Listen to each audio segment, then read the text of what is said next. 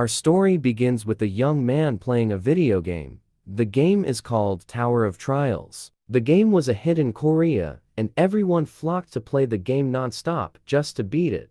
But 3 years have passed and no one was able to beat the game. All of the map levels were so difficult to complete that even a basic weather in game may potentially end a player's life. After 3 years after the game's release, the player base begins to dwindle, as no one has been able to complete it to this point. Even if the game's player base is diminishing, there are still people playing it, and those pro players have managed to defeat some map levels of the game. And here, we are introduced to our protagonist. Our protagonist has finally completed the game, and he is the first to do so. Our protagonist recalls all of the hard effort he has put in on each level of the game, including numerous trials and errors in order to complete the Tower of Trials, which took him 11 years to complete. Our protagonist is still amazed that he was able to beat the game. Then, unexpectedly, he receives an in-game mail congratulating him on finishing the game, and the game will reboot and an update will be issued. Our protagonist questions the need for an update, given that the game is already declining and that he has no intention of returning after playing it for 11 years. He also wants to stop streaming on the industry's YouTuber platform. After a lengthy period of rest, our protagonist, let's call him Jin, awakens with the intention of uploading a video to his YouTuber account showing how he completed the final level of the Tower of Trials. However, as he was browsing, he came across information about the Tower of Trials becoming a reality. Jin was disturbed by what he saw, and therefore he clicked to check what the story was actually about. The Tower of Trials has appeared in Korea, and everyone who is watching the news is asking how this happened, since Tower of Trials is simply a game. While Jin is watching the news, an in-game screen appears in front of him, stating that the reboot version of Tower of Trials has been completed, and the first update has been completed, requesting humans to clear the first floor of the tower within 90 days. Every human is wondering as to why they are receiving this message, and they were shocked when the notifications say that if they fail to complete the first floor of the Tower of Trials, every human being will perish. Jin dashed out of his residence to find a location where he might obtain the mysterious item. Meanwhile, everyone was panicking since they didn't know where to go to escape the Tower of Trial. Some wanted to flee abroad, but the tower had emerged all over the world. Jin then arrives at the metro station where the mystery item was discovered. As soon as he enters the subway, a message appears, stating that you have reached an event zone, which suggests that something valuable is due to occur in this location. While wandering, Jin notices that the people around him are those who have played the Tower of Trials and are aware of the mystery item that is soon to come. The item is extremely scarce, therefore many people want it for themselves. A person unexpectedly approaches Jin. The person who approached Jin was Lee Jong-soo. Lee Jong-soo was a streamer who had 500,000 subscribers on YouTube, and is a CEO of the company that Jin used to work. Lee Jong-soo then asks Jin what floor did he conquer this time and wishes to share secrets with him. Since Lee Jong-soo is a tyrannical CEO based on Jin's experience, Jin decided to headbutt Lee Jong-soo's face after Lee Jong-soo tried to hold Jin's shoulder. This caused Lee Jong-soo's face to bleed. The water in the fountain began to boil as soon as Jin realized the unknown object was about to arrive, and a tree unexpectedly materialized in the middle of the fountain. Jin was right to guess what the enigmatical object was. The mysterious item was a fruit that may enhance someone's strength, agility, health, and magic stats, which is a rare item that you can't acquire anywhere and will show when there is an event. Jin is cautious of his surroundings because he is not the only one who wants to grab the fruit. When the fruit finally stopped moving, everyone hurried to the tree and climbed it. There was a competition to see who would be the first to reach the fruit and eat it. While everyone is still scurrying to get to the other fruits, someone eventually managed to get into one of the fruits and ate it, gaining 3 agility in the process. Then the tree started to move and attacked everyone who is in its area. Despite knowing where to find the fruit that may improve their stats,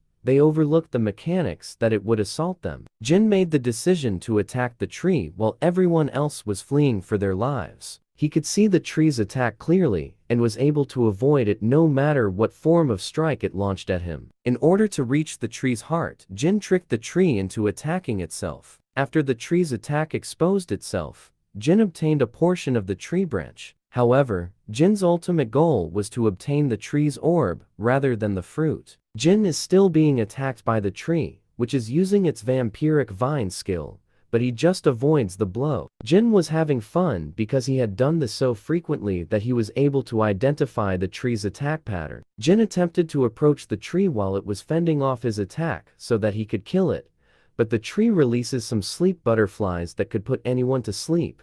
But Jin knows how to avoid this by simply holding your breath. Jin used the branch on his hand to strike the tree's heart, and then used his other hands to further crush it. As the vines were going to attack, an alert suddenly emerged, and Jin was the first to beat the Mangrove of Greed. Jin's work in practicing and memorizing the enemy's attack pattern in game aided him greatly in confronting the Mangrove of Greed. Jin is the first person to overcome the Mangrove of Greed, and the system wants to record this and enter his information into the system. However, Jin does not want his information to be entered into the system, since it would cause him a lot of trouble if people found out he was one of the best players in the Tower of Trails. Jin did not waste time with the system in attempting to obtain his information. Instead, he attempted to obtain the tree orb first. The fruit of the Mangrove of Greed delivers 3 stats on strength, agility, or magic. However, the tree orb gives 12 stats and is a cost-effective item that is equivalent to leveling up to 4 times when eaten. Jin then consumes the tree orb, and his body shines as it progressively absorbs the tree orb. Jin should again check his stats to see if the absorption was successful. He gained 12 stat points as a result of the absorption. He is now the strongest level 1 individual with these stats. 1 hour later, the system notified everyone about the defeat of the Mangrove of Greed, which was followed by a video recording of how the Mangrove of Greed was defeated. No one believed the news, and the chat box was flooded with people who were still in shock about the defeat of the Mangrove of Greed. When the film was posted, however, everyone were able to see what actually occurred and how Jin overcame the Mangrove of Greed. People who contacted Jin on his primary account are swarming the chat box while offering him enormous sums of money. Someone made an offer of 10 billion won, or more than $9 million, as a down payment, and an additional 100 million won, or more than $8,000 per month, while others gave Jin as much cash as he desired. They merely seek knowledge regarding the Tower of Trials. Jin doesn't need the money at all because of how the world has changed. Before everything changed, he would have accepted the amount of money offered to him. But times have changed. Jin doesn't intend to sell any of the knowledge he has regarding the Tower of Trial. Information monopoly is currently the most crucial issue for Jin, since he wants to be the first to obtain everything in the Tower of Trial. While Jin was considering his next location, the mana pouring from the Tower of Trials transformed the objects outside the tower into holy artifacts. They are just reproductions, but they contain the power of the genuine artifacts in the Tower of Trial. Jin arrived at his primary objective, the Korean National Museum. The museum is like a treasure box containing several artifacts. But Jin is thinking, since he is not the only one interested in the items in the museum, and he is certain that some top players will be present. Jin is welcomed by the notification as soon as he steps into the structure. Jin's intended to acquire the Great Map of the East Land, a kind of cheat map that points out ruins, mazes, and details the monsters and items that they will drop when killed. Currently, it's known as a map hack. Although the map can only give information till the 10th floor, it is more than enough to help a player to progress. Over Jin's preferred map, 2 men were going to fight. A young man with a rare talent, and an old man who is adept at magic. The young man was startled when the elderly man used flame magic to ignite one of his fingers from within. Then the old man used his flame-wielding prowess to attack the young man,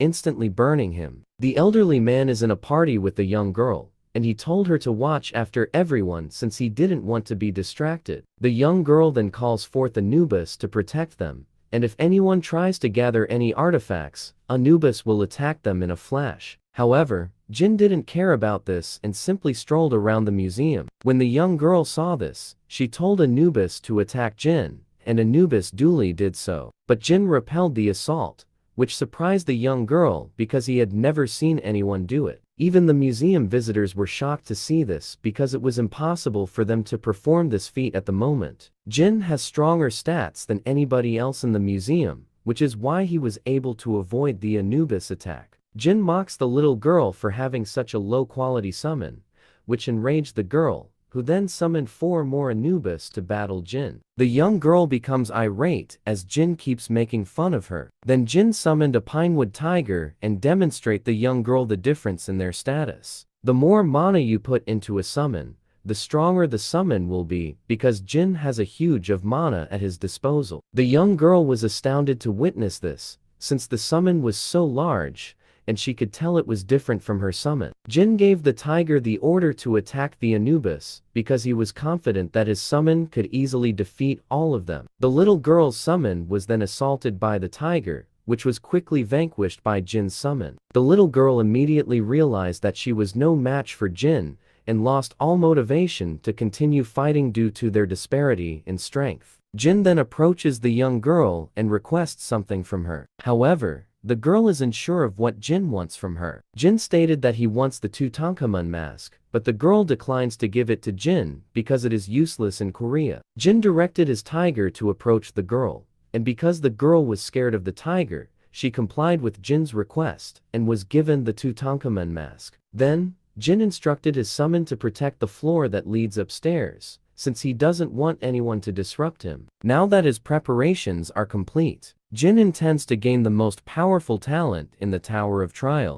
Jin went up to the 3rd floor of the museum. The man is then standing and said, "How is this happening? Lee Yuri, who is he? And how did he come up all the way here? Don't tell me. Did he get past Lee Yuri to come here?" The old man is pretty shocked to see Jin standing beside him as he told Yuri to guard. Both Jin and the old man were standing in front of an entrance to another room inside the museum, but it is blocked by a strong force field. Jin then said, "I think it's a 1-star rank barrier." The old man then said, "Seem like you know a lot about this young man." The old man then touched the barrier and said, "I've never seen a barrier like this before. Neither physical nor magical attacks work on this barrier. This is a pretty good barrier." Jin then touched the barrier, and he felt some strong mana from the barrier. The spot where the flow of mana diverges. Jin finally know what kind of barrier it is, and Jin said that it is a Carpo. After analyzing the barrier, Jin said,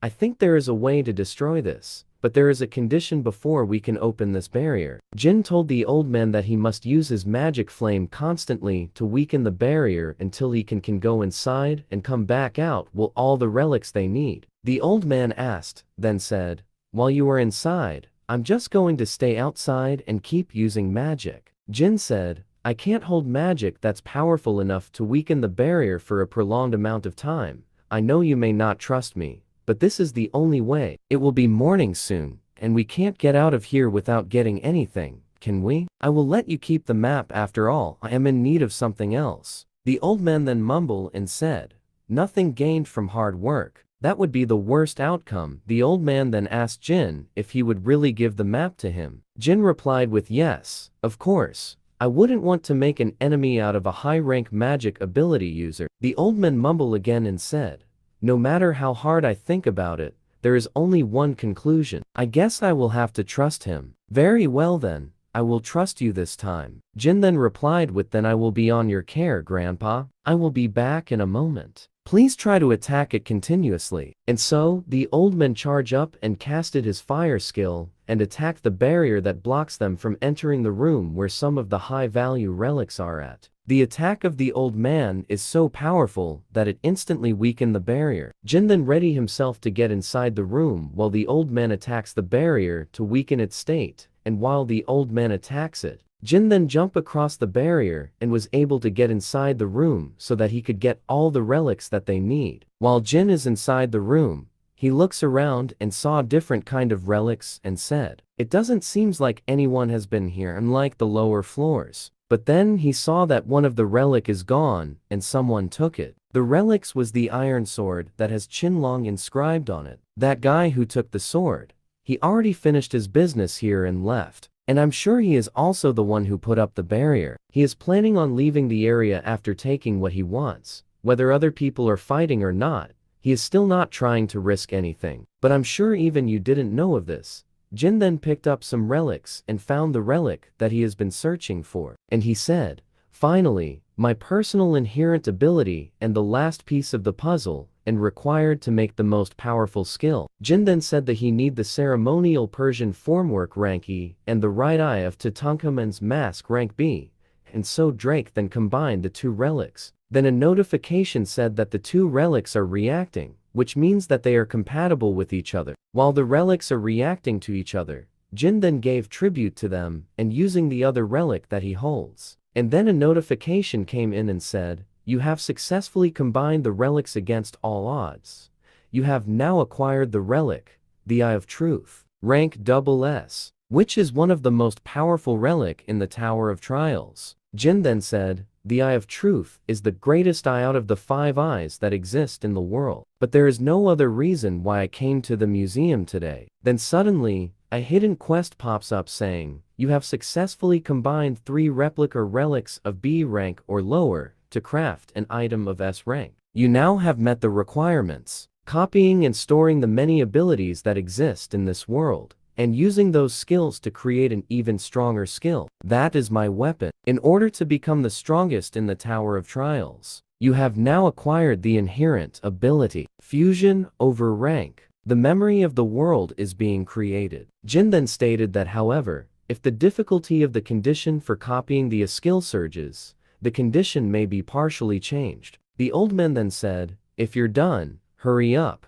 and I don't think I can hold on for much longer." Jin then tried to copy the skill of the old man, but he didn't manage to copy it as there is a condition before he can copy the skill. Jin then said, "So in order to copy the skill, the only thing that I need to do is to piss him off?" The old man is starting to get pissed off, since Jin is taking too long. Then Jin said to the old man, "You can stop using that skill now. We actually didn't need to do it that way." Upon hearing this, the old man was shocked and is angered at this. The old man then said, What do you mean? Then why did you tell me to use my skill?" Jin then said, "What's attacking a force field like that going to do? All it does is waste your mana with this." That old man's magic reserve have nearly been emptied. Jin then mumbled and said, "Now that I've made preparations, it's time to make him mad." Jin said to the old man, "I know the tower through and through already, so that means that this map with the information up to the 10th floor is useless to me." Jin is then seen holding a lighter at his hand. The old man then shouted at him and said, "What are you doing?" Jin then told to the old man, "Didn't I tell you earlier? I don't need this map." Then Jin burned down the map that is on the wall. If someone has a map, they gain information up to the 10th floor, which might decrease my advantage of knowledge that I have to others, and I am not willing to sacrifice that. The old man said to him, "Why would you burn it? You son of a damn. I will kill you. I will grind you to a pulp. You good for nothing." Then a notification pop up saying, "You have met the conditions. You have successfully copied the element of fire, rank B. The copied skill will be saved in the memory of the world." Jin then said, "The element of fire. It's not a bad start considering it's my first copy." The old man is so pissed off about this and said to Jin, "You will regret this. I will make you pay for what you did to the map." Jin then said to the old man, "I don't think you quite understood. Did you not comprehend why I burned the map?" Jin then activated the skill that he copied from the old man, in which shocked the old man. The old man then mumbled and said, "That's the same skill as mine, but the power of his skill exceeds mine greatly. He is not your ordinary guy, considering he doesn't need something like the map." The old man then asked Jin, "What exactly are you?" Jin then replied to him with, "Old man, if you want to climb the tower comfortably, you better listen to my words." Jin then walks out of the museum while thinking, there were only 4 former high rankers that appeared in the museum, including me. Now that the Tower of Trials has become reality, I understand why they would want to reduce their risk. Jin said to the old man, "I will contact you later. Go level up together with the girl downstairs. I have gained some pawns that I can use as I please, but there's still a long way to go. I need to set my priorities straight and get the abilities I need." Jin then walks and said to himself, I'm only one person, so I probably can't make it to every opportunity, but the most important and delicious ones are all mine. My name is Han Sangjin, and I am the chairman of the Awakened Association. The reason I came here today is to recruit those that have awakened. There might be difference depending on your ranks, but we will guarantee you a minimum salary of $47,000 plus. And we will treat you with the benefit of a 7th government class worker. Of course, the person who just appeared on the video is an execution. I will make this offer while swearing in my name. If you join us, the government will support you in every way possible. Jin then said to himself, they've been treating me like a tool.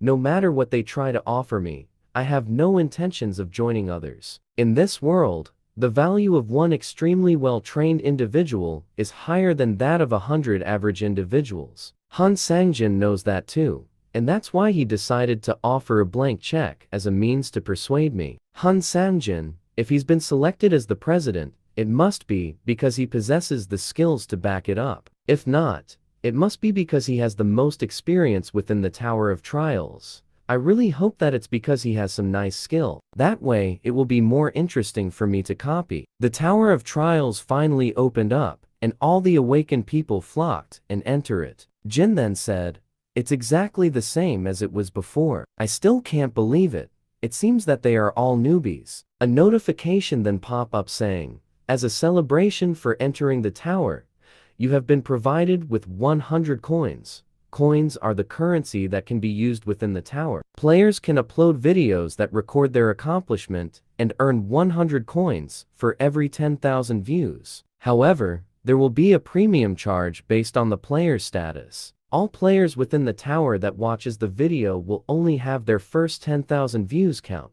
so please be careful before deciding on which videos to watch. The live broadcast function can only be used when dealing with the boss. To go to the next level, if someone is found to be manipulating view counts or using other forms of cheating, there will be an adequate punishment. That is what I'm talking about. The bridge between people that want to climb the tower and those who want to continue living outside the tower. Viewers will choose to watch players that have a higher chance of showing off the top of the tower, thus increasing their views. Of the functions within the Tower of Trials, this is the most interesting one of them all. The more famous you become, the more coins you can earn. They want to try clearing it as soon as possible and try to be ahead of everyone else. Earning coins should be easy, since I know everything about this place. However, I don't have any intentions on uploading a video first. Rather than relying on the videos to earn coins, sharing the information that I know would be a greater loss. However, I already know what's the first thing I have to do. That is something special that nobody else would do first. While we were clearing the lower 30 levels of the tower, there was a time where we couldn't proceed any further. In order to go to the next level, we needed to look for hidden pieces within the lower levels, and that meant retracting our steps from our previous experiences. In the end, we were able to find the solution in an abandoned ruin, and that was when we found out the fact that my character was flawed from the start. For this result, we found after all this time, for the character that I spent years growing to be weak. I devoted everything to this, but it ended up like that. So I need to restart again in order to have a better character to reach the top of the Tower of Trials. That was the only thing I could do. Delete my character and restart all over again. But that was 6 years ago. Today is a different story, and I will not make the same mistake that I did back then. The cornerstone of getting beyond 30 floor is building your foundation. The key to figuring that out is within this maze. I never thought I would have to go through this again. Although I have it, it has a sense of nostalgia. And so Jin then opened the door that leads to the labyrinth so that he could strengthen once again his basic foundation to get past through the level 30 room. As soon as Jin enters the labyrinth, he felt a nostalgic feeling since it has been a long time since he has been back here in this maze. Jin then said, this place, and its smell, it's all the same as before when I was still a newbie. Jin is then greeted by some moth who came to him, and he said, it's nice seeing you, luminescent moth. It's been a long time. But the greeting was cut off short because Jin noticed something. A group of people followed Jin on his way to the labyrinth, which is kind of unusual to him. The girl said to him, nice to meet you. We were looking for a place to farm, but decided to come in here before the labyrinth closed. Why not cooperate with us and clear the labyrinth together? We can share all the risk of danger together. Jin mumbled and said, is she trying to fool me while believing in her numbers? Is she the leader of the group? Jin then activated his skill Eyes of the Truth to check if the girl is saying the truth or not. The girl said, my name is Park Hannah. I'm 22, and I have once reached the 22nd floor of the Tower of Trials. Jin then said, this girl has quite an interesting skill. Commune can naturally become friendly with anyone, even strangers, and this skill can completely erase feelings of discomfort. Copy conditions: cooperate with Park Hannah for at least 240 hours. However, once 240 hours pass, there must be no one nearby you and Park Hannah. Commune: it will be helpful when dealing with her down the road, so I guess it will be a good skill to copy, since I will also be getting to encounter a lot of people along the way to the top floor of the Tower of Trials. The guy said, I'm Jang Chul-sik. I quit after playing on the first floor a little. The lady said, I'm Lee Hai-min. I also played up to the first floor. And the other guy said, I'm Jang Mina, played up to the third floor. And the blonde guy said, please call me Cheon Min Guk. I've never played before. And the guy with the glasses said, I'm Du Kwangwoo. It's a first for me as well. Jin then introduced himself and said, they're obviously going to stab me in the back later, so there's no need to remember each of their names. Hannah then came to Jin and said, Mr. Jin, up to what floor have you played the Tower of Trials? A notification then popped up and said, Park Hannah has activated her skill level 1 commune. Jin then mumbled and said, so you use it like this. If I didn't know about it, I might become intimate with her. Jin replied to her, I've gone as far as I can. Hannah was shocked to see this happen. Hannah then asked Jin, then please tell us what kind of monster are here and their traits, please. Jin then said, this labyrinth changes at fixed intervals. Then suddenly, the labyrinth changes and the other group is in panic, since it is their first time to see this. Hannah then said, what's this? Shouldn't this only be a labyrinth on the first floor? Hannah was about to be hit by the Stonehenge of the labyrinth,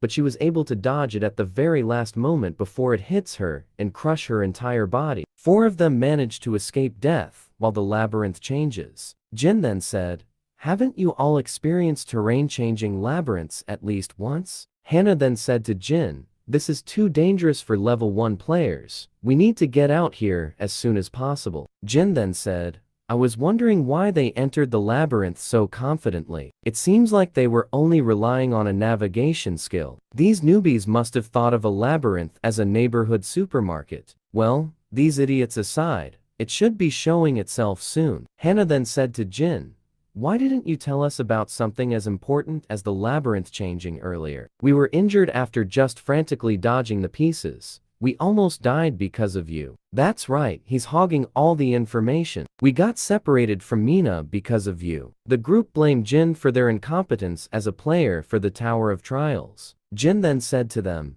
did I ask you to follow me? You guys decide to follow me on your own.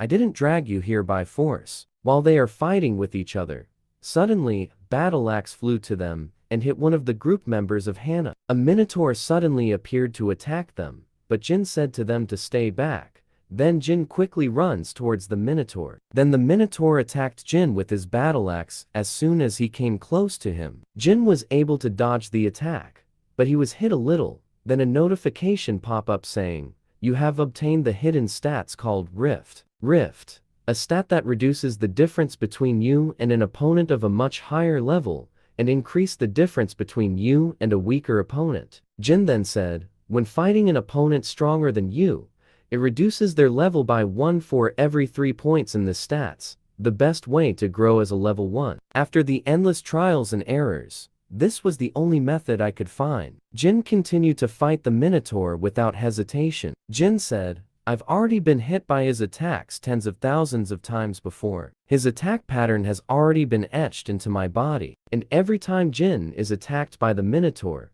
his rift stats is increased by 0.05, which makes him even more powerful. Jin then said, I am a former top player. No matter how strong your attack is, it's useless if it doesn't hit. Jin just dodges the attack of the Minotaur to gain more rift stats. the more he dodges the attack of the Minotaur, the more he gains rift stats. Jin then said, "Since you're swinging like that, are you even trying to hit me?" The Minotaur is then filled with anger when he heard how Jin mocks him. Jin then said, "The only way to get stronger quickly is simple.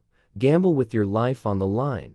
The higher the risk, the higher the reward." A notification came and said, "You just barely evaded the fatal attack. The rift stat has increased by 1. Getting 1 stat point for just a scratch isn't a bad exchange. Alright, it should probably be dangerous. If I keep doing this, I should wrap it up." While Jin and the Minotaur is fighting, the labyrinth then changes in the middle of their fight. Then a wall was created between them, in which Jin uses this to escape the fight against the Minotaur, and Jin say goodbye to the Minotaur while the terrain is changing. The dust of the luminescent moth that I touched earlier attracts the Minotaur. It will probably continue to chase us. Hannah then asked Jin, "Why are you doing something so crazy?" Jin replied with, "Obviously to increase my stats. I rest every time the labyrinth changes and recover my health and play with the Minotaur when he comes at me. Efficient, right?" Hannah then asked Jin, "For how long do they need to do this?" Jin replied with, "They need to stay there for a month until they escape the labyrinth." Jin then uploaded a new video which went viral, since no one has ever gotten to upgrade a weapon to a +10. Everyone went nuts on this video as this feat hasn't been done yet. Even on a +5 weapon, players are having a hard time with this. 10 minutes before that. Now, pay attention. Don't stand like poles and go to your jobs. We need to get some moss to sleep on and find some firewood to make a fire. We have a lot to do. Jin then opened his store to find something worthy to buy. Jin then bought some enchanted tarot cards rank F and a worn down bronze key fragment rank F, a wooden cartwheel fragment rank E, and 10 pieces of lottery reinforcement scroll rank F. Jin then combined the 3 items to make a new item. Then a notification pop up saying that the combination is a success. Jin was able to create a new item with the combined items that he bought from the store. The item is Goddess of Luck, Fortuna's Wheel of Fortune. This item is hard to get. Luck with restricted range. If you do not know the maximum range of luck, the work you did to obtain the luck may just become a futile effort. However, I know exactly where the range is since I've experienced it throughout my life. A notification came and said, "Your maximum luck value has increased. The probability of a successful reinforcement is 0.000012%. The reinforcement scrolls are known for their terrible probabilities, but when my luck is maxed out, the probability of success is 100%. Jin then said, "I will use all of them on this dagger." And so Jin's reinforcement with the dagger was a success, and he gained the +10 dagger. A notification said, "You are the first to create a +10 item in the Korean server. You have obtained 5,000 coins. This achievement will be posted to the Hall of Fame." Jin then said, "I finally got something usable to finish this labyrinth and to also finish the other floors as I progress. With this item, everything will be easy for now." The Minotaur once again found them, and it quickly charged at them. Then Hannah said, "You will fight it again this time, right?" As she trembles in fear, as she cannot defend herself against the Minotaur's rage, as it would kill her instantly. While they were talking, a notification pop up and said, "Condition has been fulfilled. The time limit to copy the skill of Hannah has timeout, and Jin can now copy her skill." Jin then copied her skill. Jin then said to her, "You are no longer needed. You are on your own now." Hannah then said to Jin, "Wait, you will regret this. My brother is in the Crow Guild." The Minotaur then attacked them, but they were able to dodge it. Then Jin said to Hannah, "Watch carefully from over there. Between that stupid guild and me, which one you should fear?" Jin then attacked the Minotaur, and he was able to deal damage to it, but the damage that he dealt is too shallow. So he said, "Even though the damage is shallow, it is still receiving damage. It was worth it to raise the rift stat as I can finally able to damage the Minotaur. Regardless, I can't kill it if that is the case. I just need to make it so that I can move to the next floor." Jin then attacked the Minotaur with his fire skill to distract the Minotaur's vision so that he could move to the other side of the Minotaur and attack it again from there. The Minotaur has kneeled. Then Jin said, "Don't flail around so much. The meat gets too tough if there's too much muscle on it. A notification then pop up saying, the Guardian Minotaur has activated the level 10 Berserker.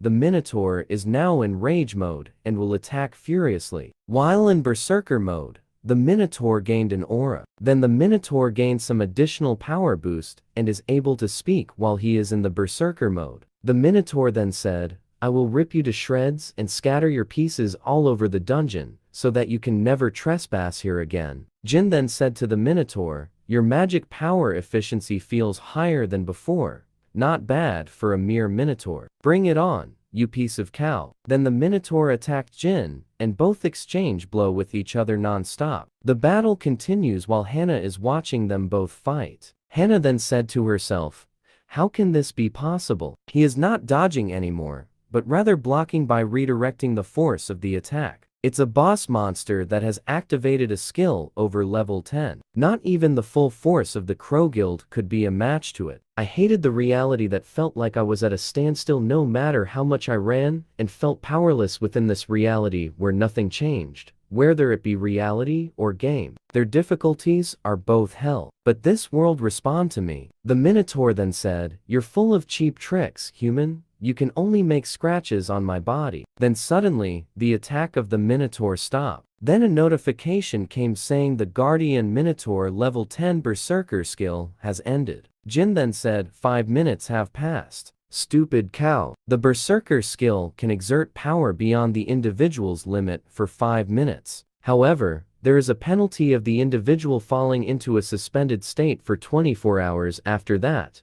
The Minotaur is now in a suspended state and can't move his body for 24 hours and give Jin time to check his stats. 57 Rift stat points. In terms of level, the gap will be reduced by 19 levels. 20 days left. I can easily reach my objective of 100 points in that time. Hannah then said, is it over? Jin replied with, he just can't move after his Berserker skill ended. But after the 24 hours passed, he will attack again. 20 days passed, and the battle still continue, and Jin is able to achieve the 100 stat points for Rift. Then Jin punches the Minotaur and said, why does it feel like you're getting weaker as time passes? It must be my imagination? Jin is then able to defeat the Minotaur and said, time to say goodbye, Cal. I guess the only thing left is how to dispose of you. We will now begin recruiting interns for our veteran company. You're lacking enthusiasm. I guess you're not interested? Hannah then said, please let me join your company. Jin then declined Hannah to be in his company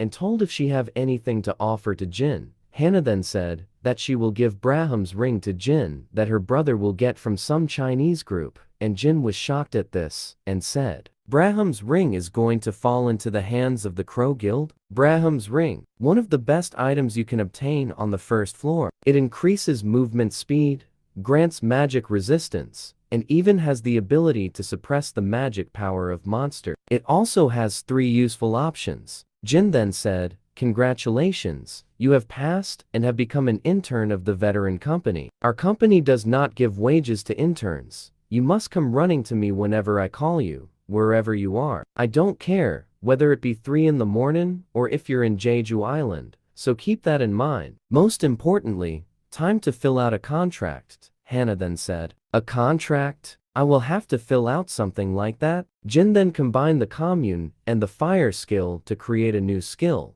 Then Jin was able to create the skill brand of the Tribunal rank A. Jin then said, did you think you'd put a seal on some piece of paper or something? Congratulations for entering our black company, intern. With the seal now on Hannah, there is no way for her to escape, no matter what she do. The brand of Tribunal is a special skill that makes a contract with someone. The branded subject must obey her master's command. The subject is restricted to harm its master, and if the subject breaks this restriction, their entire body will be set to flame under excruciating pain. Jin and Hannah finally went outside of the labyrinth. Then a notification pop up saying, you are the first to clear the labyrinth on the first floor. This will be recorded in the Hall of Fame tomorrow. 5,000 coins will be paid to each player who cleared the dungeon. Hannah then said, I am being rewarded for all my sufferings. But Jin then said to Hannah, as an intern, you are not allowed to get any rewards when we clear the dungeon. So give me all the coins that you have. Then Jin stated, with this, I have over 10,000 coins. There shouldn't be any players at this moment who have more coins than me. Jin then said to Hannah,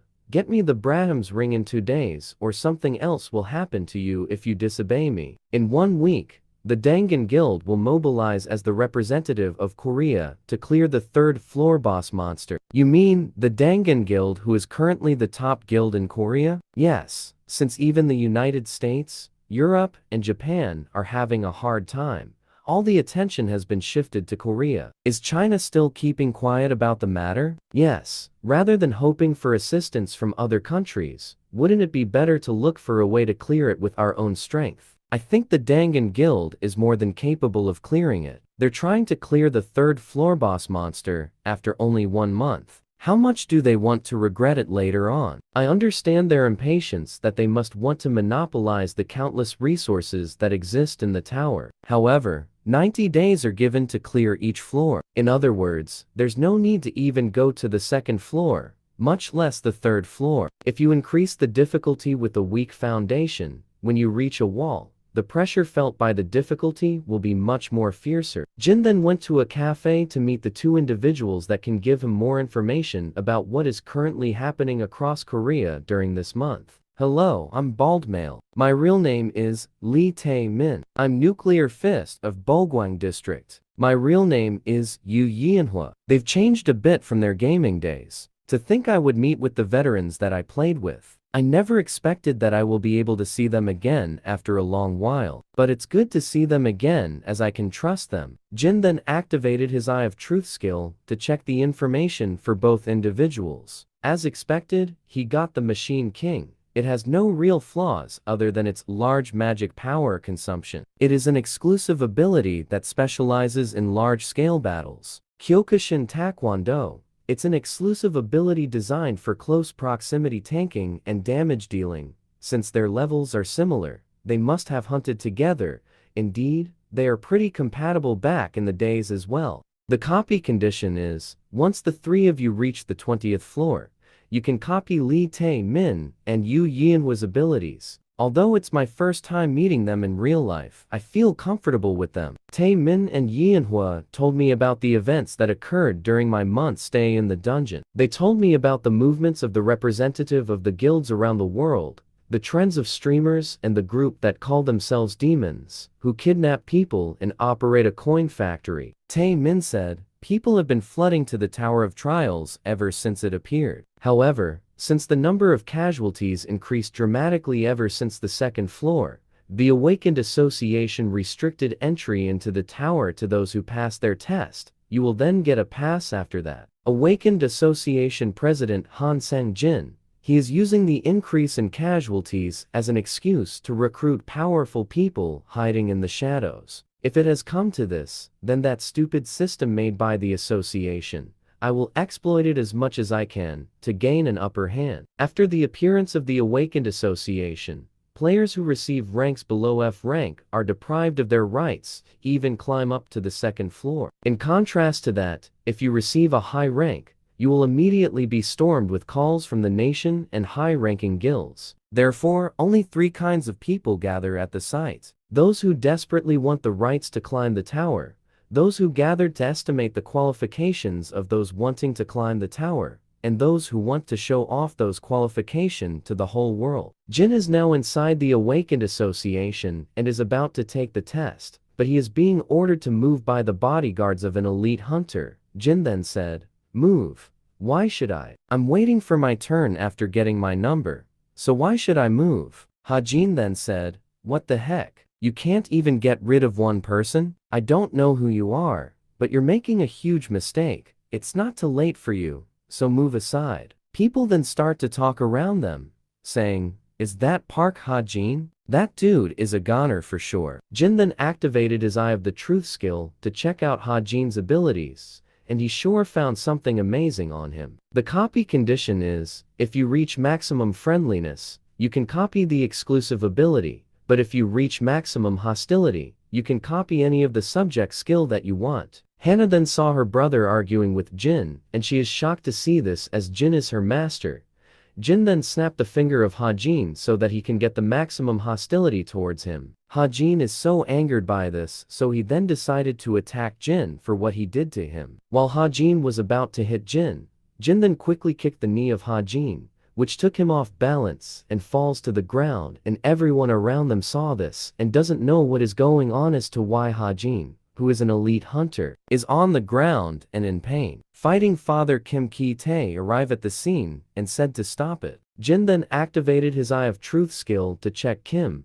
but the skill failed and said, due to the level difference being over a fixed limit, the skill activation will be cancelled. Jin then said he must be around level 20. Jin said to Kim, so this guy had his nanny with him. Kim replied with, he's a bit of a handful, but it can't be helped since he's useful in some ways. Jin then said, useful? Is it because he's supplying Korean ginseng to China? Kim is shocked to hear what Jin has just said. Does the how matter? Can't you ask a more practical question? For example, the method of dealing with the side effect of the Korean ginseng. Then a notification pop up saying Kim has activated the level 3 blackout barrier. Suddenly, Jin and Kim is isolated from the crowd that is within the Awakened Association test area. Kim then talked to Jin and said, so what you're saying is you want an exchange with 10 of our monopolized dungeons? How can I be certain whether you even know the information that you claim to know? The Korean ginseng, an edible item known for its excellent stamina and magic power recovery. However, if you eat it raw, there is a magic power poisoning side effect. You must have already be having a hard time due to this side effect, but it can easily be dealt with by using 3 items. You will need the Korasian's extract, Moonlight Stone, and the most importantly, the Mandragora root. Beside the other 2, you must be having a hard time finding the root, right? I will tell you where you can find them. Do you trust me a little more now? Kim then mumbled and said, it matches with the information from the guild's research team and the explorers team. Who in the world is this man? Kim then said to Jin, however, if you're playing some poor trick, be prepared to die. I won't just let you slip. Kim mumbled again and said, even for this information, demanding 10 of our most profitable dungeons that we've monopolized is an extremely expensive prize. I need to draw the line here. Kim is then about to attack Jin when Jin said, you must be misunderstanding something. The one who is giving you the opportunity here is me. Outside the barrier, Tae-min and Manhwa are fighting the group of Kim when the barrier was shut off. Then Jin and Kim walks out of the barrier. Tae-min then asked Jin, weren't you dragged along by force? Manhwa said, just say the word. I will wipe the floor with all of them. Jin said to them to calm down. Kim then walks out of the scene when Hajin is approaching him and said, please wait. Are you just going to let them go? If you give me one more chance, I will go all out. Then Kim grabbed Hajin and said, he's not someone the likes of you can handle.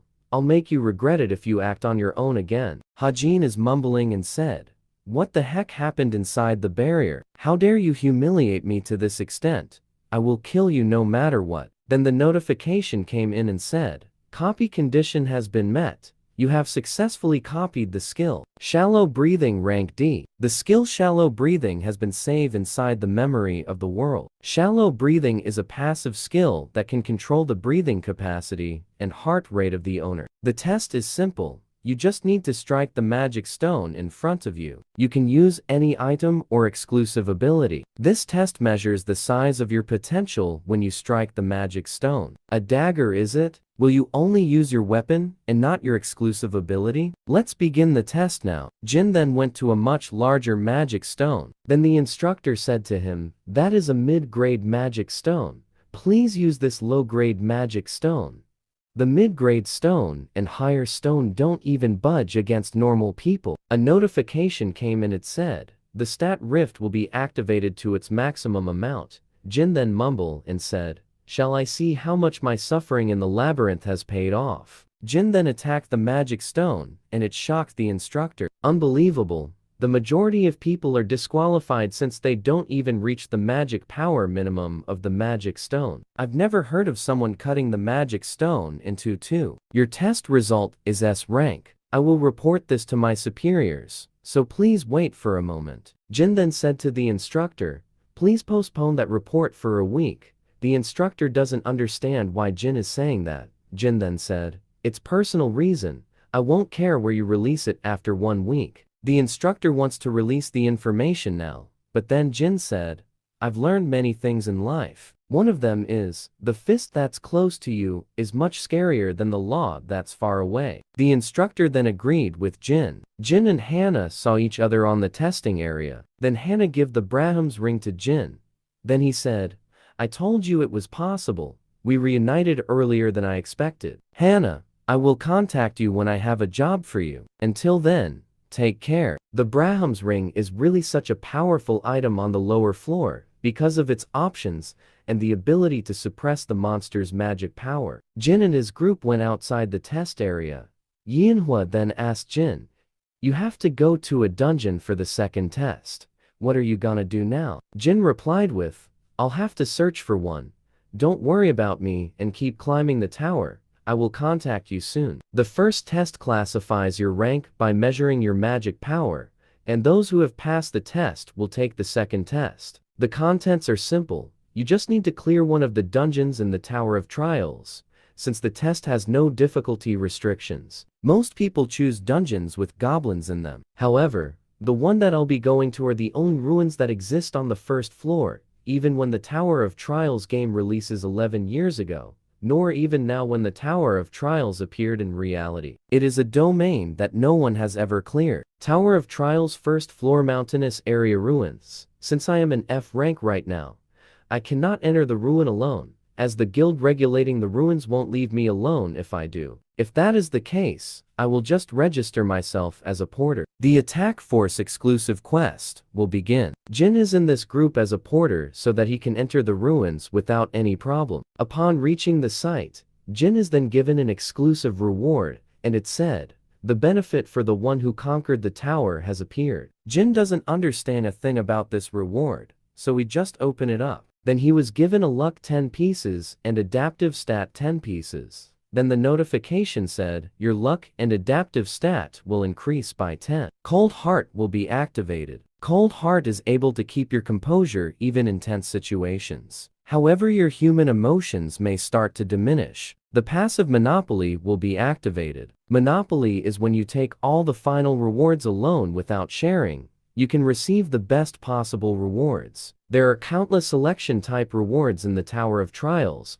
It's a win if you get one good reward out of the 1,000 possibilities. But with this, the probability itself won't apply to me. Then, the raiding team arrive at the portal. Then Jin quickly activated his Eyes of Truth to check the captain that is leading the team. The copy condition is gain Song Qianhua's trust during the raid. Jin then said, "Gaining his trust is not going to work." One of the mage said, "It will be dark from here on out. Everyone, please make sure to follow right behind me. If you start strolling somewhere else while not paying attention, there is no way to save you." The mage then activated his skill called Illuminate to light up their path. Jin then saw some foreigners that helped the advance party to finish the monster on the ruin. Jin then said, "That design, they're part of a small group of elites in Europe, the Zion Guild. There is a pretty small person among them. Should I try to befriending her? Thank you for your hard work. Please have some ice water." Jin then activated his skill commune to become close with the person in front of him. The notification then said, "The subject has a slightly favorable impression on you." Jin is shocked when he saw who the person was. It is the youngest daughter of the European noble family, the Laurentians. The universal type player who wields holy power, excels in attacking and defending, and even possess a healing skill. She is the hero who saved Amsterdam from turning into a wasteland after an outbreak, now is currently one of the most famous player in Europe. The Saintess of Amsterdam, Teresa de Laurentia. She must be the reason why there were no casualties, since she is the most effective person against the undead. Anyway, everyone must be aiming to reach the higher floor, but they unexpectedly choose this ruin instead of clearing the boss on the 3rd floor. Jin then activated his Eyes of Truth, but the activation was a fail since the gap on their level is high. Then suddenly a notification came and said the luck and adaptive have nullified the level difference. Then the Eyes of Truth leveled up. The copy condition is the moment you save her from life-threatening danger, you will be able to copy her unique ability and one of her skills. Jin then said, "These numbers are huge. No wonder people are fanatical over her. So she have a job quest. This must be why she gave up on the boss conquest and came here. She has the unique ability that is considered the best among the holy knights, the blessing of the star, and she's giving me a chance to obtain it. The problem is how to create a situation where she'll fall into danger and how to save her from it. This condition isn't easy at all. The guardian of the ruins gazes upon the trespassers. The security system that protects the ruins, called Sleeping Bomb, awakens when it receives a stimulus from the outside, and when it wakes up, it will call upon the guardian that protects the dungeon." Song Qianhua then shouted, "The guardians are here. Prepare for combat." Then everyone get ready and prepare themselves to face the guardians that has been awakened by the alarm. These guardians are big and powerful compared to the raiding team that is in this ruin. The whole groups is in chaos because the guardians are too strong for them. Then Teresa came in and saved some of the people who are having a hard time fighting the guardians. Teresa managed to kill a few instantly with her skills. Teresa then said, "Two guardians slipped through the main force. The non-combatants are in danger.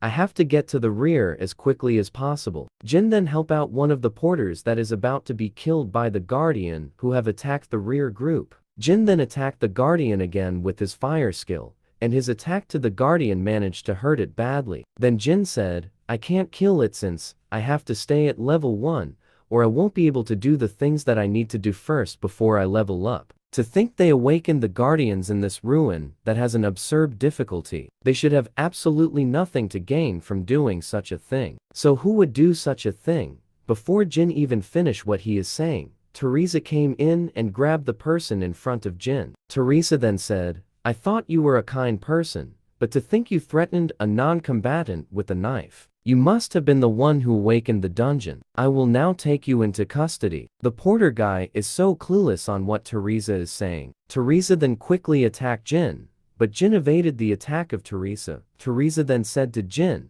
"Please do not resist. I don't want to hurt you. You can justify yourself at the association." Jin then said to himself, "What is she doing? There must be some kind of misunderstanding here." Jin then grabbed hold of Teresa's back. Then he quickly threw her on the wall. Jin then approached Teresa and said to her, "I am not the one who awakened the guardians, and if I was the culprit, I would have killed you here right now." The porter guy then came and said that Jin is the one who saved him. Teresa then bowed down to Jin and said sorry to him. Teresa then asked Jin, "Why are you hiding your identity?" Jin then replied with, "It's similar to your reason.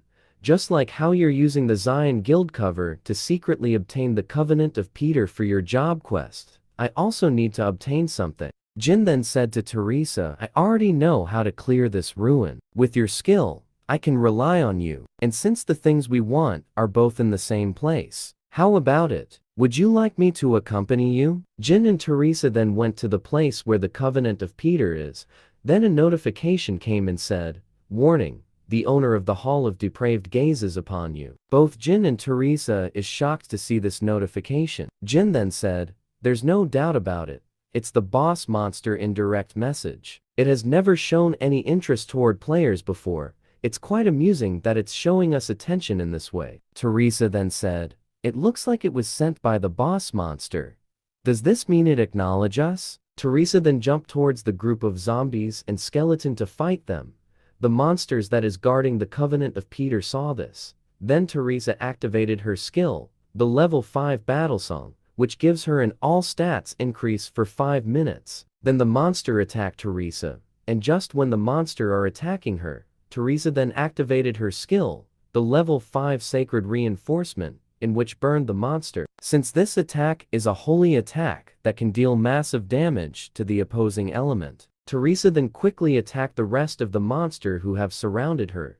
Then Jin quickly jumped to the heads of the monster. He then said, "Most of the aggro is drawn to Teresa. By leaving all the mobs to Teresa, the risk of my leveling up by accident decreases." Jin is then attacked by the elite lich, who is also guarding the Covenant of Peter. Then another guardian also attacked Jin, but he dodged it perfectly. Jin then said, "What the hell? That guardian shouldn't be over here, though. Did its pattern change because I brought Teresa here?" The elite lich's black lightning It can easily destroy something like the Dullahan, and it's fatal even for talented veterans. The undead lich once again attacked Jin with his lightning strike, and it followed Jin. But Jin runs towards the tomb where the Covenant of Peter is at. The lightning then hits the barrier that is protecting the Covenant of Peter from unwanted visitors. Then the barrier is destroyed by it. Jin is then ready to attack the undead lich, but suddenly it was cut to half by an unknown person. The mysterious person then said,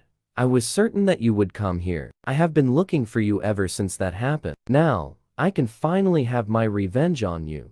The mysterious man then said to Jin, "You don't recognize me?" Jin then activated his Eye of Truth to check the man's identity. Then the system notification said, "The copy condition is, you must defeat Chun using a sword so that you can copy his ability or skill of your choosing." Back when the Tower of Trials was just a virtual game, there was someone who, after losing to me once, kept on challenging me no matter where I was or was I doing. He had an extreme warrior concept. He is the Psycho Stalker. The mysterious man said, "To think you wouldn't recognize me just because the game become a reality. Did you only see me to that extent?" Jin then replied with, "I remember. I didn't want to believe it back in the museum. You're the one who kept following me around every day to challenge me. It will be different this time. Since we both started from the beginning, I won't be pushed back by you any longer." Jin then replied with, "I won't stop you if you really want to fight. But will you be okay? My comrade won't just sit still if you do." The mysterious man then activated a skill called the Level 5 Battlefield Selection. Jin then took something from the tomb and said to Teresa that he will just deal with this man, and he will be back. The mysterious man and Jin are summoned to a different place. Then the mysterious man then activated his skill, the Level 5 1-on-1, in which is gives an additional buff on him and give a negative buff to his opponent. Jin then mumbled and said, "I'm currently being nerfed by this guy's skill, the battlefield selection and 1-on-1. The situation has become very dangerous for me. But this will be interesting for me to fight someone like him again." A system notification came and said, "An overwhelmingly disadvantageous situation has been detected. The special condition of the skill fusion has been activated. When the situation become overwhelmingly disadvantageous for the original copy conditions, the conditions will be modified accordingly." The system then approved Jin to copy a skill before the fusion skill has been activated. Then Jin said that he wants to copy the skill of Chun Yusong's unique ability. The system notification then said, "You have copied the unique ability songs of Sword S rank. The copied skill will be recorded in the memory of the world." Then, Chun quickly charged at Jin, but then Jin summoned his weapon so that he can block the attack of Chun. Chun and Jin then went on a battle, but Chun then said, "This guy, what is he planning? What happened to his mid-range fighting style? Why is he fighting me with only a dagger?" Jin then said to him, "This much is enough for now. Swordsmanship is quite fun as well." Chun then activated his skill level 6 soul crashing sword energy to attack Jin. Jin then said to him, "Aren't you trying too hard? You're using sword energy against a swordsmanship beginner? You must be really proud of yourself." Jin then mumbled and said, "The blades is bound to break if I go against sword energy with this." Jin then said, "Then I will make an ability that can go against the sword energy. I will fuse Songs of Swords with the demonic soul pill." The system notification then said, "Fusion overrank has been activated. The skill Songs of Swords and the item demonic soul pill will be fused. You have now obtained the unique ability Grave of Swords SS rank. The unique ability Grave of Swords has been activated. The level 1 Knight of the Black Moon has been activated." Jin then mumbled and said, "This isn't even a tenth of its normal strength. Yet my magic power isn't enough to handle it. I should increase it as soon as possible." Chun saw all this and said, "What is this unbelievable strength? I'm in a battlefield that's most ideal for me, and my opponent isn't even using his specialty, the mid-range combat style. Everything should be overwhelmingly in my favor. Why can't I win? In this game and outside the game, I did my absolute best only to defeat you. But still, why can't I surpass you?" Chun then attacked Jin with his energy slash, but Jin just cut his way to it, then launches a counter-attack to Chun. Jin then said, "I fought against someone who was faster and used something much stronger until I was tired of it." Jin then attacked Chun non-stop until Chun lost his weapon. Then Jin said, "Looks like I win again, though I'm not sure how many times this make it. You must know as well, but the Tower of Trials isn't something to scoof at. This is kind of place where even rankers die as soon as they let their guard down. Therefore, we need lots of strong players as possible, especially if they're as strong as you. It takes 60 days to copy another skill from the same person.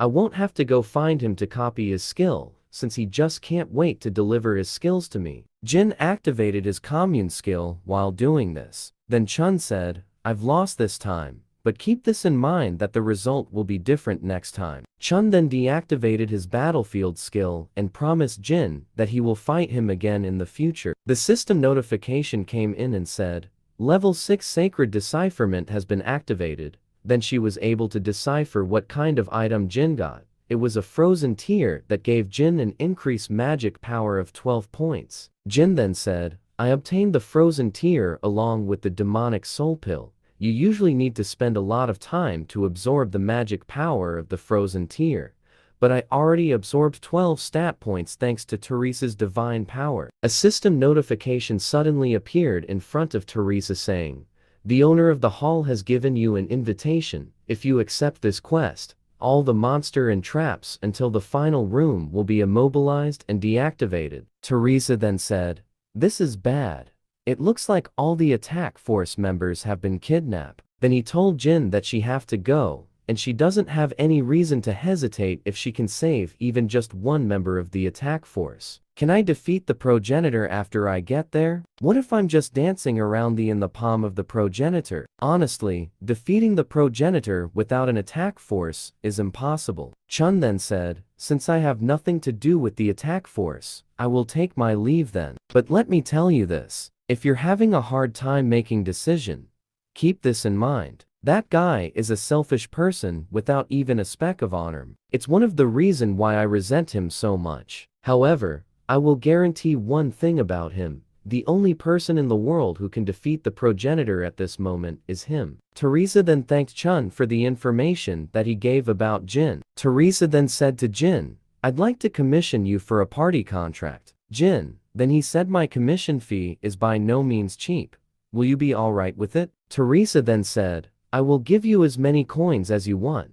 Please help me defeat the progenitor." And so, both Jin and Teresa formed a party to defeat the progenitor, who took hostage of the attack force. At the entrance of the boss room, Teresa then said, "The amount of magic power seeping out, it's too unreal." Jin then said to her, "There's no need to be afraid of. Didn't you already know that the opponent is strong? It's not necessarily the strong who win in battle. No matter what happens inside the boss room, you must give me your unconditional trust to me." Then Jin and Teresa entered the boss room, and they are greeted by the boss of the room. The boss of the room is a female vampire called Alice von Ataraxia. Then she said to them that she is getting tired of waiting for them to come. Jin then asked Alice about the attack force who they abducted. Alice then summoned them so that Jin and Teresa can see all the hostages. But Jin saw Park Ha-jin, who he had an argument back in the Awakened Association test area. Then he mumbled and said, "Is he the one responsible for all of this?" Alice then said to them, "The reason why I invited you all here is because of your scent. It's sweeter than anything I've ever smelled before. The smell of your blood. I was stimulated by the sweet scent, incomparable to ordinary human blood." Jin then mumbled and said, "What the thing is she talking about all of a sudden? Nothing like this has ever happened before." Alice then asked Jin, "You seem to be very disturbed." Jin then replied with, "Wouldn't anyone be disturbed if a vampire aimed for their blood?" Alice then said to them, "Don't worry, I like to conserve what I find delicious. I will allow you to live for at least 60 years, so there is no need to be afraid." Jin then mumbled and said, "In other words, you want to keep me around for my entire life with a straw down my throat."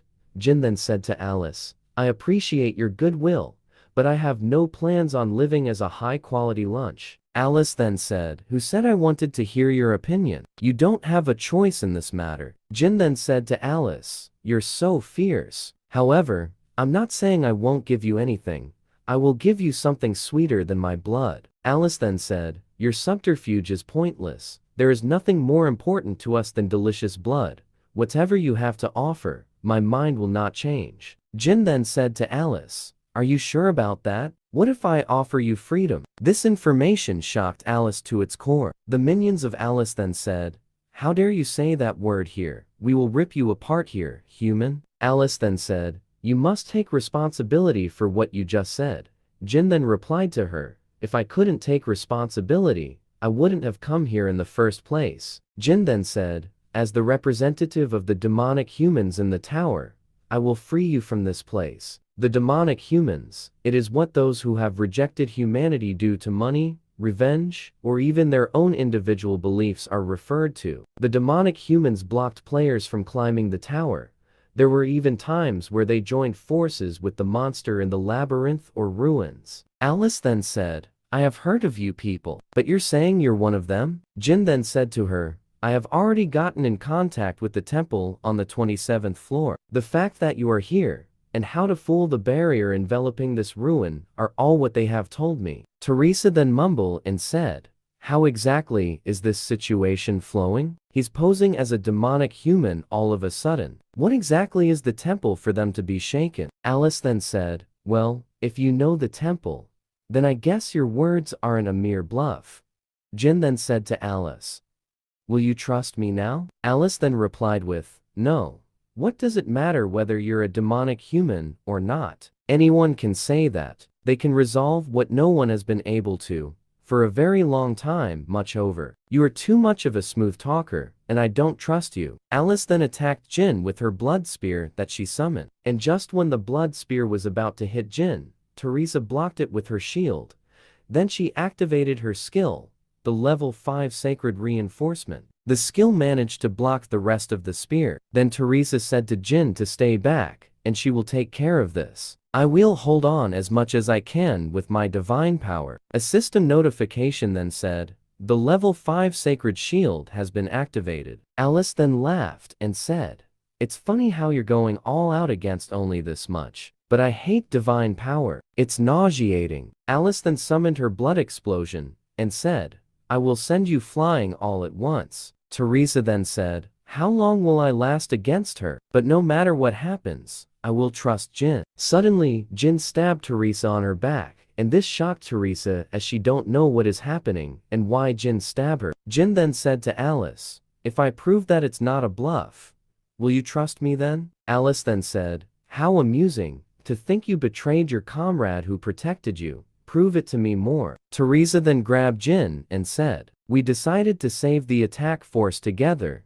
You said you had a plan. Then why did you attack me?" Jin then attacked Teresa once again and injured her badly. Alice then laughed and said, "Impressive for a human. Very well, I understand that you're on my side now, and I will give you a chance." Jin then said, "To fool the barrier entrapping you, Alice, I prepared a 7-star spell. If I seal your soul in this item, the barrier can be fooled temporarily." Alice then replied to Jin with, "That's the first time I've heard of it." Jin then mumbled and said, "The reason why I maintained my level 1 status, to the point I gave up all the experience I could have gained since the start of the Tower of Trials, is the 7-star skill soul transfer that can only be used by a level 1 player." The system notification then said, "The level condition of the user Jin has been fulfilled. The casting of the 7-star soul transfer will be activated. Casting cooldown is 365 days. You can only bring 1 soul with you at one time." Jin then said, "This magic circle will forever disappear once a minute passes. The magic will activate right away once you accept it.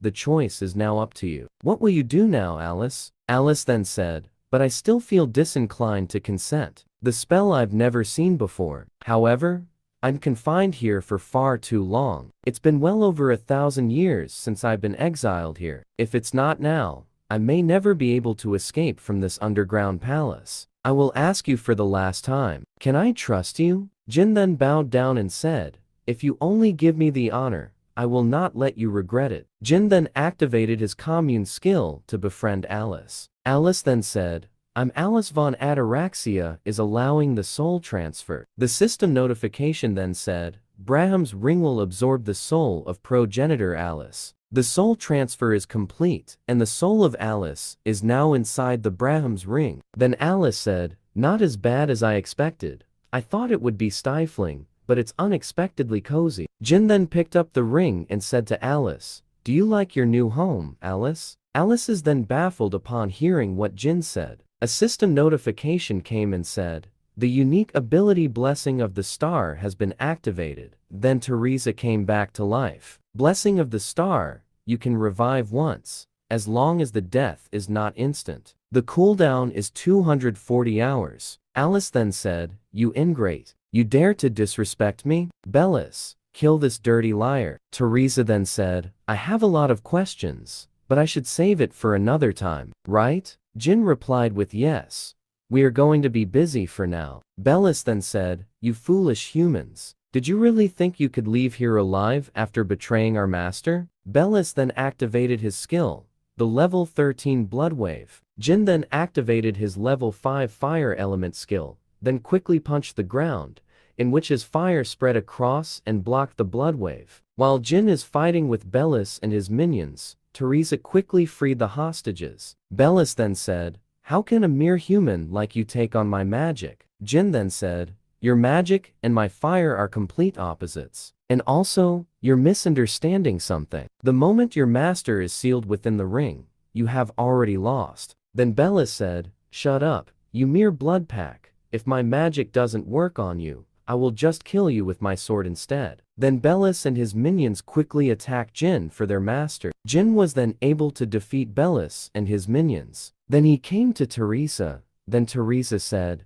"That really hurt. That was my first time dying. And to think it was by your hands." Teresa then said, "Thank you. Everyone survived because of you." Then a system notification came and said you have saved the life of Teresa, the holder of the unique ability Blessing of the Star. You have now fulfilled the conditions. You have succeeded in copying the unique ability Blessing of the Star. The raid that everyone thought was going to fail, however, the situation was completely turned on its head after the appearance of the masked player, and everyone who watched the video saw how Jin became victorious in the trial, and he gained so much recognition to it. It's not my problem whether a large guild is monopolizing everything or is corrupt, but they dare try to kill me. I can't let it slide for people like those. I will completely destroy them. I told you to discreetly kill in the ruin, but you dare come back here after messing that up? All you did was wake the guardians and make a complete mess. Our guild's reputation is being dragged through the mud and is about to disappear, all because we can't teach one person a lesson of humiliating us. Then suddenly, the office door was blasted with a large fireball. Then Jin entered the office. Jin then said, "Are you the guild leader of this place?" Hanjin then said, "This is the perfect chance for me to look good in front of the guild leader. I'm going back to the super rookie Park Hanjin that I used to be." Jin then took off his mask and Hanjin was shocked to see who the masked man is. Then Jin kicked him in the head, in which he flew into the bookshelf. The guild leader then shouted and said, "It's you, the one who humiliated us at the association. Do you think you'll be safe after doing something like this?" Jin then replied to him with, "That's not something you should be concerned about." The guild leader then quickly grabbed his sword and tried to attack Jin with it. "You're not even paying attention to my quick sword, which is faster than the speed of sound. I think you should die then." The guild leader is then shocked to see that something hit his sword, and it shattered to pieces. The guild leader then saw that it was a coin. Jin then said to the guild leader, "You had something perfect for me to throw? Now then, Shin, shall we resume our discussion?" Shin then said to Jin, "Are you here to take revenge? Because I tried to investigate your death. Just for that, you're destroying the entire building?" Jin then got a piece of coin. Then he flipped it out. This hits the forehead of Shin, and with this, he was suddenly on the ground. "Your words are quite inappropriate, aren't they? Who do you think you are?" Shin then said to Jin, "Just think about it calmly. We have over 50 rankers that aren't here because they are clearing the tower. I'm saying that if you kill me, they will chase you to the ends of earth to kill you. Do you understand what that means? Blood calls for blood, and revenge breeds revenge. As long as one side doesn't forgive, the killing will never stop." Jin then said, "It's funny how that's coming out of your mouth, but it makes sense. Words like blood and revenge only exist to disturb my good night's sleep. So let's just end things cleanly. Are we the last one to take revenge, so you guys forgive me? And so Jin attacked the guild leader, in which Shin was then thrown out of the building's glass window and fell to the ground. Jin then approached Hajin and said, "The only reason that you are alive is because of your sister. You better stay out of my sight until you die naturally. The ones who's pretending to be dead, get up. If you show me that you're useful, I'll let you live." Start your introduction. It's also a waste to simply destroy one of the leading guilds. Therefore, I'm going to leave running the guild to you. It's nothing too grand. You'll just be maintaining the outer appearance. However, even if I serve the guildmaster, no one will follow me. Jin then said to him, "You don't have to worry about the people who oppose it. I'll let you borrow someone else, so don't worry about them." A gathering was then called to all members of the Black Crow Guild, and all high-ranking members attend the gathering. One of them then rushes to the guild's master office and said, "The guild master is dead." Then who sent the emergency gathering order? Kim, why are you sitting there? Tell me everything that happened without leaving out a single detail. Alice then said, "I told you to make it so that I don't have to step in." One of the Black Crow members then said, "I'm lost in words. Are you seriously telling me that this child is the one who caused all this?" Alice then replied to him with, "Did you just call me a child?" Then a huge explosion was seen on the building. The Tower of Trials' first floor Moon Lake, the place famous for being the most beautiful scenery in the Tower of Trials. However, ironically, there's no longer anyone who visit this place, since they have no time to enjoy themselves when facing the extinction of humankind. It's quite an elegant place. "But how are you going to hunt here?" Said by Alice, "There are 12 statues ordaining the tranquil moon lake, and among them, this statue has another objective other than ordaining the lake." Alice then asked Jin, "Does this statue have some sort of secret button?" Jin then said, "Everyone have already found it. If it was that obvious, there must be hundreds of players who have found this groove on the statue. It was enough to be brought up in the community after all. However, no one has ever successfully discovered the key that fits this groove. Since the key for this isn't just some piece of metal, it's moonlight. Use my palm to regulate the amount and the angle at which the moonlight enters the groove, to match with the sequence engraved on the sequence stone inside the groove. After that much effort in opening it slowly, the door leading to the ground opens." Alice then said, "To think such a space existed in the Tower of Trials, it's truly been a while to remember this feeling, and this sense of freedom that I've forgotten." Jin then asked Alice, "Aren't you glad you made a contract with me?" Alice then replied with, "It looks like you weren't full of talks." A system notification came and said, "You have used the blessing of the star to manifest the divine power. The second defrosting of the frozen tear will begin. Your mana has increased by 18 points. It will be available for use again after 24 hours. Remaining absorption 70 points. After absorbing the frozen tear again, it has become much easier to retain Alice. Now that I think about it, what do the beings in the tower think of players? We know that it's a game that's been made into reality. But would Alice, who lived for thousands of years, think that she is part of the data within the game? Alice, I want to ask you something." But while asking Alice, the communication between them is blocked. Jin then said, "Information related to the tower is being completely blocked, but the fact that I found out that I can't talk about it to the beings within the tower is enough." Alice felt something is coming, so she warned Jin about this. "I call the first floor, lower ground of the Tower of Trials a spawning ground. The reason for that is because monsters endlessly spawn out of the abyss. These monsters endlessly spawn here and is a good hunting ground for players who wants to level up and hunt items." Jin then activated the unique ability Blessing of the Star and attack a whole bunch of scarabs. Then a system notification came and said, "The monster physical defenses have decreased by 30%. Then he told Alice to fight the scarabs. But then Alice said, "You dare tell this noble one to face those disgusting insects?" With a few persuasive speech, Alice then activated her skill, the Bloodbind, and it quickly captured large amount of insect. Then a system notification said, "The stat Rift will be applied. Rift stat possessed 100, reduced the level gap by 33 levels." After that, Jin then attacked the insects that has been binded by Alice. While attacking them, numerous notification came saying you have leveled up. I was sick of holding myself back all this time. Looks like I was quite stressed out from maintaining my level 1 status, so I'll be counting on you guys. Jin then activated his skill Grave of Swords to attack the massive amount of insects that has been surrounding him. At the Olympus Guild conference room, there was a meeting that is being taken place. Since it looks like most of us have gathered, let us begin. As you all know, the 8 raid to climb the 4th floor has failed.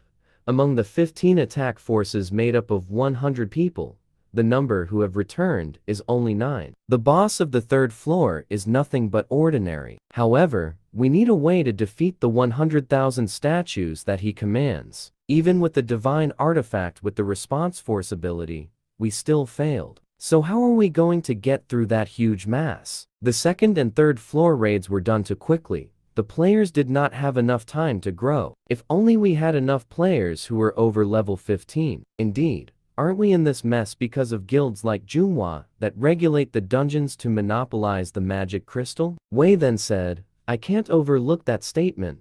All we did was climb the tower for humanity. Jinho replied with, anyone can spout excuses like those. Patrick then said to them to stop.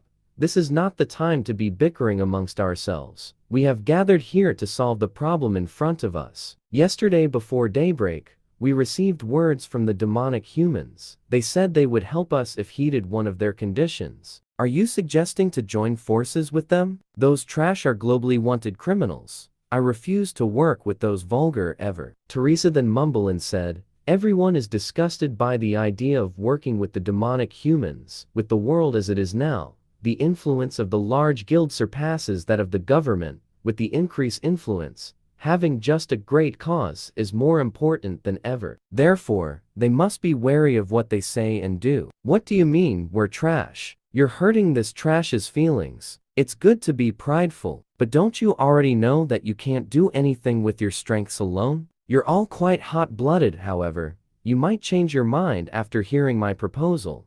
Join forces with us. Because we have the power to defeat the 3rd floor's boss. The Demonic Human Association doesn't even have 100 people. How could you possibly be able to penetrate through that army? We just need quantity, right? Then a system notification came and said, the unique ability Gravekeeper of the Black Tomb has been activated. Thanks to the long history of wars, it looks like there are many useful corpses buried around here. As you can see, there are many among the demonic humans who are well versed in necromancy. The special item that can only be produced by obtaining 99 materials, the Staff of Greed. Wei then said, if it's a combination of the famous Staff of Greed and a necromancer, the chances of success in the 3rd boss raid is not non-existent. Maria then said, Wei, what are you saying? Those are evil humans. Jinho then said, we know, Maria. We should be ripping this to pieces right now. However, if they ask for a condition that the public will never know about, I believe it's worth a shot. Teresa then mumbled and said, how did things turn out like this? To think they'd even consider joining hands with the demonic humans, they're out of their minds. Then suddenly Teresa received a video call from Jin. Then Teresa answered the call. Then Jin said, what's with the situation here? The necromancer then said, who are you? Why don't you reveal yourself instead of hiding behind a screen? Everyone in the room is shocked to see Jin, and they said, could that person be the one who cleared the 1st floor ruin? The super rookie who single-handedly cleared the 1st floor ruin. Guilds from all over the world wanted to recruit the super rookie. The super rookie that they were trying so hard to find appeared in front of their eyes. And the ones who tried their best to get in contact with Jin swallowed their spit in happiness due to his sudden appearance. The necromancer then said, how amusing, heard of you as well, the one who cleared the 1st floor ruin. But are you aware that this boss raid is completely different from that place? What can't I do with this many summons? The guild representative were also agreeing. Jin then replied to him with, there's no way you can with that fake staff. Saint's heart and prison uniform wet with holy oil. It's obvious you made it with only those 2 materials, isn't that right? Patrick then asked Jin if he have any evidence regarding his claim. Jin then said, the real Staff of Greed has a red gem embedded under the skull. There's no way you can make the real one with only 3 floors. Look outside. The quality of the summoned skeleton soldiers are too low. Those flimsy soldiers won't even last half a day in the boss room. It's obvious that he's planning to abandon you all after taking some coins and items in the middle of the confusion. The necromancer then said, "You'll regret not taking my offer. I wonder if you can still stay so composed when we meet in person next time. I will be watching you." Then the necromancer vanished. Jin then said to them, "Leave it to me.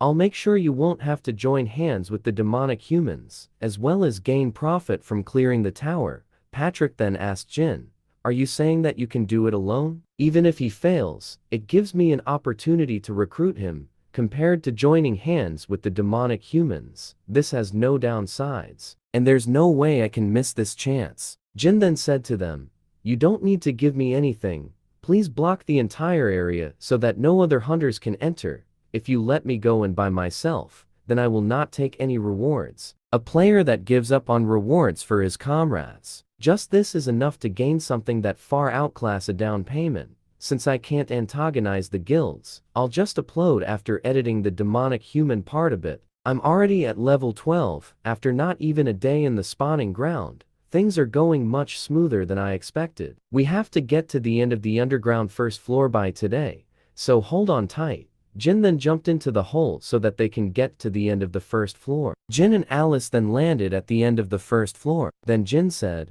"These insects are no match for me. Why don't you just come out yourself? The hound who roams the desert, the great Anubis." The great Anubis is finally out. Anubis then said to Jin, "Since you're the first human to ever come here, I was planning on killing you after some amusement, but you're hastening your own death." Jin then said to Anubis, "I didn't come all the way here to chat. Hurry up and come at me." The absurdity. You're telling me that a divine being like myself to fight the likes of you? Alice then said, "This guy is seriously dangerous. I'll handle this guy somehow. So get out of here." Jin then said to Alice, "Don't worry about me. Just stay there and watch me fight." A system notification then said, "Anubis is activating the unique ability Judgment of Anubis." Anubis then said, "Did you hear about me from that vampire of yours?" Jin then mumbled and said, "The skill is always activated when facing him, the absolute judgment skill. Judgment of Anubis activates once you answer 3 questions. The copy condition is make Anubis' patience run out to destroy the vessel holding his consciousness. If I make his patience run out, I gain the power to ask the most powerful questions in the world. In truth, I can answer by saying anything, regardless of whether it's true or not." That's right. How else should I know about this place? The system notification then said, "The subject has answered your question." Anubis then asked again, "As I thought. Did you come here to take the hive?" Jin then replied with, "It sells for quite the price on the black market." Then I will ask the last question. "Did you think you could get out alive after entering my territory?" Jin then replied with, "If I can't slip out from the likes of you, I might as well just give up on life." The system notification then said, "The required conditions have been fulfilled. Judgment of Anubis has been activated." Anubis then said, "Now I need a proxy for the judgment. This is the warrior who will judge you. What do you think about my brave warrior?" Jin then replied to Anubis and said, "Quite amazing, but this is all I need to defeat it." Anubis then said, "The music of humans? All of a sudden, have you gone mad after seeing my warrior?" Jin then replied with, "Nothing of sort. I'm just getting the music absorbed in. The perfect song that I found after hundreds of thousands of trials. The beat that perfectly reproduces the giant mantis attack pattern, like I've always done. Follow the beat of the music to conduct its attack like a conductor." Anubis then mumbled and said, "He's following the beat of the music to perfectly evade. This is definitely not a coincidence. It's a meticulously calculated move." Jin then uses his skill Grave of Sword to instantly kill the mantis. Anubis then said, "Do you really think that's enough to defeat my warrior? The warrior can instantly generate its body, but it's over for you the moment your stamina runs out." Jin then said to Anubis, "You are right. I can't kill that mantis the way I am right now, but I can make it so that it doesn't want to live anymore." Jin then continuously sliced the mantis as soon as it regenerates. Alice then mumbled and said, "What is happening? He's completely treating it as his plaything. I knew he was strong, but not to this extent. If it's him, then it's possible that he really could fulfill my revenge. Anubis then shouted at the mantis and said, "What are you doing? Don't fall back and fight." The warrior chosen by a divine being has a high level of pride. The final blow to completely break the will of a warrior that never thought it could possibly lose is humiliation and provocation. The warrior then kills itself due to being humiliated by Jin, and Anubis is shocked to see this. After defeating the mantis, Jin gains a level and got an item dropped from it. Jin then said, "Would you look at this? You can only see something like this in the middle floor of the tower." The system notification then said, "You have obtained the skill Ice Formation level 1. Jin then said, "What an unexpected reward. This is some powerful skill to have." Anubis then said to Jin, "I will certainly admit that you are no ordinary human, but are you seriously going to fight me with your ice toy of yours?" Jin then replied with, "Fight you? You can't even come fight me, so I don't know what you mean. You're only backseating from the 42nd floor?" Anubis then said, "If that is the case, what is your reason for picking a fight with me then?" Jin then replied to Anubis and said,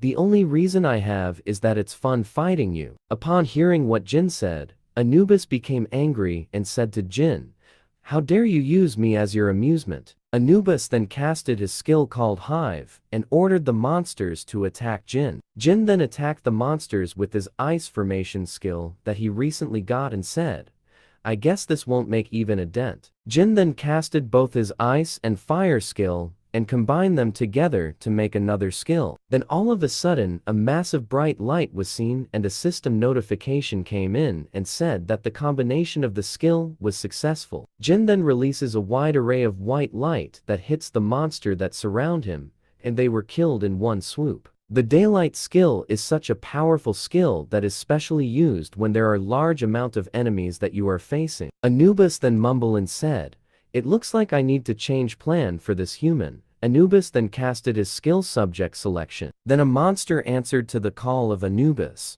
Then it quickly attacked Jin. Jin easily defeated the monster that was summoned, but the problem is that it quickly regenerate then multiply itself upon being defeated. Anubis then said, "The subject who were selected will not die, but keep proliferating, no matter how strong your skills are, so defeating it is pointless." Jin then took a pill from his inventory. This pill can enlarge the size of the subject by 10 folds, infinitely proliferating without dying. This broken trait will plunge the opponent into despair. They become unable to properly understand the situation under the ridiculously unfavorable condition. Jin then uses his skill, the Unknown Cube, to lock up all the monster in one place. Jin opened up his inventory, then took out some items that he bought from the store and used them to reinforce the cube that he summoned. However, if you figure out the pattern through endless repetition and can calmly analyze the situation, then in the end your way of thinking will change. Upon casting his fire skill inside the cube, Jin then activated the effect of the pill. To face the boss commanding the army, I need as many gigantification pill as possible. These infinitely proliferating monsters give huge amounts of experience, and they're the most efficient copiers. As Anubis watched the battle, he is shocked to see what is happening and doesn't understand how is this possible. Did he even prepare the items for the compounding beforehand? He even figured out the hive's trait beforehand and laid a trap. I'm sure of it. He provoked me while aiming for this from the start. Anubis is so angered by what he saw, so he decided to destroy the beehive so that Jin will stop receiving any experience and level up any further. Jin then said to Anubis, "What are you doing? I was enjoying the show. A mere human dares to humiliate me? I cannot let this happen. How dare a mere human mocks me?" Anubis is so angered once again from what is happening on the battle against Jin. Anubis then said to Jin, "You better stay alive and come to the top floor." Jin responded to him with, "You don't have to scream like that.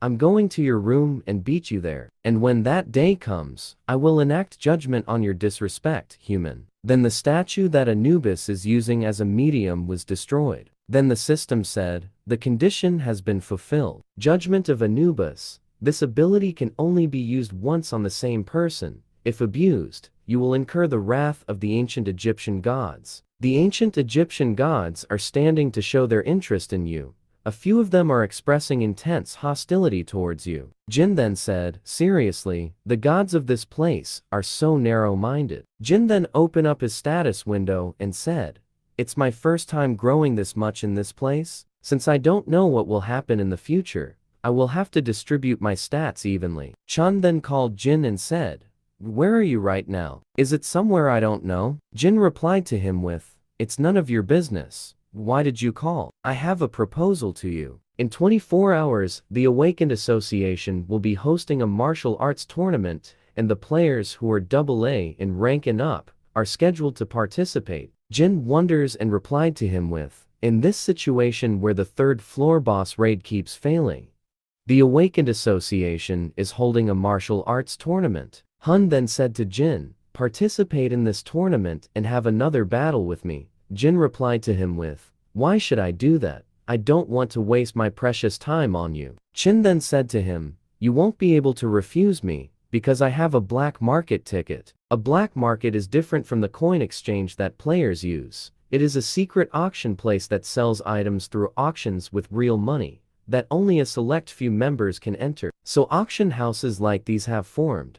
Now that the Tower of Trials become a reality, I was in need of some items to clear the boss on the third floor. If it's an auction house that only rich people secretly come to, then there should be some good items that I can get here, right? The video that was uploaded through the newly made Unknown channel, on the screen, you could see Unknown and the rankers of large guilds, along with Teresa. Since I edited out the part where the demonic human appeared, there wasn't anyone insulting the guilds. There aren't any benefits at the moment to make an enemy out of the large guilds. The player of interest, covered in veils that everyone wants to know about, since he declared to solo clear a dungeon that all the large guilds failed to clear, everyone was bound to be hyped. Considering that a person can only watch one video a day, 50 million views is quite an astounding number, since 100 coins are given for every 10,000 views. 50 million views would give me 500,000 coins. With the 90% commission fee, it comes around 50,000 coins. There are 24 martial arts tournament participants that are AA rank or higher.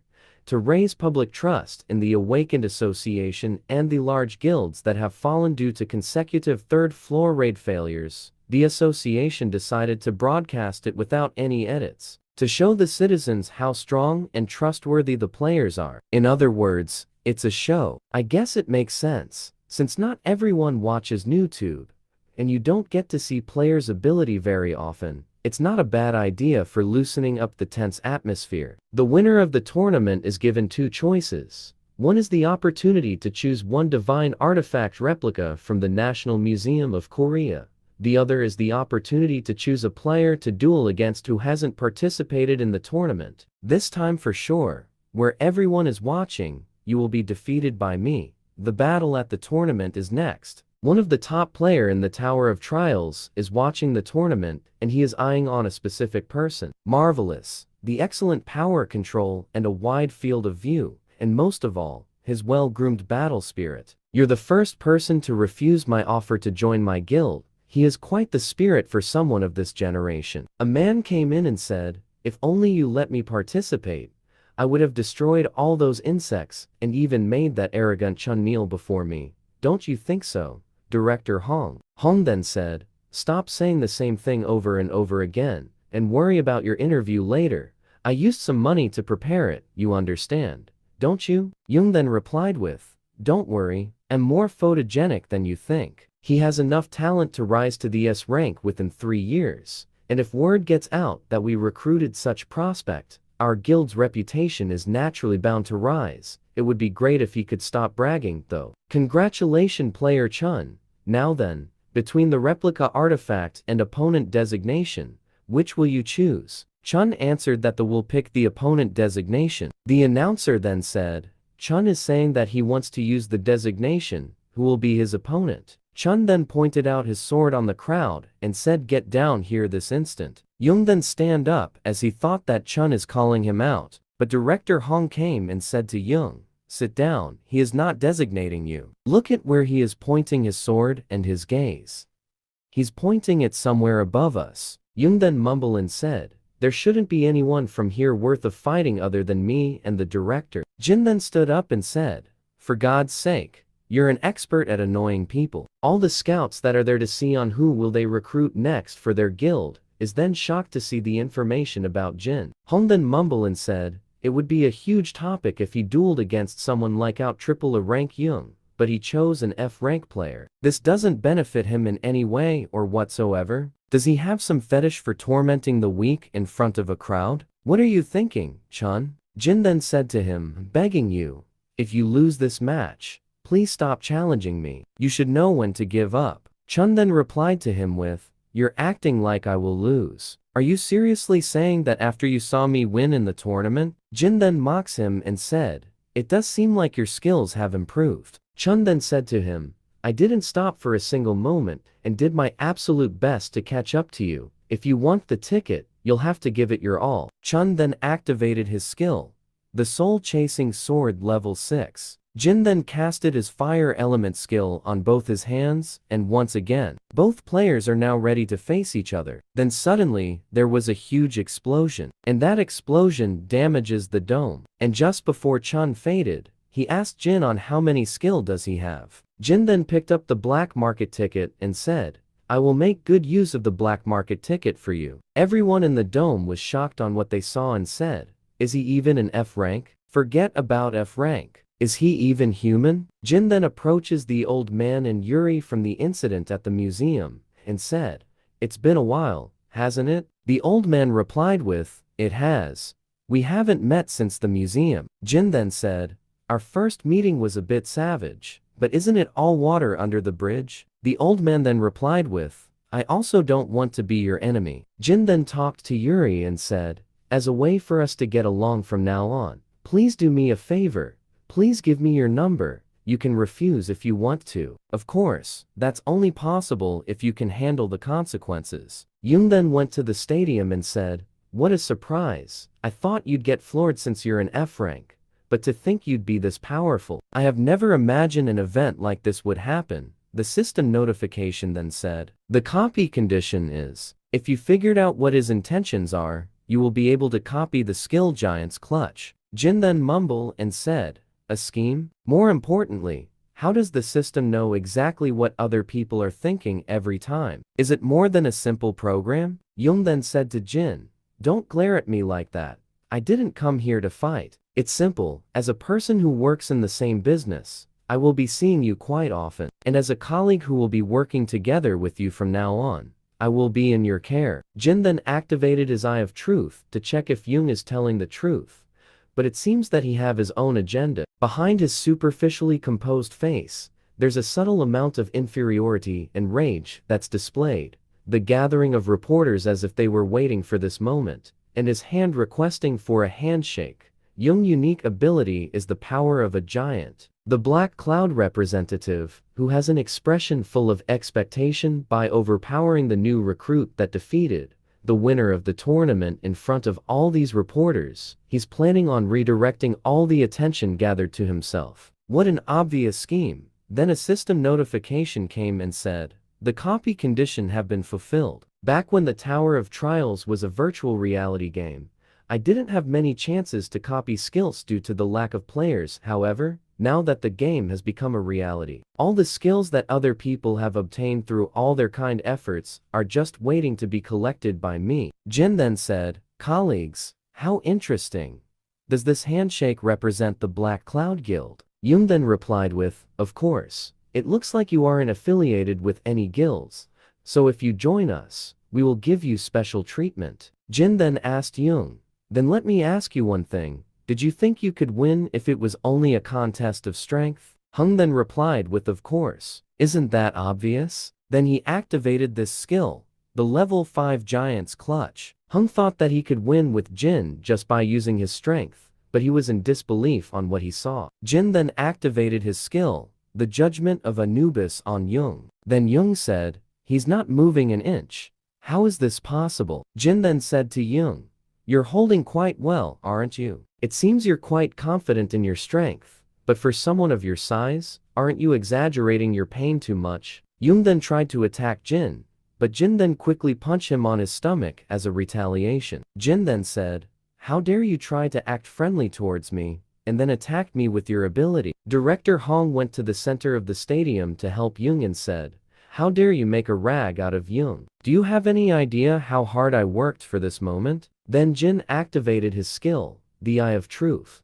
The copy condition is shatter Hong's pride, and you will be able to copy the Blood Demon key. Jin then said, "I understand your anger, but why don't we hold off on the fighting?" Director Hong then said, "Hold off? Are you getting cold feet after coming this far?" Jin then replied to him with, "No, I just don't want to destroy any guildmaster yet." Upon hearing what Jin said, Director Hong flew into the air and activated his Blood Demon key and said to Jin, "Are you seriously saying that?" Jin then activated his skill, the level 2 daylight, in which blinded all the people around the stadium, then activated his rift stat.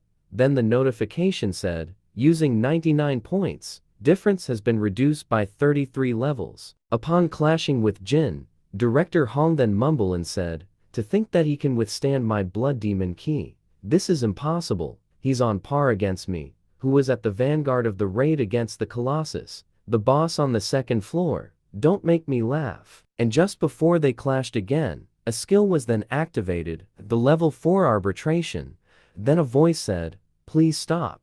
Don't you think you should try to look dependable in this martial arts tournament that everyone is watching?" The skill was casted by the Awakened Association President Han Sangjin. Jin then said, "So this is the man who leads Korea's Awakened Association, Han Sangjin." Director Hong then said, "Association President, you're just in time. This man made a rag out of a player affiliated with our guild." Sangjin then said, "Representative Hong, please calm down. This isn't some talent show, so isn't it obvious there would be injuries in a match? It's nice to meet you, Player Jin. I am Han Sangjin, the president of the Awakened Association of Korea. To be honest with you, I did not know anything about you until 20 minutes ago. However, I received a call from the department head Park, who was in charge of the martial arts tournament. He said to come here immediately, that something unbelievable was happening. There were some weird things about it, so I decided to investigate your test results. I see that you pressured your examiner to hide your true rank. But anyways, congratulations on becoming the 16th S rank in Korea.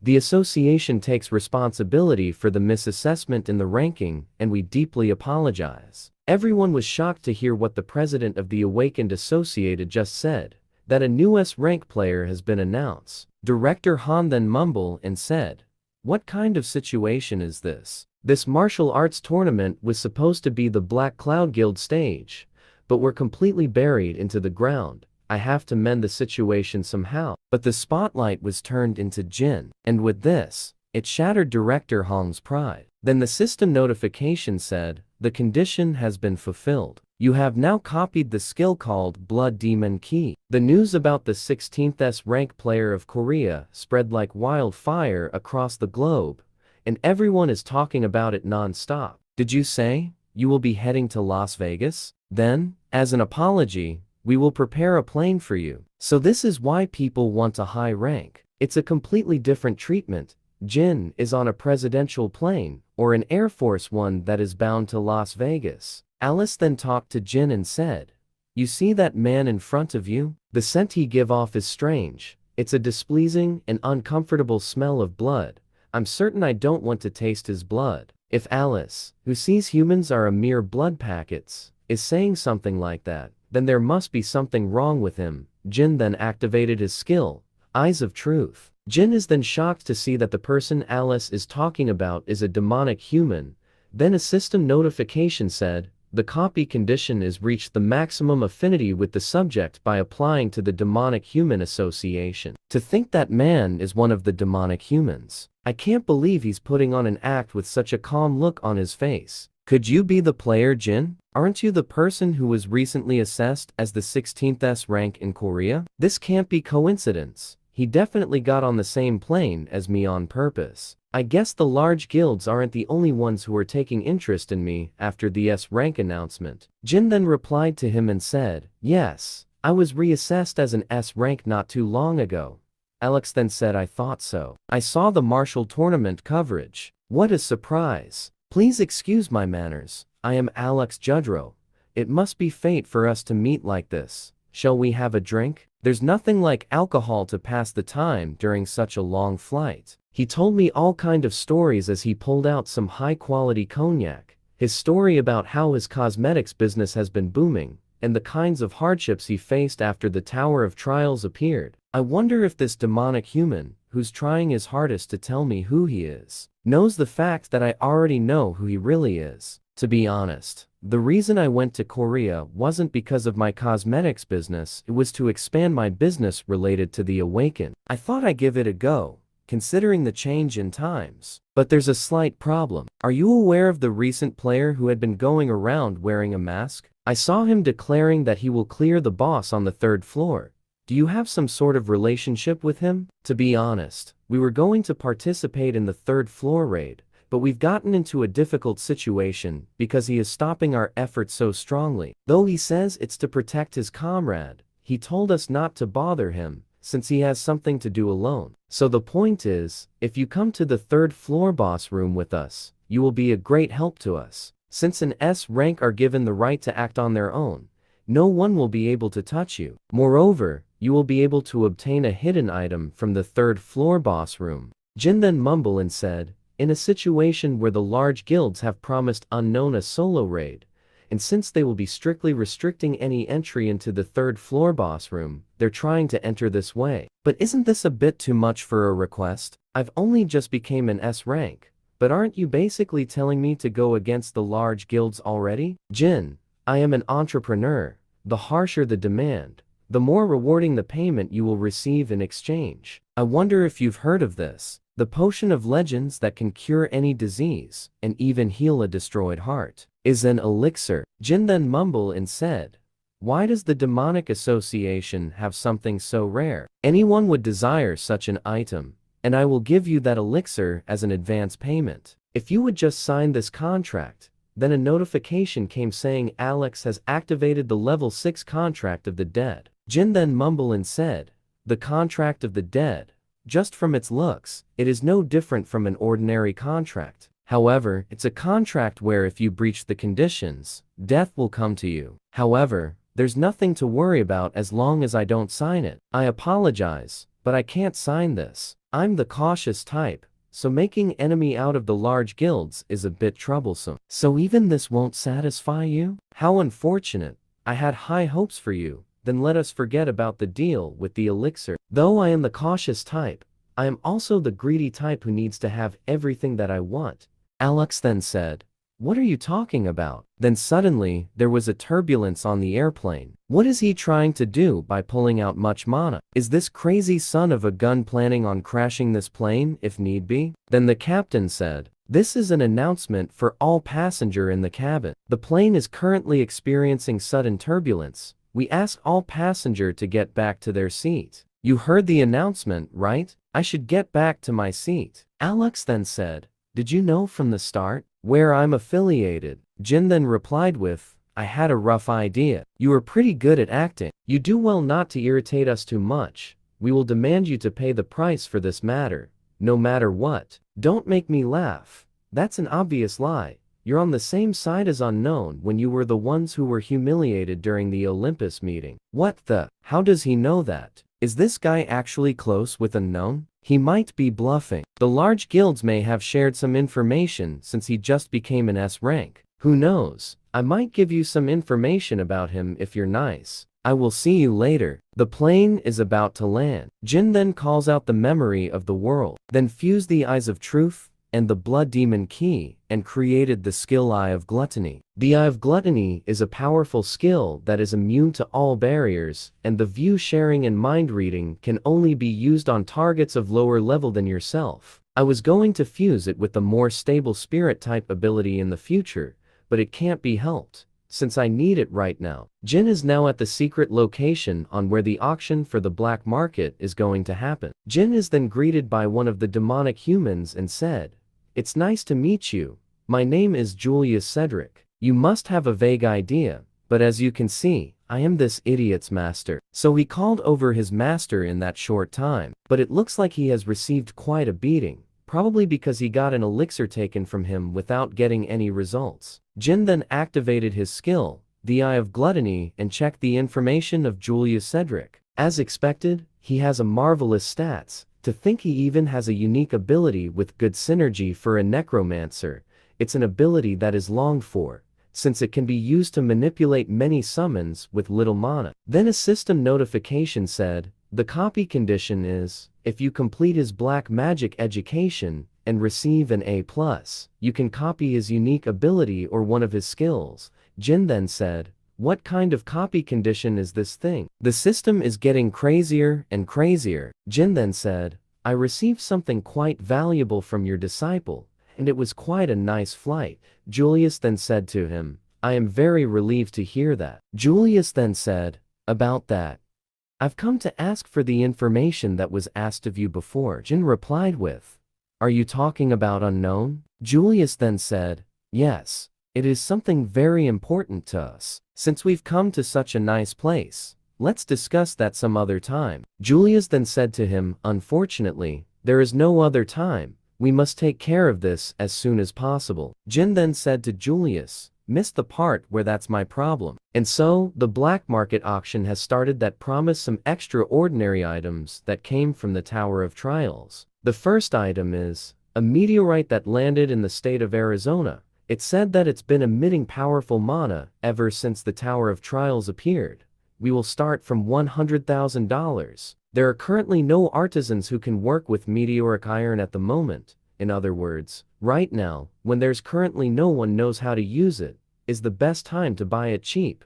Jin then raised his number to inform his bid on the item. Then all of a sudden, someone raised the bid for $1 million on the item that Jin bids. But Julius outbid Jin on the item and won the bidding. The bidding for the sealed psychiatric ward catalog will start at $100,000. Jin then bids at $300,000. But then again Julius bids for $1 million on the item that Jin bids. And so the item is sold to Julius. The second item that Jin wants. Jin then mumbled and said, I knew it. He's planning on buying everything that I bid for. So that is how you're gonna play, is it? The next item has been found in South America, the Maya civilizations. Jin then bids for $500,000, but once again Julius bids for $1 million to outbid Jin. Jin then raised the bid for $1,500,000, but Julius doubled it up and offered $3 million.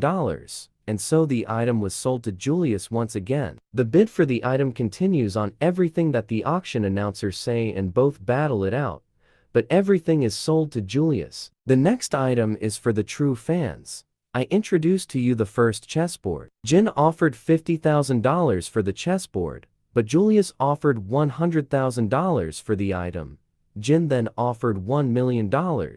But Julius offered $8 million to the item. Jin bids again on the item for $10 million, but Julius counterbids with $30 million for the chessboard. Julius then said, $10 million seems to be all you have. I finally found what you really wanted. Julius then shouted at Jin and said, you'll have to beg me on your knees if you want this item. Jin then mumbled and said, I wasted so much of his funds, yet he still has this much. He has way more than I expected. Just before the item is about to be sold to Julius, Alice then bids for $100 million for the chessboard item, and everyone is shocked to this offer. Julius then mumbled and said, $100 million for that chessboard? What the hell is with that brat?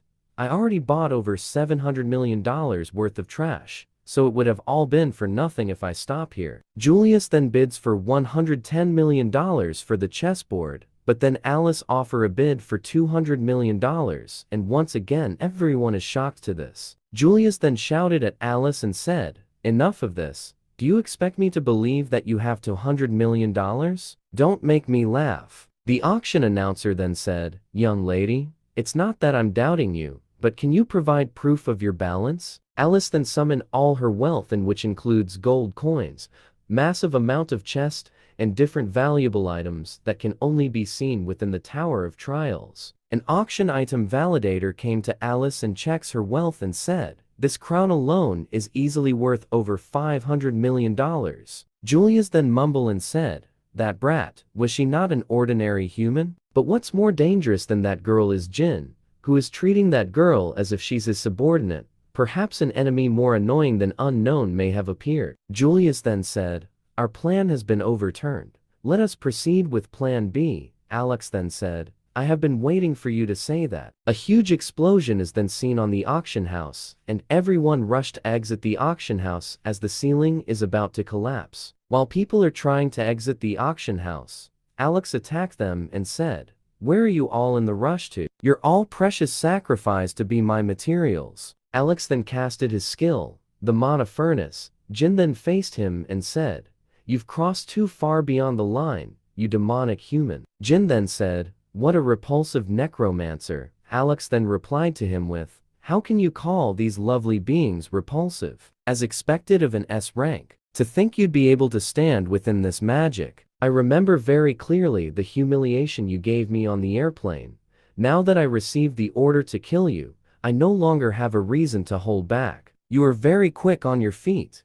Where did that arrogant rich brat run off to? She hates disgusting things like these, so she already run away." Jin then mumbled and said, "Her materialization was released because it became harder for me to maintain my mana within this mana furnace. I am accumulating damage from the furnace. The longer this drags on, the worse it will be for me. I will need to end this as quickly as possible." Jin then activated this skill Grave of Swords to attack the summons of Alex. Alex then said, "Wow, how surprising.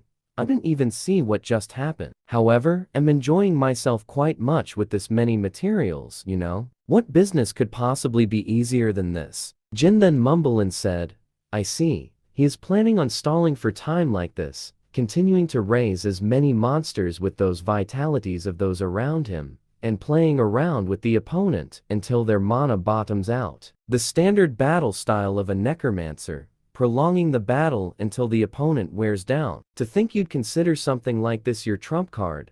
I will burn them all before they resurrected." Jin then activated his skill, the Daylight. Alex then said, "I knew that you will use that, but I'm aware of all his skill from watching the martial arts tournament footage. Disperse and attack before the light ray fully charges." Alex is shocked to see that his summons are not following his orders, and when he looked clearly, the feet of his summons are frozen by ice. Alex then mumbled and said, "He used the flash of the light to blind me from seeing him use an ice skill?" Then Jin releases his skill Daylight to engulf the auction house with his attack. Alex then gained consciousness, and when he looked around, all his summons were turned into ashes. Jin went to the back of Alex and said, "Look at your precious darlings. They are all gone. How did I lose? I'm sure I was the one at an advantage. I have to get out of here and regroup with Master." While Alex is running, Jin then threw his dagger at Alex, and it hit him on his back. "You caused this huge mess, and now all you can do is run away? I will tell you how you're going to be dying. Your lungs will slowly fill with blood for the next 30 minutes.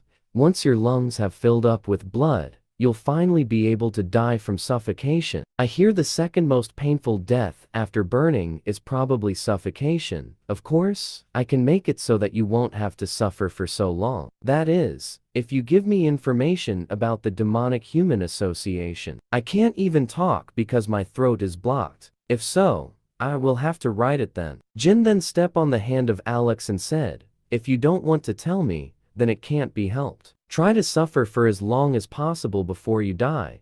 That is the payment for all the lives you took this day." Jin then saw the items that was about to be auctioned, but since there was an attack on the auction house, it was left there. Jin then said, "I can make quite a large subspace inventory with these items." Jin then combined both items to create a new item, and so Jin is able to create a massive subspace inventory from combining both items. Our scene is now on the Tower of Trials, 3rd floor, Church of Hatred. "Why are the security system here so dang annoying?" Melina then said, "Is there really a need to do this every time?" The guy then said, "Stop complaining, Melina. I'm already in a bad mood because of that moron Alex." Melina then said, "You're in a bad mood? Why do I have to give a dang about what mood you're in?" The guy then said, You should if you don't want to die. Leave it at that, you two. Aren't you comrades who've spent the last 10 years hanging between life and death together? Why are you always trying to kill each other? The reason why I summoned you here is because a new person of interest named Jin has appeared. This Jin guy must have played this game a lot too,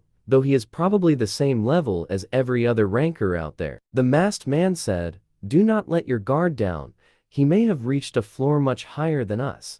Melina then said, "Our executives who've reached the 20th floor are already considered lunatics, so wouldn't that be unlikely?" The other guy then said, "I also think that's an over-assumption in our case. We chose this unpopular virtual reality game, the Tower of Trials, to escape from Interpol's eyes. So we know more about the tower than the average person." Melina then said, "He is correct. There's no way other than people would have a special reason like that, right? No matter how bored you are playing a sadistic game like that, there's no reason to continue playing it. Unless you're some insane gamer." They're not taking this seriously, but real deals can discern each other. We must not underestimate Jin, as he poses a threat to us. I must remove him. Both of you follow Cedric. Help him so our plan doesn't break down. Melina then said, "You fret too much, old geezer. Come take a look at this. I've been watching him for a while, but there's something unusual about him." Yuna then said, "Isn't he an attention seeker just like everyone else?" Timan then said, "Possibly, but I feel something special from him." Yuna said, "Isn't this the human-faced trees temple in the 3rd floor boss room?" Timan then replied with, "Yeah, this place was pretty famous back in the days. If you answer all 3 of the human-faced trees questions, you get an item imbued with an ability as a reward. But the problem lies in its insanely hard questions. I haven't seen a human in a while. Have you also come here to answer my questions?" Jin then said, "Yeah, try to give me some fun questions." "Very well then, if you answer all 3 of my questions, I will give you one of my maple leaf. But if you even get me one wrong answer, I will punish you. My first question is, what is the ideal water level and temperature for the seawater species Kelgorn to inhabit?" Timan said, "Isn't this question just designed to be answered incorrectly?" Yuna then said, "Who the hell would possibly know that?" Jin then said, "The answer is 175 meters deep and 1.5 degrees Celsius." Jin then said, "Give me the next question." The tree then replied with, "I didn't say if you're right or wrong yet." Jin then replied with, "I know it's right, so just give me the next question." "Very well. This question won't be easy." Second question, "How do you take a dose of Phalaenus spongy tissue?" Jin answered with, "Braise it with the sunlight desert salt and second advancement priests, holy water, for 5 hours. The tree then said, "That is correct." Last question, "The giant eagle of the sky plateau mate only once a year. When is it?" The answer is, on the day of the first snowfall in the tower. "You are the first human ever to answer all my questions," Jin then said. "It was fun for me too. It's been a while since I could talk about the tower. As promised, I will give you the maple leaf that you want. Red, yellow, or green. Which one will you choose?" Jin then approaches the tree and said, "Hand over the black leaf that you are hiding." The tree replied with, "How do you know about the black leaf? Please, I can't give you that. I can give you the other leaves, but I can't give you the black leaf. The honorable and almighty human-faced tree told me he'd give me the maple leaf that I want if I answered all of his questions correctly. But you're talking too much. Stop talking and hand over the black leaf. You're not thinking of sullying the honor of the tree spirits, are you? I wonder what would happen to you if the administrator finds out about this." Distributing the reward as per the tree spirit's pledges, you have obtained black leaf 1,280 pieces. Jin then said, "Finally, I have the final piece of the puzzle. Shall I head out?" Jin then attacked the guardians of the tree to obtain some experience while progressing the 3rd floor boss room. Jin then noticed that there are some intruders on the floor, where he was supposed to be alone during this mission. The demonic humans are here. Are they fighting toe-to-toe with the guardians or not? The battle is slightly tilting in our favor. Keep pushing them out. Let's ride the momentum and destroy them all. A long-range attack from the enemy. Raise the shields to protect yourself. Look over there. It's a man wearing a mask who is attacking us. The mages then ordered their skeleton summon to attack Jin, but Jin runs towards the guardians of the floor to evade their attacks. Jin then casted his skill, the Blessing of the Star, to attack the skeletons, as the skill is a good skill for the undead. One of the necromancer then said, "What the F? We can't control them because of the divine power." One of the necromancer then said, "Lord Cedric, the third position has been destroyed." Cedric then said, "I can see that without you telling me. What is going on here? The fourth position may efficiently command the undead monsters. The third one has already been destroyed. If the network is shattered by destroying the first position, the entire structure will collapse." Jin then aggro the monster so that it will follow him and lead it to the necromancers who are controlling the undead army. Jin then went to the back of the necromancer and said to them, "You can't stop it." Then the guardian monster jumped into where the necromancers are. Another necromancer then came to Cedric and said, "The first position has also been destroyed. We will be surrounded at this rate." Cedric then shouted and said, "What sort of grudges do you have against us, to keep ruining our plans every single time?" Cedric then casted his skill, the Guardian of the Pyramid. Then one of the necromancers said to Cedric, "If you use that here, you won't have any mana left to face the boss monster." Cedric angrily said, "I will use my full power so that I can kill you unknown." Cedric then calls forth his trump card, the Guardians of the Pyramid, to attack Jin. Cedric then said, "It seems I've pushed myself a bit too much." Cedric then leeches the life of his comrade to regain some of his strength. Jin saw this and said, "Dang, he is even absorbing his allies. What a psycho." Cedric now regained the strength that he lost, and said to Jin, "I made you wait.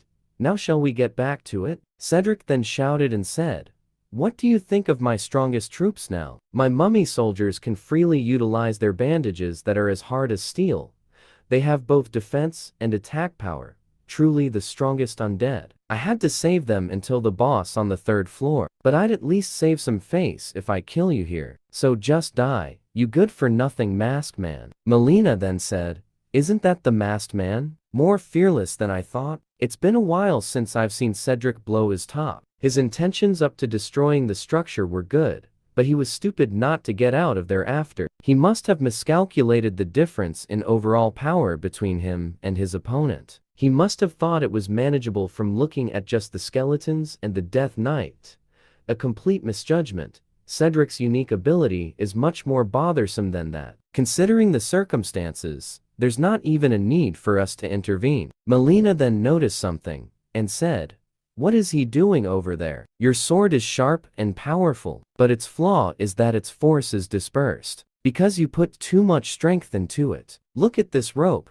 A true master can exert several times the force with the same amount of strength. Like the wind enveloping the air, ground yourself within the fluidity, and at the right moment outstretch strongly. Would you like to try applying it to your soul-chasing sword?" A system notification came in and said, "A portion of the skill soul-chasing sword has been reproduced, dramatically increasing the understanding of the skill soul-chasing sword." Cedric then said, "This whirlpool of mana is strong enough to pull in everything around it." Jin then casted the soul-chasing sword dance. Fifth movement, the soul-chasing heaven obliteration. Cedric is being pulled into the whirlpool of mana, and so is defense. He casted his skill, the double shield. Cedric then mumbled and said, "It hasn't even been half a year since reality changed. How does he already possess such nonsensical power?" Due to the strong force of the whirlpool of mana, the staff that Cedric used shattered into pieces because it can't withstand Jin's attack. Cedric is now on the ground,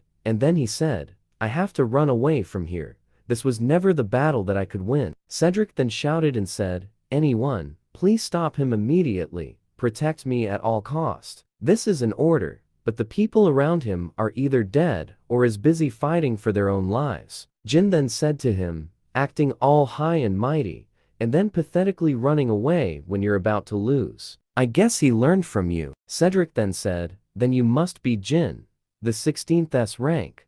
How could I not know this?" Jin then said to Cedric, "Send my greetings to your disciple as part of your reward for joining my raid." Jin then casted his fire element skill and said to Cedric, "I will send you to him, since he's probably bored on his own." While walking on the stair that leads to the boss room, Jin said. It sure is difficult to digest the soul-chasing heaven obliteration so suddenly at this level.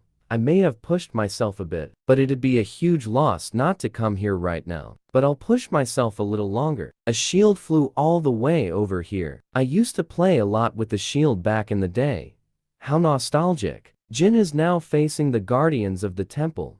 4 heavenly kings. The 4 heavenly kings attacked Jin, but he was able to fend off the attack using the shield. And he said, I love that you guys are silent. Jin then dodges their combined attacks and quickly counter-attack them using his normal attack. Jin then said to the 4 heavenly kings to spit out the key already, as he is tired attacking them. Suddenly, 2 of the heavenly kings falls down, and Jin attacked them with his shield and said, give me the key now, or they will turn into dust. One of the heavenly kings then summoned the key that Jin is looking for. Then a system notification came in and said, the key that leads to the main room is reacting. The being beyond the gate is responding to the call. Jin then said, dang, he was more determined than I thought. He is calling out his big bro right off the bat. A system notification came in and said, the named monster 1,000-armed and 1,000-eyed Avalokitesvara is manifesting. It has been a while since the 4 heavenly kings summoned me. To think there was a human among the invaders who could pose a threat to even the key within the stone pagoda. This is nothing. I'm gonna be slaying the boss on this floor too. What an impudent human. I will acknowledge your bravery, if not anything else. Jin then said, you must think I'm joking. As you can see, I am tired. So let's end this. The boss monster then said, I would like to chat with you a little longer, but I guess our intentions are not mutual. Jin then replied with, I am not chit-chatting into statues. The boss monster then said, every second is a gift. What a foolish young man you are. Savor this moment then. You will long for this moment when you're on the brink of death. The boss monster then attacked Jin with a ray attack, but Jin uses his shield to deflect the attack that the boss monster gave. Jin then mumbled and said, as I thought, its power is overwhelming. Even redirecting it makes my body feel like it's about to shatter into pieces. But I have to endure it. I only have one chance. The boss monster then said, to think that you can react to a sonic attack. I commend you for that. You're raising my interest in you more and more. Jin then casted his skill Ice Formation to create a wall of ice that could protect him from the attack of the boss monster. As the wall of ice was shattered from the attack, the surrounding were engulfed with fog, and then the boss monster said, so you use some filthy witchcraft. Jin then throw away his shield towards the boss monster, but the boss monster is able to catch it and said, how stupid, young man. Such a shallow trick. The boss monster then looked at one of his shoulder and saw that there was a dagger in it. Then Jin said, you rotten boss monster, 2 shallow tricks in a row. The boss monster then said, what did you do? Something like poison shouldn't work on me. It is called the Demon Blood Key. It can deal continuous amount of damage. Once I hit even 1 injury to the enemy. The boss monster then said, it matters not. Such a petty trick will not work a second time. And what will you do from taking merely 1 arm from me? Yeah, taking a single arm from you is nothing if I want to kill you. I also know the same thing won't work twice on you. But do you know that I got exactly what I wanted from you? The boss monster then mumbled and said, he was aiming for the arm that the jewel was attached from the start. Blame yourself for thinking that a single arm is significant. The system notification then said, combining the grimoire of the Felterus Principality and the 1,000-armed Avalokitesvara's jewel. The combination is successful. You have obtained the Lemmageton of the Golden Dawn. After the combination, Jin then casted his skill Eye of Gluttony. The copy condition is, mock the opponent for 5 minutes using ice magic and create a large and beautiful sculpture for him. However, an appropriate song and appropriate attire must accompany the fulfillment of the condition. Jin then said, I'm not seeing this wrong, am I? A song and a sculpture? The system is really growing more and more insane by the minute. No matter how eccentric the condition is, I can't give this up. This is the only place where I can obtain the mandala beneath the 25th floor. After all, young man, what do you think you're doing? I'm begging you, please don't ask anything from here on out. I really look stupid with this, and I freaking hate it. The boss monster is so furious and said, How dare you play around in front of me? The boss monster then activated his mandala and said, I will let you experience pain worth 1,000,000 samsaras. Jin then casted his skill, the glacier formation, to create a huge block of ice. The glacier formation was able to block the attack of the boss monster. Jin then said, the advanced version of ice formation sure is amazing. The two agents from the demonic human association watches the fight between Jin and the boss monster, and they are amazed by it. Melina said, he turned on the music all of a sudden, and is fighting the 1,000-armed Avalokitesvara. I also can't believe he advanced his ice magic to this extent already. Why is he wearing a wig out of nowhere? It looks like a consumable wig from the coin exchange. The Cyclops guy mumbled and said, what an unpredictable guy. To think that unknown would challenge the 1,000-armed Avalokitesvara right after killing Cedric. The overwhelming force of the boss monster that you can barely handle alone after getting past the 10th floor. He's truly worth being called the second boss of the 3rd floor. But that guy who's facing such a thing head-on has gone well beyond the realm of humans. Let's give up, Lee. We can't do this ourselves. We need the support from at least an executive. Lee then said, if we do that, the position we rose to after all this time will come crumbling down all at once. Melina then said, then what? You wanna die just cause you wanna keep your position? Lee then said, I think it's time to use this item. Jin then said, would you look at that? Looks like Cedric wasn't the only one sent by the demonic humans. The boss monster then said, how dare you look away from me, young man? Jin then casted his fire element and said, sorry about that. I got a bit distracted fixing my hair. Jin then once again casted his glacier formation and attacked the boss monster and said, thanks to you I'm feeling some tension. Both of them exchange attack from time to time, and the battle between them is getting fierce. The boss monster then activated his skill, Inescapable Lattice, to trap Jin. Then the boss monster said, is defending all you can do? Where did your confidence from earlier go? The boss monster then released several attacks from all his hands. The ray of light that the boss monster unleashed bounces off inside the dome randomly, but Jin casted his skill, the glacier formation, to protect himself from the ray of light. The glacier formation is indeed a powerful skill because it can withstand the ray of light of the boss monster. The boss monster then said, a pointless resistance. No matter what you do, you can't win against me. The boss monster then casted his skill called Displeasure to shrink the dome and squeeze Jin inside the dome. Then, the boss monster summoned his swastika spear and plans to strike Jin while he is inside the dome. The boss monster then smashes the glacier formation of Jin and it shattered into pieces. Then Jin suddenly said, such a petty trick won't work a second time. Was it? Jin then came out of nowhere and flew into the boss monster to attack it. Jin then casted his glacial prison and traps the boss monster with it. Do you know how much your hate for my ice magic saddens me? How can someone said to have attained nirvana through self-discipline be so prejudiced? There's nothing better than shock treatment for such an obsession. You dang human. I will make you suffer endless pain in the Avicii. I will make you reincarnate into a bug 1,000 times more over. A system notification came in and said,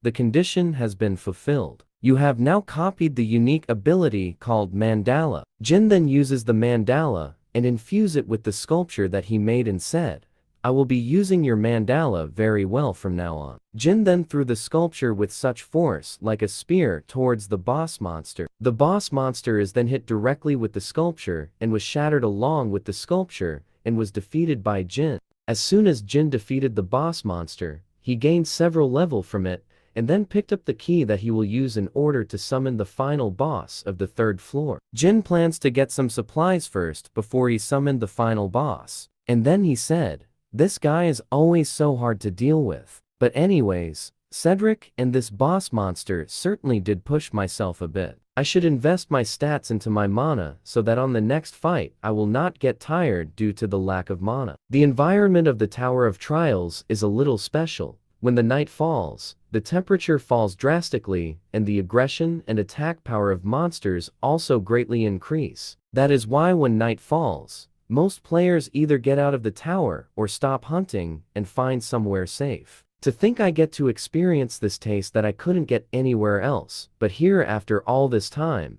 I should copy some cooking-related skill next. But then Jin noticed that someone is coming towards him. Melina then said, "We also have to spend the night, so can we stay with you until the sun comes up?" Lee followed up with, "We should have left before the night fell, but we couldn't." Jin then replied to them with, "Sure, have a sit, and also have prepared a lot of food. Have some of it, and feel free to eat as much as you want." Lee then said, "I appreciate your goodwill, but we try not to eat food offered by anyone we don't know, especially if that person is hiding his face." Jin replied to him with, "Are you bothered by the mask?" Lee said, "Isn't it obvious? You must be wearing a mask because you have something to hide." Jin said, "Something to hide, huh? If you're really that bothered by it, I can take it off for you. But since it would be boring to just take it off, let's play a simple game. We must have a lot of questions for each other, so let's take turns to ask each other 3 questions.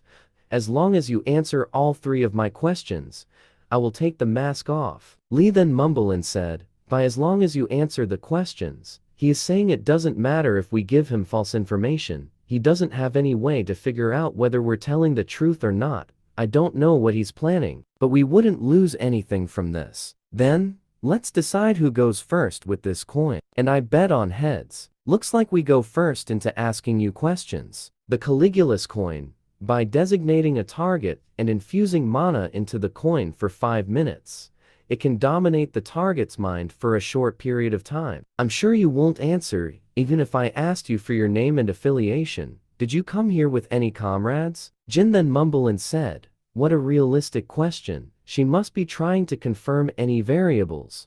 Jin then answered them with, "I came here by myself. From the looks of it, you're also aiming for the boss? So why have you only observed until now? You must have seen me in battle with the sub-boss. We were waiting for the right time to enter the temple. We had to be cautious, since it's such a notorious place. Why do you climb the tower? Is it for money, glory, or any other reason?" Jin mumbled and said, "If I meet the requirements." It looks like she's also thinking about the cajoling me. Then Jin said to them, "I wonder, are you able to do something about it if I say I want something? Of course, if we agree on something, that is, we can do a lot more for you than you think. My last question is, if you answer this, I will take my mask off as promised." Did the Demonic Human Association seriously think the likes of you two could actually face me? I knew it. You already knew about who we are.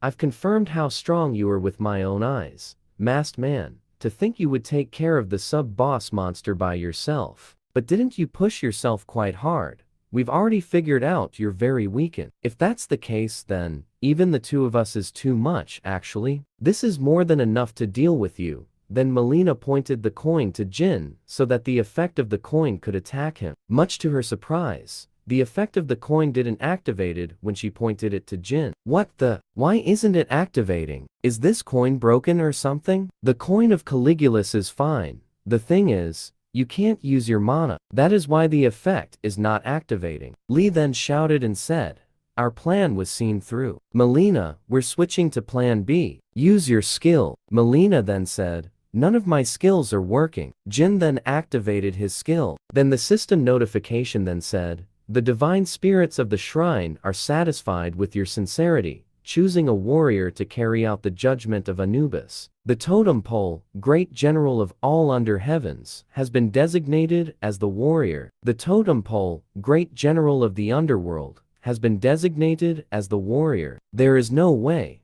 I've never heard of there being something like this. The guardian deities of the land, great general of all under heaven, and the great general of the underworld. I am so exhausted. And by the way, you shouldn't move so carelessly. It will also be impossible to run away from it as well. Then a system notification said, "The great general of the underworld is activating its skill. The no admittance." Lee then attacked Jin and said, "These things will disappear as long as you die, masked man." Another system notification came and said, "The great general of all under heavens is activating its skill, the exemplary punishment." Then the great general of all under heaven squashes Lee with its massive hands, and it attacks Lee over and over again until Lee dies. Melina is so scared and terrified upon seeing what happened to Lee, and said, I told you we should have run away in the beginning. Jin then approaches Melina and said, since it looks like we've more or less established the leader, can we have a chat now? Then Jin activated his Eye of Gluttony, but the skill activation failed since there is a huge level gap between them. Then he said, I hope that you'll answer the question that I will be asking you truthfully. I at least know about you demonic humans, since I've heard a lot about you. But what I don't know is your motive. Humanity will go extinct if we don't climb the tower. So why are you interfering with the players? Listen carefully. It's my policy never to spare the people who aim for my life, but I may let them live if they give me useful information. I don't know the actual name of the one who sent us to kill you either, but we call that person as Lancelot. There are 11 other executives besides him, but I don't know much about them since I'm in the assassination division. The executives said that if you gathered all 12 of the cursed divine artifacts, we can survive even if humanity goes extinct, and will receive enormous amounts of rewards for it. I don't know anything else beyond this either. This is everything that I know about the plans of the Demonic Human Association. I guess this is as much as I will be able to find out. Lancelot and the 12 cursed divine artifacts. They are crazier than I expected, aren't they? So the Demonic Human Association main objective is to summon the Demon King. Also, what's this about them surviving even if the humanity goes extinct? I should calculate my plans while taking this into account from now on. Thank you for giving me useful information. You were a great help. I will keep my promise with you after you sign the contract. A contract that states you will do everything I say from now on. Jin then activated his skill Brand of Tribulation. After resting for a few days and getting enough supplies that he need, Jin now went to activate the key to summon the final boss of the 3rd floor. The final boss of the 3rd floor finally shows up along with his army. Jin then activated his skill Eye of Gluttony to check the information about the final boss. The system notification then said, copying the abilities or skills is impossible due to the level difference. Although countless humans have challenged my army so far, you're the first to call me using the key. But where is your army? Mohan have 100,000 stone statues. Soldiers along with him. Jin then summoned the first chessboard. Then the system notification then said, activating the first chessboard, summoning the 2,851 mana-infused chess pieces. What an original idea. Certainly, you would be able to act as one-man army with those. But what can you possibly do with those little things? Jin then replied with, wait, I am not done yet, you will see soon enough. The system notification then said, using 2,581 gigantification pill on 2,581 mana-infused chess pieces. I must admit that you're not like the other humans who came before you. I'm pretty impressed with that. Jin now have giant chess pieces as his army, and is now ready to face the army of the 3rd floor boss. Miss Yuri, how many more chess pieces are we supposed to make? At least give us the number so we know what we're working up to. Why is he just forcing us to make these out of the blue? Mister, we don't have time to complain. We've made at least more than 2,000 more. We will be killed by that demon Jin if we get on his bad side. Now that it has come to this, we might as well show him that we are on his side. Acknowledgement from the likes of a boss who's putting on airs on merely the 3rd floor isn't worth nothing. Aren't I right? You're on such a high horse after only beating a few weaklings. That is why you stay on the 3rd floor. Because you're not strong enough to go any higher. While the boss monsters of the Tower of Trials act as the gatekeepers of each floor, they also exercise their influence on the floor they are in. They can also climb the tower like players to gain more power. What an impudent human you are. Do you seriously think I can't overcome the 4th floor because I lack the strength to do so? You're pretty much a poltergeist who's stuck on the 3rd floor. Sure, keep babbling on as you like, agitating your opponent like that must be your plan. However, let me show you that there is an absolute difference in our forces, and that the superiority of my tactics cannot be surpassed. Mohan then ordered his first squadron to move forward and launch an attack. An advance force of 1,000. He must be trying to assess my ability to make counter-attacks. Jin then activated the ability of the first chessboard, increasing the attack and defense power of all chess pieces in the field by 30%. Pawns at each ends, 3 squares forward. All forces in the first row, prepare a line of defense. Jin's army move according to his command and took their place on the battlefield. Pawn chess pieces are activating their skill, the iron perseverance, and so both armies clashes at each other. And then he ordered his rook to activate their skill, the arrow barrage. Then the arrows hit the soldiers who are on the front lines, but some of them were able to defend themselves using their shields. Then the bishops activated their skill, the flame strike. The flame strike is a tornado of fire that wreaked havoc on the battlefield. He annihilated the advance force of 1,000 units. Not bad at all. Second squadron and third squadron move forward. 100 knights chess pieces turn the enemy's flank. Knight chess pieces are activating wedge formation, increasing collision damage by 200% upon impact. Jin then said, "We will break through them in a flash. Follow me." Jin then clashes with the enemy's army, who are not expecting them to be attacked from their flank. He is quite adept as a commander. Flawless transitions between attacking and defending and accurate timing of commands. However, what is that opening he left on their flank? It looks too good to be true. Just like a poisoned apple. Muhan is activating his skill called weakness detection, so I can defeat them instantly, as long as I can destroy the crown. How daring! I was wondering why he made a blunder that not even novices would make. It turns out that isn't the case. He was telling me to enter if I dared to. There are around 3,000 of them, including the 15 meters units. I knew he would aim for the headquarters as soon as I left. Ignore them. The enemy's defense is 3,000 units weaker. I'm already aware that this is a trap to draw me into attacking the crown by leaving a gap in your defenses on purpose. Muhan's army fought the army of Jin and is able to get close to Alice as the queen of Jin's army. So you've managed to crawl all the way here. I must commend you for coming this far with such few troops. Why don't you cut up with that? I know you opened up a path for me on purpose. He knew it was a trap. Whatever, you entrusted the crown to a scrawny girl and came all the way here with only that many troops. There's nothing more for me to expect from you. I will finish you right this moment. Alice said, "Will you really be alright on your own?" Jin replied with, "Why are you worried about me?" Alice then said, "That guy isn't the guardian of the third floor for nothing. This is my first time seeing you praise someone so much. Are you saying that he is stronger than you?" Alice replied with, "How dare you?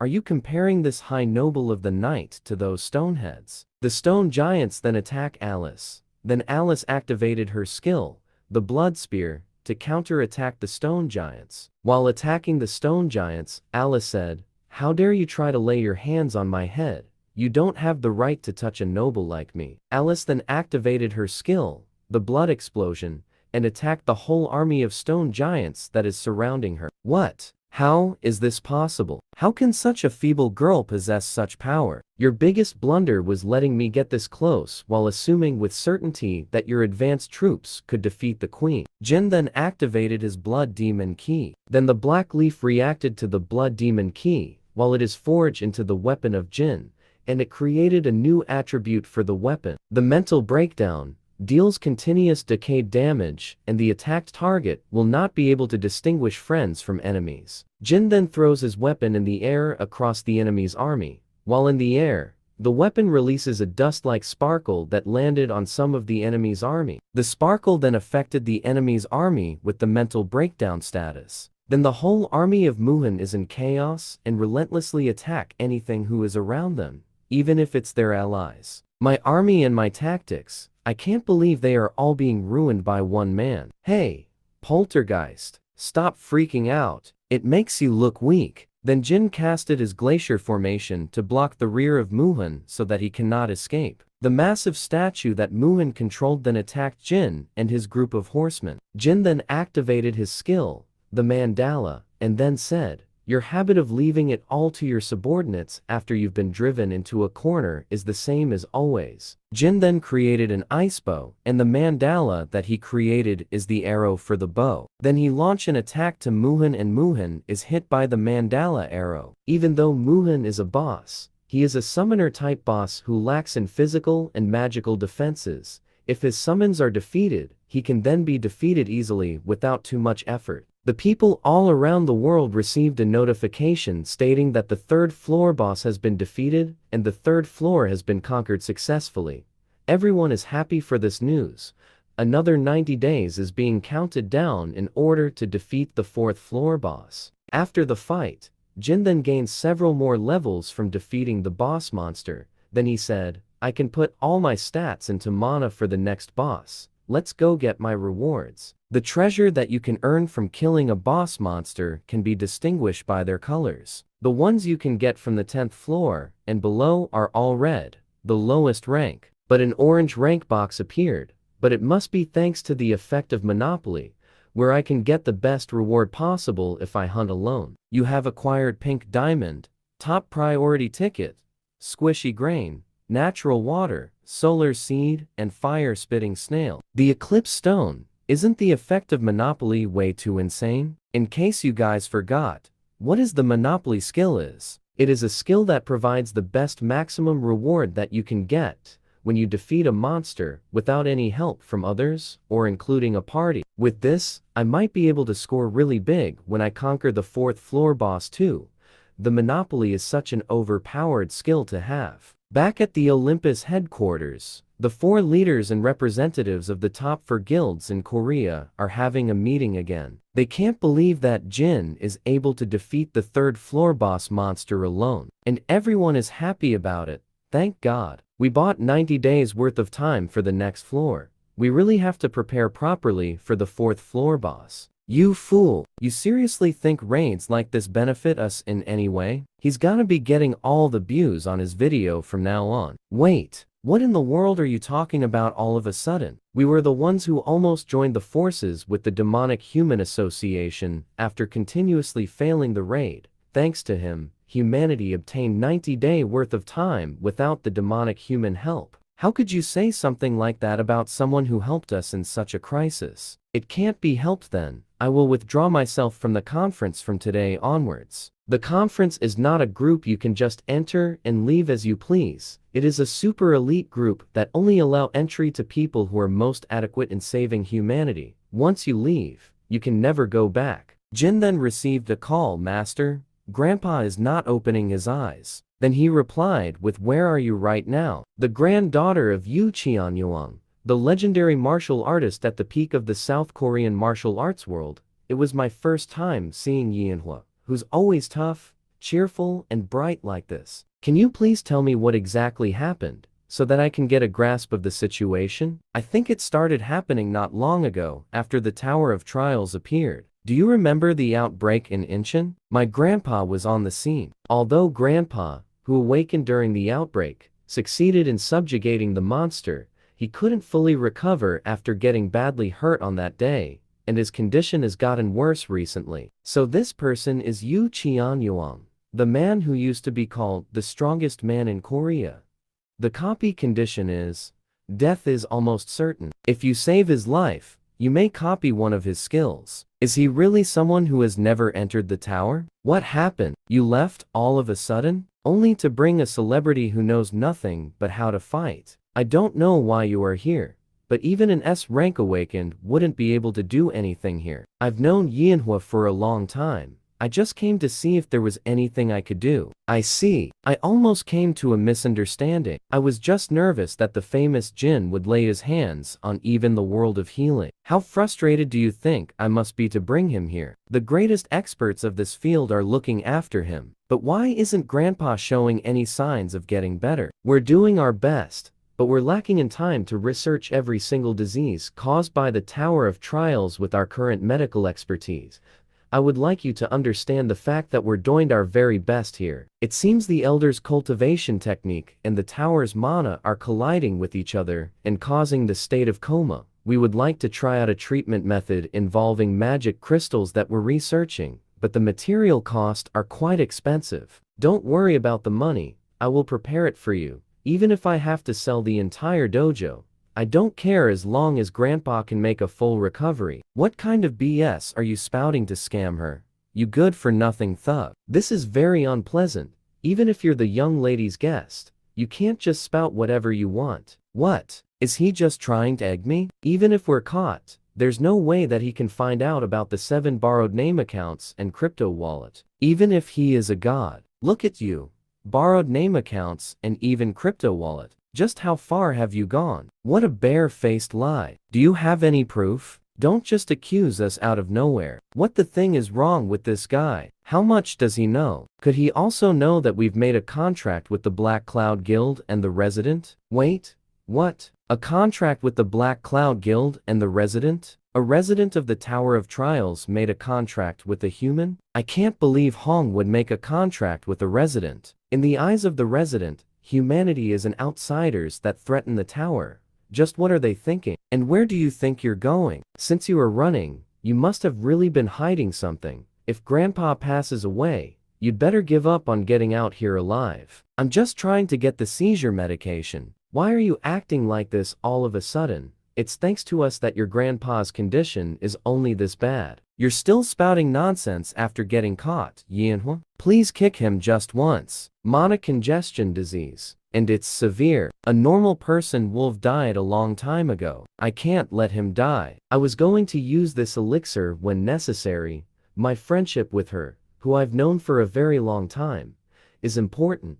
Aside from that, there is no way I'd let a chance copy a skill from a big shot like him to slip by. The condition has been fulfilled. You have now copied the skill True Heavenly Flower Cultivation Technique. You can now absorb mana from the atmosphere, and once used, your mana recovery will increase by 30% and can make the body look young just from learning it. What are you going to do with me? Are you going to kill me? I don't kill people just because they scammed someone out of their money. I will let you go if you returned all the money that you scammed. Do you want to live, or do you want to die? Alice said, you're really gonna let him off like that? It's unlike you. Jin then replied with, of course not, Alice. Follow him to find out who he goes to see. You won't get anything useful out of a dreg like him. It's better to use him to find out where their base of operation is. If you understand, please, then go follow him. Sir, there was something I wanted to ask you when you woke up.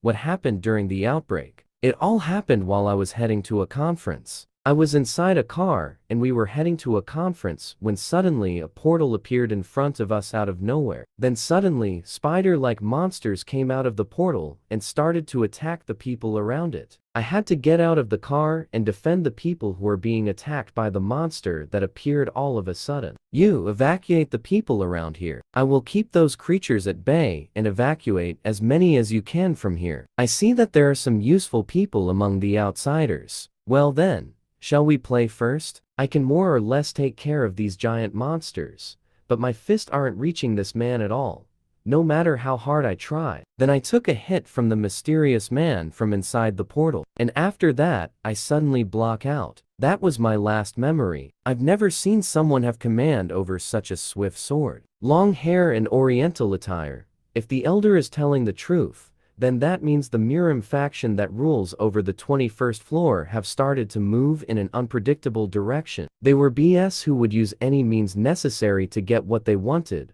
I had a hard time because of them. Even when I was playing the game, what could they be planning? For them to go as far as pry their way into reality. The man who attacked you is one of the tower's residents. I've never expected them to come out of the tower. Things might get more complicated than I expected. Only a few months after the tower appeared, the ones who are the most overestimated are those awakened or whoever who calls themselves experts. However, there's something different about you. How should I say it? It's like you've been endlessly tempered. And I can see that, you know, bitter taste of victory and defeat through all kinds of hardship, and how seasoned you've become through overcoming them. After a few days, everyone receive a notification saying, the player unknown has announced the start of the 4th floor conquest. We ask all players who will challenge the 4th floor to get ready. The first wave will begin in 8 hours. Jag from Dangan Guild then said, gather all the rankers. This is an emergency.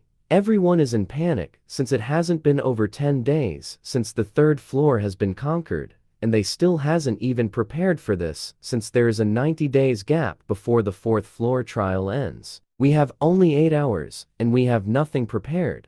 What the BS are you thinking to pull something like this? Stupid unknown? The 4th floor Tower of Trials is 100 waves consisting of normal and special zombies.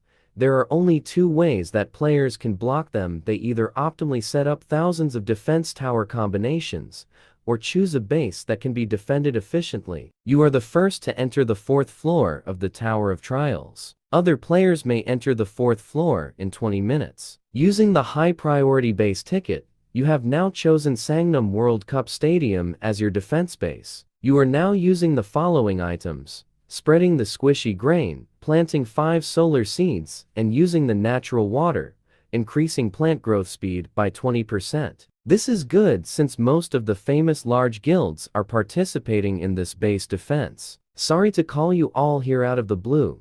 Things progressed faster than expected, so I didn't have time to explain. I heard that you need at least 5 people to defend a base, but you know that there's only 4 of us here, right? Don't worry about that. The last person who will be in our group will be here soon. Jin, I will kill you. You good for nothing son of a BS. Jin sent a message to him saying, run over to the starting point of the 4th floor within an hour.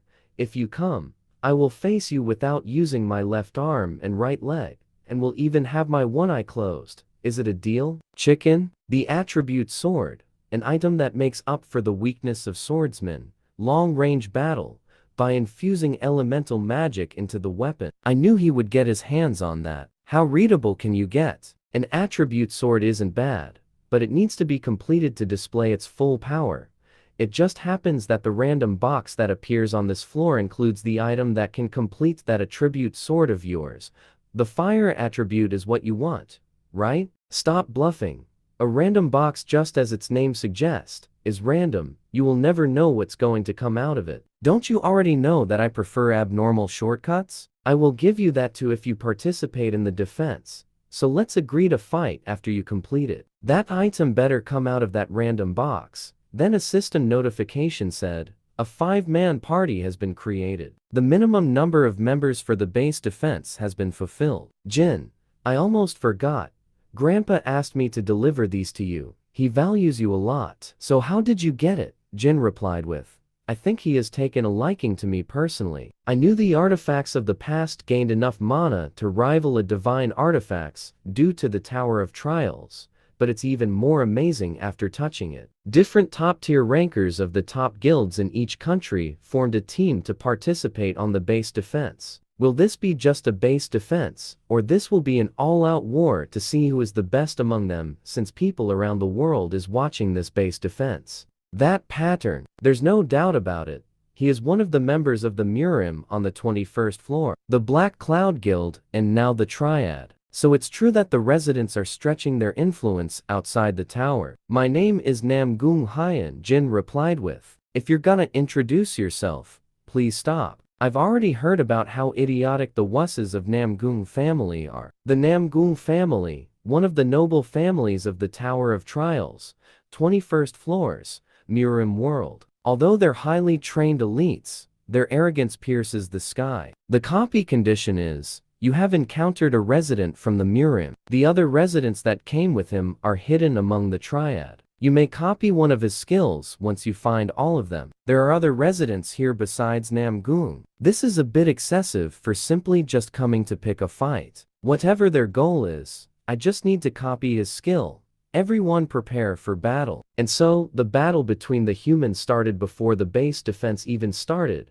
An all-out war between rankers from different parts of the world against Jin's party is about to start. Teemin activated his unique ability, the Machine King. Then he summons a tank that can protect them using its long-range attack. Manhua then activated her skill, the Refusal to Retreat, in which the damage you receive is reduced by 15% as long as you do not retreat. She is a battle class ranker in which she specialized in close-quarter combat. Teresa takes her position into the rear, and she is also a specialized in close-quarter combat. Jin said, I need around 3 minutes. Can you buy me that much time? There is no need for that, since I will be taking care of them all by myself. Teresa activated her skill Sacred Reinforcement and activated the battle song to face their enemies on their rear side. The battle songs affected their whole party and gave them an increase to all stats by 5 for 10 minutes. Timin then attacked their enemies using multiple missile from his tank in which hits multiple enemies, while Yanhua attacked them directly and faces with the enemy's forces who are close to her. Namgoon said,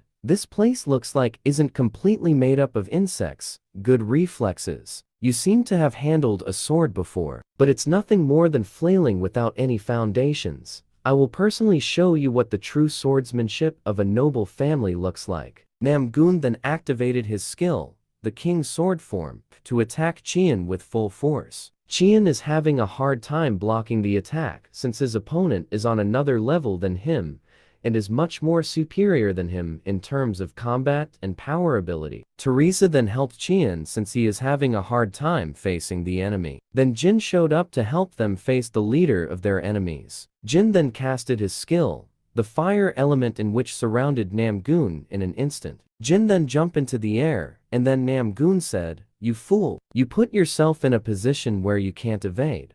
I will pierce you in the air." Namgoon was about to attack Jin, but then he notices that one of his foot was covered in ice and he can't move at all. People don't usually look twice at the same place they just swept. You should always double check. Jin then casted his skill the Daylight to attack Namgoon, and just before Namgoon was about to be hit by the Daylight, a mysterious man suddenly appeared and blocked the attack of Jin. A strong backup has finally appeared. Will Jin and his party can face these people from the 21st floor of the Tower of Trials? The man said, "I didn't think someone from outside of the tower would possess this much internal energy." The girl then said, "Indeed. Isn't he the first? They are all finally here." A system notification came and said, "You have discovered all the residents within the triad. Conditions has been fulfilled. You have successfully copied the skill Infinite Steps, fusing Infinite Steps and Grave Swords. You have now acquired the skill sword Demon King Step.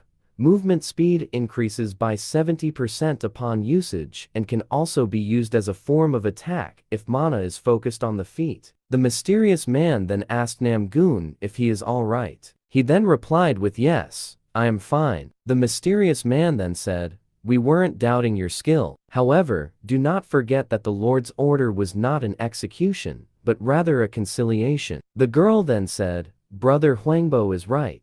If you're planning on being with us, then there is no need to fight." Namgoon replied to her with, "I already know something like that. However, that guy already know that we are from the tower," in which shocked his comrades upon hearing this information. "Screw conciliation.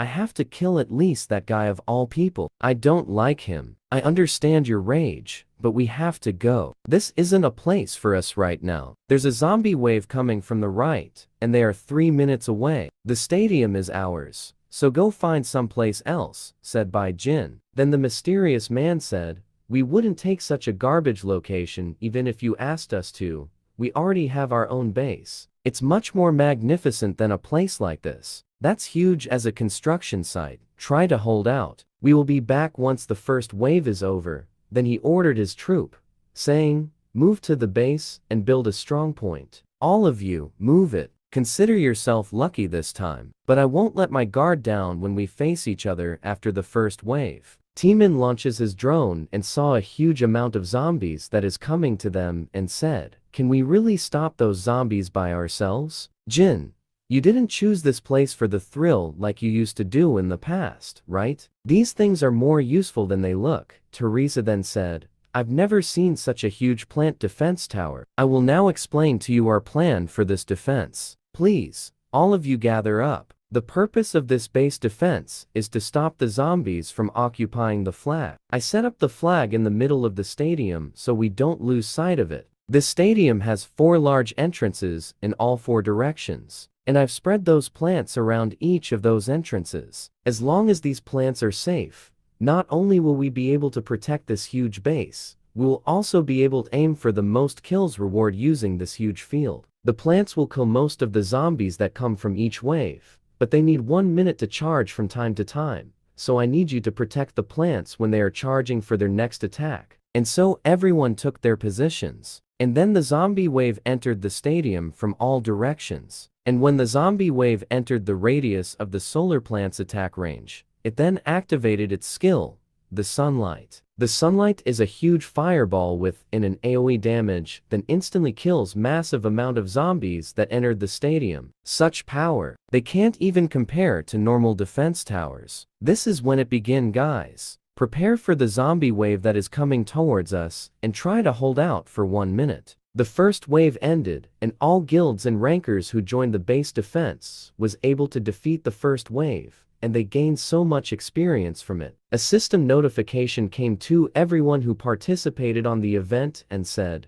broadcasting highlights from each base for popularity votes. Everyone saw how Jin and his party defend their base, and they can't believe that only 5 people can defend it. Since most of the guild who participated on the event needed about 50 members at the bare minimum to defend their base. You have gained 1,800 solar energy. It's what you obtain by killing the zombies. And you need it to strengthen the plant's power. Plant 1, bullet plant at the east and south entrances, freezing plant in the center and boulder plant in the west. And as for the berserk plant, I have a plan for you. Jin then went outside of the stadium to go to a building that is near them to check on a mysterious mirror. Apparently, the mirror acts as a portal that leads to a base where the Murin people are located. I will kill him no matter what, and I won't let him live. The girl then said, I'd usually disagree with you, but I think you're actually right for once. No matter how much we need to increase our forces, there's no need to take in someone who's difficult to control. We've secretly made contact with many outsiders until now, but none of them ever figured out our identities like he did. How in the world does he know? We may be better off eliminating him like he said. Jin brought the berserker plant on the base of the Murin people to destroy their supplies and said, I've brought a housewarming gift, but my little cherry here is quite the appetite, as you can see. Unfortunately, it ate all the food you had in your storage room. Soha then shouted at Jin and said, whatever you're thinking of doing, stop it. Stop this instant. Jin replied with, why should I stop? You daredevil, do you have any idea what you're doing right now? Jin replied with, are you talking about the queen? The Murin people are shocked on what they heard, and said, how do you know about the queen? The one that appears when a base that 200 people or more are defending is destroyed before the third wave.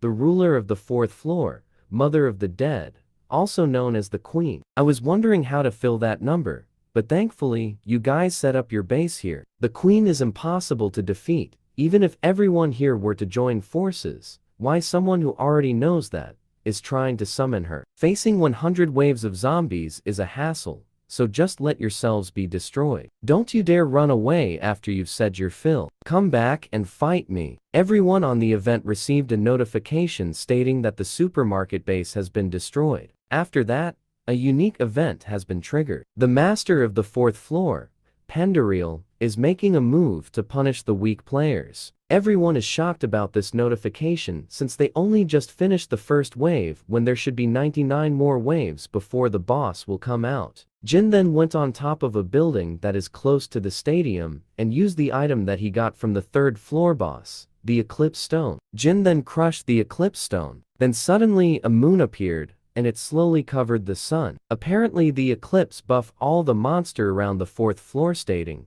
strengthening dark attribute abilities by 100%. Teresa was shocked to receive a debuff stating, weakening light attribute by 50%. Then she said, no way. My sacred power was reduced by half all of a sudden. The system notification then said, the master of the 4th floor is staring at your position. The master of the 4th floor declares an all-out attack on the Sangam Stadium base. Jin then uploaded some video on his channel, and people watch it as they have never seen this one before, and the views kept coming in. All the monsters, including the boss of the 4th floor, they quickly rushed towards the stadium where Jin and his party is at. Timan used one of his tanks and launches a long-range missile attack towards the coming monsters. The sunlight also launches its fireball attack to minimize the huge amount of monsters that are coming to their base. The whole stadium is being overrun by hundreds or even thousands of monsters that the 4th floor boss monster control. The 4th floor boss monster arrived at the center of the stadium, but is then shocked to see on what she saw. The whole party of Jin is covered in ice, as if they were in a cryogenesis. Then a gem suddenly dropped on top of the mountain of ice, Then the boss monster picked it up. As the boss monster is holding the gem, a huge magical ice spell is suddenly released. It is called the Brilliant Ice Prison Realm. All the monster inside the stadium is then engulfed with ice magic, including the boss monster. But that kind of spell won't work on the boss monster, and she quickly breaks the ice magic. Jin then rushes towards the base of the boss monster. Little did the boss monster know that his party is just a diversion so that Jin can get to the base of the boss monster. But it was too late for her to know about this. Pendereal, Mother of the Dead, also known as the Queen, her level, her skills, and her especially fatal poison attacks. The boss of the 4th floor is overwhelming in all aspects except her intelligence. However, the core of the 4th floor is base defense. This applies to the players as well as the zombies. As Jin rushed towards the base of Pendereal, she also pushes herself to quickly go back to her base to defend it since all her troops are covered in ice on the stadium. Jin saw a few zombies near her base, so Jin quickly activated his skill, the Grave of Swords, and the Blessing of the Star. Jin saw the flag and was about to get it when he was suddenly attacked by the watchman that protects the Queen's flag, the Butcher. Now then, how shall I take care of you this time? Jin stated, as he rushes towards the Butcher to attack it. Jin then purposely left his swords on the scissor weapon of the Butcher, then jumped mid-air, and quickly casted his fire element on his hands. He then quickly landed a solid punch on the head of the Butcher, in which burnt its 2 heads. Its recovery speed alone truly is legendary. However, this is more than enough to restrict its visibility. Jin then quickly went to the back of the Butcher and stabbed the Butcher using both of his swords. Then Jin casted his skill, the Mandala. A huge explosion is then seen from afar. Then a system notification said, "You have leveled up. You have acquired the scissors filled with the vengeful spirit." Jin suddenly received a message saying, "Black Hound is revealing their presence. They wish you a proposal as the representative of Egyptian mythology." I thought that Anubis would be dormant for a while after I gave him a scolding in the underground 1st floor. This is going to be interesting. From the perspective of the ones who rule the higher floors of the tower, it's difficult to acknowledge the fact that the 4th floor was cleared without even a proper battle with the boss. A proposal is then given to Jin by Anubis, and Jin accepted to the proposal and wait for the 4th floor boss to arrive. Pendereal arrived on her flag and wonders why the flag is untouched, and Jin is not there. Jin then showed himself with the modified scissor weapon that he got from the Butcher. Jin then activated the Blessing of the Stars, then said, "Even if my rift stat is taking maximum effect, I have nowhere near the sufficient stats to kill her." Pendereal suddenly made a move and went to the back of Jin, and he is shocked about this. Jin then flew to a nearby building because of the impact when Pendereal attacked. But Jin was able to block the attack when he infuses the Mandala skill into his weapon. Pendereal attacked him multiple times, but Jin activated his skill, the Sword Demon King Step, in which gives him an increased movement speed of 70%. That is why he is able to dodge the attack of Pendereal. Jin then casted his Glacier Formation skill to prevent Pendereal to dodge his attack. Pendereal is then hit on the shoulder, and the attack made her shoulder covered in ice. Jin once again casted his skill Glacier Formation and covered the eyes of Pendereal, then quickly attack her with the scissor weapon that is infused with Mandala. She quickly launches a counter-attack, but Jin was able to block it using his weapon. Then she casted the skill called Requiem of the Dead, in which vines suddenly appear on the ground to attack Jin while he is on mid-air. While Jin is still in mid-air, he took out the item from his inventory, the Jackal's Tooth and the White Branch. These items were a down payment that Jin requested before he accepted the proposal to fight Pendereal and combine it with the scissor filled with vengeful spirits. The combination was successful, and Jin obtained a new weapon called Casualty Severing Scythe, the great god's divine artifact that possesses the effect of absolute judgment. It can kill what cannot be killed, and can slash what cannot be slashed. A system notification then said, "The system is intervening due to the appearance of a divine artifact that must not exist on the 4th floor. Due to the downward scaling effect, this item may only be used once." Jin then attacked Pendereal with the divine weapon, and it killed her in an instant, even though Pendereal is a formidable foe in which Jin cannot take her head on.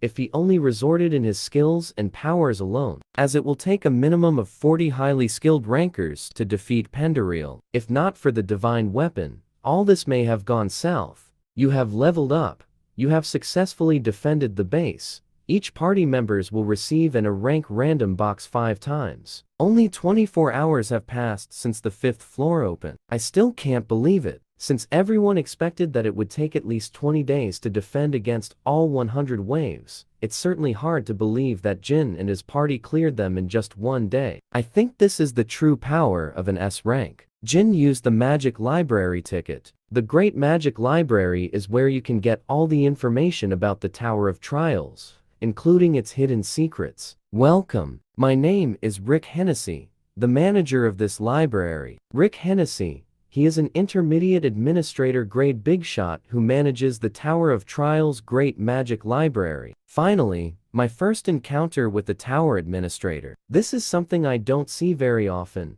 I never imagined that someone would set foot in here so soon, even if you managed to set foot in here. The fact that you managed to get to where I am in this giant labyrinth of a library is also very interesting. I think I just happen to be a very lucky person. That's all. I don't mind you browse through the books, but there are no books of your level that you can read here. You would require at least a fundamental understanding of rune language, Jin then said. Solution to entry into the 6th circle written by the Empire's court mage Telemos, right? He should be a player who has only just entered the 5th floor, but he already know about rune language? May I ask you something? I can see that you are different from the average player just from the fact that you managed to enter this place. However, your background seems to be beyond the realm of special. To be honest, the Egyptian gods are backing me. That is why I was able to come here, as well as learn information about the tower. No way. This is most certainly the energy of the god Anubis. To think they'd already showing interest in a player. To atone for my mistake,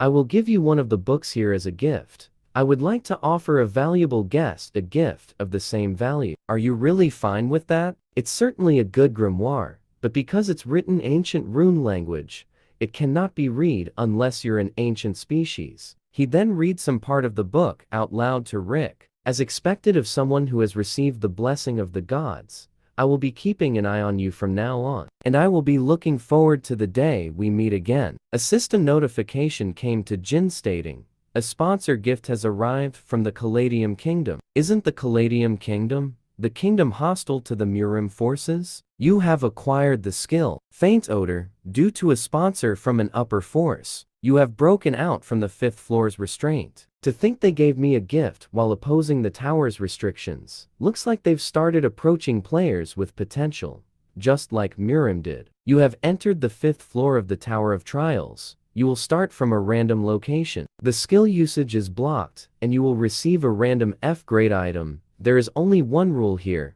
escape alive. Due to your possession of the Makedrian's ancient grimoire, one of your skills will be free from restraint. You may now use Eye of Gluttony. I believe I told you not to follow me. What in the world were you thinking, coming all the way here? Now that you're here, you must follow my judgment no matter what. We must not unnecessarily expose ourselves for the time being. You're much too unprepared for a frontal assault at the moment. Aren't you looking down on me too much? I've made my own preparations. Take a look. I bought one for you too. It's the exit return stone that people say is crucial for the 5th floor. To think it was all a scam. I should have never trusted the products that are being sold on the broadcast platform. Suddenly, one of the guy from the 5th floor is on the back of Teresa. And then the guy attacked Teresa from the back. Teresa is then able to defend herself from the attack and pinned him down on the ground. Jin and Teresa is suddenly surrounded by the people who are living on the 5th floor. Then a huge man showed up and approaches them and then attacked them. But they just run away from the big guy with the huge hammer. Our gods desires more sacrifices.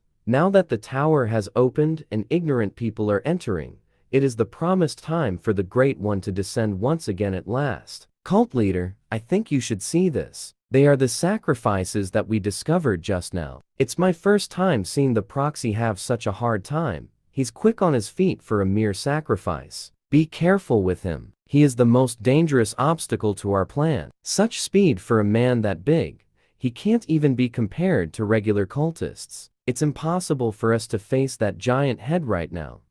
Let's focus on outrunning him first. I will lure that giant head, and while I lure him, you evacuate the others. I'm sure they've got no way to leaving now, since their precious return stones turned out to be a scam. I will try to clear the 5th floor as quickly as possible. It's become a bit complicated though. The big guy then chases Jin so that Teresa can go and find the players who came here and rescue them from their captivity. Jin then activated his skill Eye of Gluttony to check the big guy's information. Then a system notification said, an act that defies the 5th floor causality has been detected. Rotting Heart is showing interest in you. A secondary advancement condition has been generated. Rotten Heart suggests that you become their sword. You may advance to Dark Apostle once you accept the condition. Rotting Heart, one of the absolute beings of the tower, just like Alice who resides in the upper level floors of the tower. He is commonly called the Demon King in this place. In such a place, where skills have been sealed by borrowing the Demon King's power, if one tries to break through the restraint in any way possible,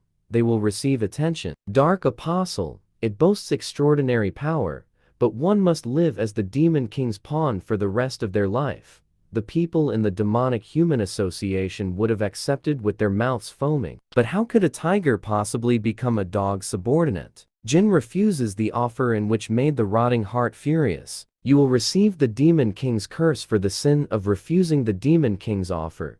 You will become the target of all demons. This curse will last until death. Due to the curse, Jin is weakened by it and is then captured by the big guy that is chasing him. This mana belongs to a human. Since he is on the same side as the 5th floor boss, is he a demonic human? Jin activated his Eye of Gluttony, but it has failed because the subject is currently activating a high-level mental barrier. I was planning on using this in my fight against the cult leader, but I guess I have no choice. You have used White Pill, increasing one of your stats for 10 minutes, increasing adaptability from 10 to 20. After using the pill, Jin is then able to use his Eye of Gluttony and see through the information about the guy who is in front of him. If he's a Knight of the Round Table, then he must be the Demonic Human Association big shot that Melina talked about last time. A big shot much greater than I expected appeared. I really want that mental barrier skill. It could become a driving force that could withstand divinity. The copy condition is, make the subject say his knight name and act as if you have Chunabu until you find out his knight name.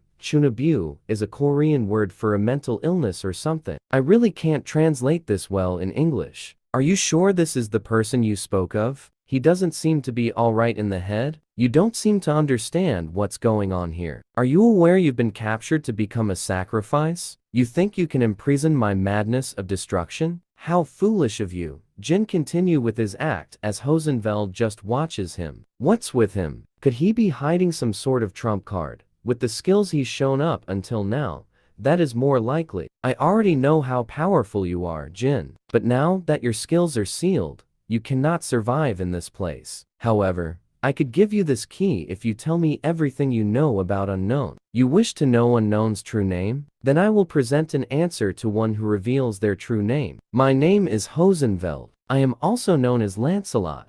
Are you satisfied now? The conditions have been fulfilled. You have now successfully copied the skill mental barrier. It's your turn now. Tell me about Unknown's identity. I will say this once, so listen carefully. Unknown's true identity is. Thank you for the information, as promised. Here is the key to this cell. His cellmate saw the key, and he quickly grabbed it. But then there was no keyhole for this cell, and they can't open it up. The selection for the sacrifice is being chosen among the captives. Then Jin volunteer himself to be the sacrifice. While Jin is being escorted along with the other sacrifices, Jin spit out a pill into the sewer of the building they are in. The necessary preparations are now complete. Teresa should have been captured and be behind bars by now, and considering her personality, she would definitely volunteer herself too. It's my first time progressing through the section like this, but it's going rather smoothly. The hidden quest was generated just as planned. I was always given one of the stats as a reward, but to think they'd give me the adaptive stat is really amazing. This woman sacrificed herself to save a child she barely even knew, The blood of this noble woman will adorn the finale of this live sacrifice ritual. I was gonna put an end to this floor after raising my stats. But screw that. Using the Macedrian's ancient grimoire and escaping from the 5th floor ruler's restraints and freeing everything that had been sealed due to the restraints. Jin then casted his fire element skill, and the fire went into the sewer, and it hit the red pill. Then suddenly, group of fire tornado rose from the ground, which damages the floor they are in. What the? Could that be a skill? Skills should be unusable here due to the Lord's commandment. Then how can he use a skill here? Jin then took out his weapon from his inventory and then throw it to where Teresa is at, and it hits the chain that is holding Teresa. Jin then catches Teresa as she falls down on the pillar where she was tied to. Raising stats, or whatever, I don't give a thing. I will exterminate you all. You have now used the black pill. A black fog is then seen coming out of Jin, and it quickly engulfed the whole place with its black fog. Jin then activated his skill, the Grave of Swords. Then he quickly attacked the people who are near him, who can't see well because of the black fog. Every time Jin kills one of his enemies, his adaptive stats increases by 0.1,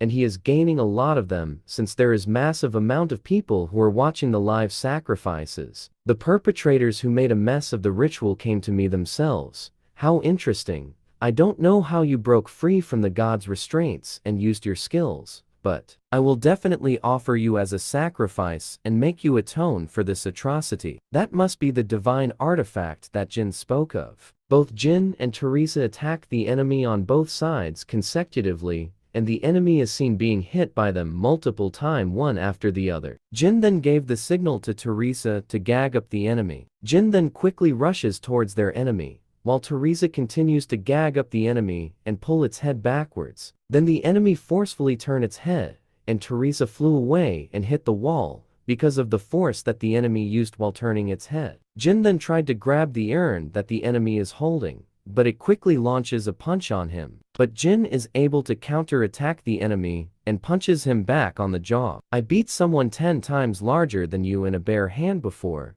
You think I'd lose in a hand-to-hand combat? Very good. You're the greatest sacrifice. Then I will use you as a sacrifice first to our Lord. The urn then releases a black ray that rushes towards Jin. Keep this in mind, Teresa. This technique has a long cooldown time. Take a good look at the urn's eyes.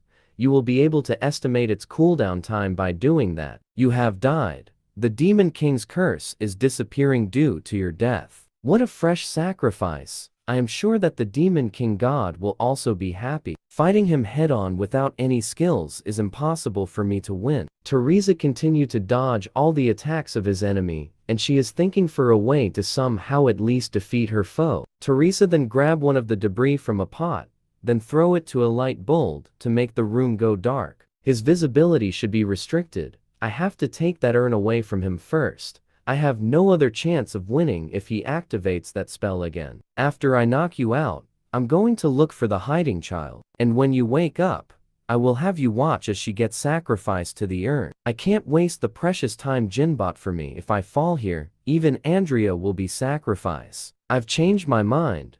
I will let you live if you swear to become a devotee, and I will make you the saintess of the Demon King God. So why don't you come out with that child? Teresa cuts off her hair to fool the enemy that she is still hiding while the fact that she is sneaking around, and then she quickly rushes to get the urn from her foe. Teresa then grabbed hold of the urn from the enemy's hand. Then he said, "What are you going to do after taking that? Are you going to appoint yourself as a sacrifice or something?" Teresa then chanted the spell that Jin taught her before they went inside the room. The urn then attacked the man in which kills it. A system notification then said, "The boss of the 5th floor has been defeated. The Demon King God's authority has disappeared. Due to the absence of a boss monster, the skill usage restriction has now been lifted. Activating the blessing of the star, you can revive once, as long as the death is not instant. The cooldown time is 240 hours. Why isn't the notice for the next floor opening not showing up when we've defeated the boss? The objective of the 5th floor is strictly to escape. In other words, this floor will be considered to be cleared if we pass through that door. However, there's something else that's unique about this floor. The unique point of the 5th floor is that the boss monster seat can be inherited. Since defeating the boss is not the clearing condition, the owner of this divine artifact urn becomes the new master of the floor. The seat of master is being inherited, commencing rapid growth in accordance with the rule's authority. My name is Andrea, the master of this desolate land. Every being on this floor, including myself, will follow your will. The master of the 5th floor, Andrea, swears allegiance to you. You are the first to have a boss monster swear allegiance to you. This feat is being recorded in the Hall of Fame. I'm growing so quickly no matter how many times I see it, including what I earned on the 5th floor. My adaptability stat is now 78. Even rankers who grind dungeons with the support of their guilds should be around level 30. If the rift stat is taken into account, there aren't any players with better stats than me at the moment. And the item I obtained by clearing the 5th floor, I can't believe I obtained this. The boundary bending mirror, it can connect anywhere on the 10th floor and below. Upon use, the cooldown is 90 days. It's been a long time. I've been waiting for your call on the update about the items that I need. The last time we met was at the test, so it really has been a while. I'm sorry about the Mandragora route. I've been a bit busy climbing the tower. As form of my apology, I'd like to change the condition of our deal. From what I heard, you have 10 runs for ranked dungeons on the 3rd floor. How about you give me one of them to me? Instead of the original deal of 10 dungeons on the 1st floor, you want us to give you 1 dungeon on the 3rd floor? So you want to raise the condition on our end, despite you not having even told us the antidote recipe you promised? I heard you're continuously challenging the Grey Temple that you have monopolized, but your reputation within the guild is a disaster due to your continuous failures. Won't your position as team leader be in danger at this rate? To save your reputation, let me finish the dungeon for you. The Advancement Temple is located on the 3rd floor of the Tower of Trials. It is the most popular and flourishing agency for players' first advancement. Most people come to see this place priestess to change their class, without even realizing that there is a heinous labyrinth deep underground. You must possess a class to become powerful. Let me ask you, which path will you pursue? You have now accepted the Barrier Master Advancement quest. Why are you people here again? I told you before, I will not allow you to participate in the Grey Temple raid. Team Leader Kim, do you have any idea how many people are disappointed because of your continuous raid failure? Rather than holding on to the dungeon beyond your capabilities, isn't it better to conquer it together for the sake of humanity? The Samurai Guild that has been showing enormous growth lately. They were growing like crazy with their strong teamwork and information gathering capabilities. I've been listening, but something bothered me. You've been saying how we will fail because we're lacking in strength. But from what I can see, your forces are no different. It doesn't matter what you say. We have a strength that can't even be compared to you guys. We have a real veteran who's climbed all the way up to the 30th floor of the Tower of Trials. We already have information about the territories that no one even knows of. Whatever traps there are and strategies we need, we can prepare for them. We will use this knowledge and become the first heroes who save humanity from the Tower of Trials. And this will help us become rich in the process. Jin uses his Eye of Gluttony and searches the entire Samurai Guild for the person that could have been on the 30th floor and look for any information about that person, especially the skills and ability that he have. A half-baked foresight that can see into the upper floor based on its mastery. Things are getting interesting. I don't know who it is, but they must be amazing if they rose up all the way to the 30th floor. The information above the 10th floor hasn't been leaked anywhere, has it? You know your stuff. Information is the most powerful strength in this era. Why don't you just let us accompany you obediently? You should have told us earlier then. Was there even a need for us to talk for this long? Let's head inside together. Finally, someone who I can actually communicate with. Stop floating. Team Leader Kim. We will at least raise your reputation if we've managed to clear it. Team Leader Kim, you wouldn't have let them in if I didn't concede to them, right? Look at how much they wanted to become heroes. Shouldn't we at least give them the opportunity to experience whether it's easy or not to play heroes by laying their hands on someone's food? Look at this. They're players who challenge the labyrinth first. How miserable. Is there no way to turn them back? You can just consider yourself a goner if you lock eyes with it. Suddenly, a system notification came and said, "The condition has been fulfilled. The second perk of the one who conquered the tower has arrived.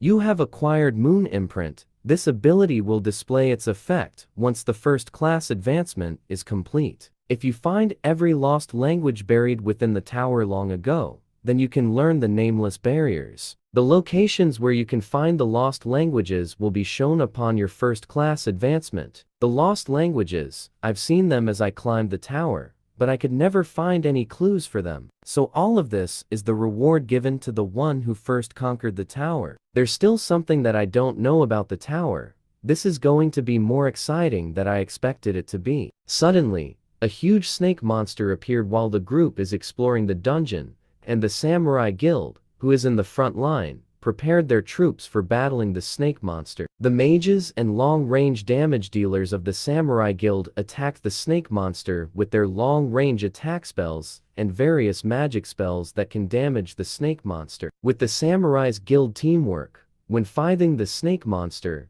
they were able to defeat the snake monster without a single one of them getting hurt or taking any casualty. The group had to stop for a moment because they had to choose on which way they would go since there are two corridors that is in front of them. Yamamoto said, "Left which is bright and looks safe, or right which looks like you could get ambushed at any moment. My foresight didn't show me anything like this." Jin then suddenly said, "I see. So it's left. As expected of a veteran, most people would have chosen the dangerous-looking right path, thinking it was some sort of reverse psychology trick, right? You're well aware that people who trust shallow reverse psychology tricks are sent to hell in this labyrinth. I don't know who you are, but I will trust you to carry us." His foresight is poorer than I expected. To think he's choose to go left. Well, I guess it doesn't matter since it's hell regardless of which way to go. The group had to stop once again since there is a laser that is on their path and is coming their way.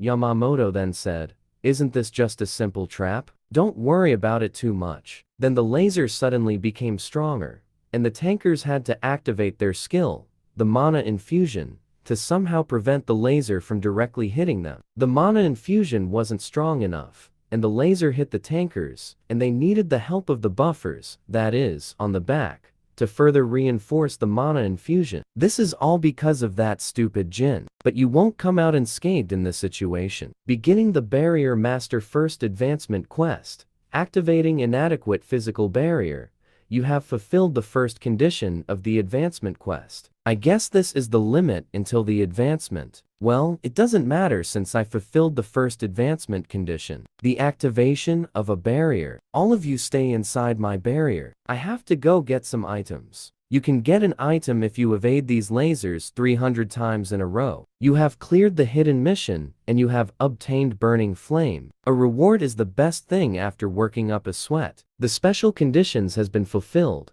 Death of more than 50% of the raid party members due to traps and acquisition of the Burning Flame. The Guardian of the Grey Temple is awakening. Stay on your toes. This is where it really begins. If you have something to argue about, do it after you stay alive. The fire-drinking snake is a pet that Medusa adores. Its entire body is made up of fire, and physical attacks are ineffective against it. If you've realized your place, then why don't you hand it over now? I am talking about that shield. Wouldn't it be better to give it to me if you're not even gonna use it properly? What kind of BS are you talking about? What kind of lunatic would just hand over a divine artifact? Then I guess it can't be helped. I will just take it off from your corpse. Then the fire-drinking snake activated its Spear of Fury. Then the captain of the Samurai Guild said, "This is a one-way tunnel. There is nowhere to dodge this. Yamamoto, stay behind me and survive no matter what." What's a good divine artifact if the wielder is crap? Don't you think so too? Who the hell are you? And how can you act as if you know everything? Why? Can't you see the answer with your foresight that you're so proud of? How can you see through my skill? Please answer me. What is your relationship with the tower? I don't see a single future related to you. The snake then attacked Jin while he is talking to Yamamoto. Then Jin casted his skill,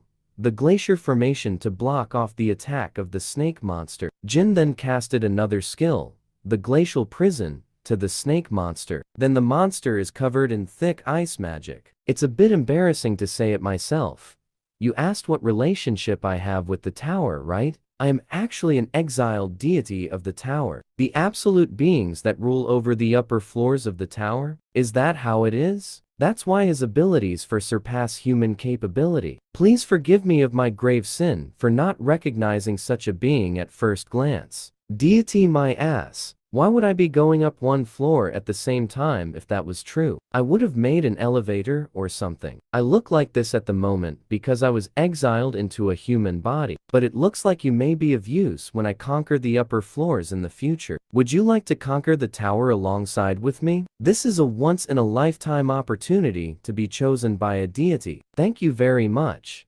It is an honor to serve you, and I will do my very best. In that case, I will grant you a stigmata as a token of our pact. It is the, you burn to death if you betray me. Jin then activated his skill, the brand of tribulation. It is still not the right time, so you must never expose this secret. Do you understand? Go and carry out the task I've assigned you. Medusa, the boss of this temple, suddenly showed up and said, disgraceful humans, not only did you invade my temple, but you have also laid you filthy hands on my child? While the players are having a battle with Medusa and Medusa is obliterating them, Jin then showed up and hit Medusa's face head-on with the shield. Jin then said, from here on out, please stay out of the battle, as this one is all mine. How are you not turning into stone after locking eyes with me? Medusa then activated her skill, the Gordon's Domain, which gives her magic attack speed increase by 30% and movement speed increase by 15%. Right after that, she then casted her skill Acidic Fluid to attack Jin. Jin activated his skill, the Sword Demon King Steps, which gives him an increase in movement speed by 70%. Then he said, how do you expect to hit me with a slow attack like those? Medusa then activated her Viper Strike skill, but Jin then blocked it with the Divine Shield. A system notification then said, the Divine Artifact answers to its master's call, increasing the physical and magical defense by 300%. Jin then attacked Medusa and wrote some inscription on her body. Then a system notification said, activating the Seal of Coffin Barrier. The final condition required to advance to Barrier Master has been fulfilled.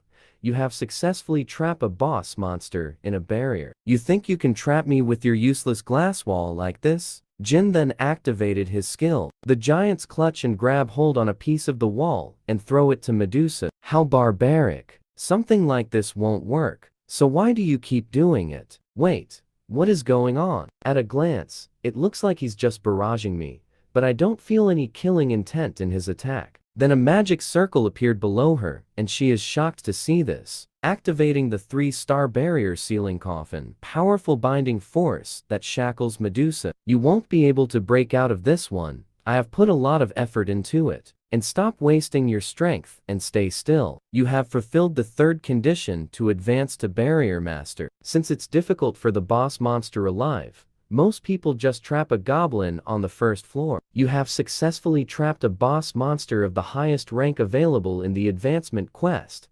You have advanced to a superior class of Barrier Master, the Rune Interpreter. The Rune Interpreter, you are able to realize the essence of runes, reinterpret them, and create barriers that have never existed before. Barriers made by a rune interpreter are twice as effective as regular barriers. I knew a hidden class would appear. The harder the conditions I fulfill, the better the rewards are, meaning I can still dig even further for better rewards. Engraving Moon Imprint reduces activation time of all barriers by 25% and increase the effects of all barriers by 30%. Not only that, there's even a perk.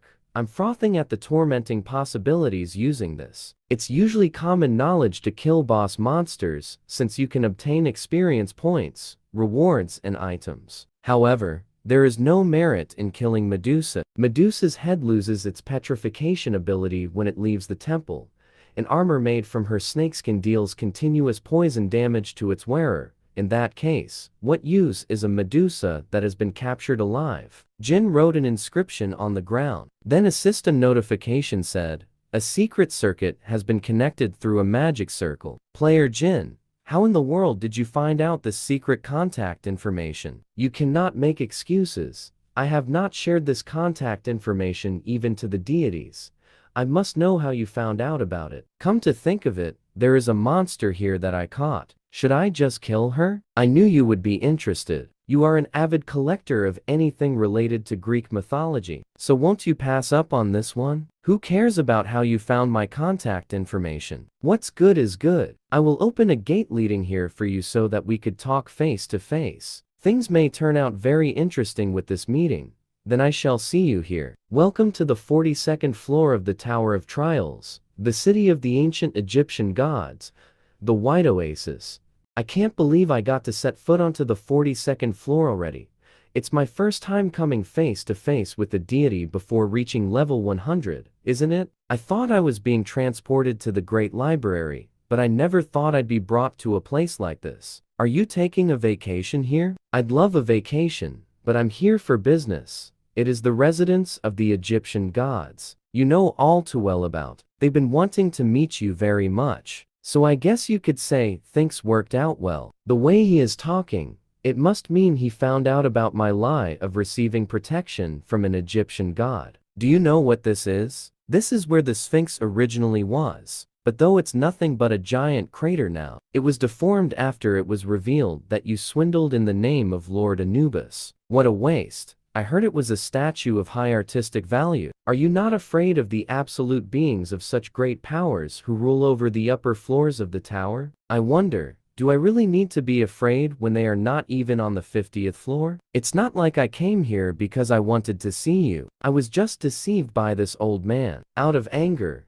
Anubis tried to step on Jinn, but there was a barrier that protected him from any attack. Jinn is here by his right as my guest. You wouldn't think of defying the laws of this tower in front of me, would you? Osiris laughed so hard at Anubis, and this made Anubis more angrier. He didn't even flinch, as if he knows about the laws of the tower. If I can't kill him directly, then I will do it within the rules of the tower. Anubis then summon his warrior, the deliverer of the dead, the strongest warrior that can be summoned against a player on the 6th floor. To think he would bring out the deliverer of the dead. It cannot be defeated with Jinn's current abilities. How will you get out of this situation? If you last 5 seconds against my warrior, I will let you choose one thing from this temple's treasury. The system notification said, would you like to accept the duel request of Anubis, a ruler of the 42nd floor? Jinn then opened up his coin exchange and bought an item called Royal Blood. Jinn then activated his skill Blessing of the Star to the Royal Blood,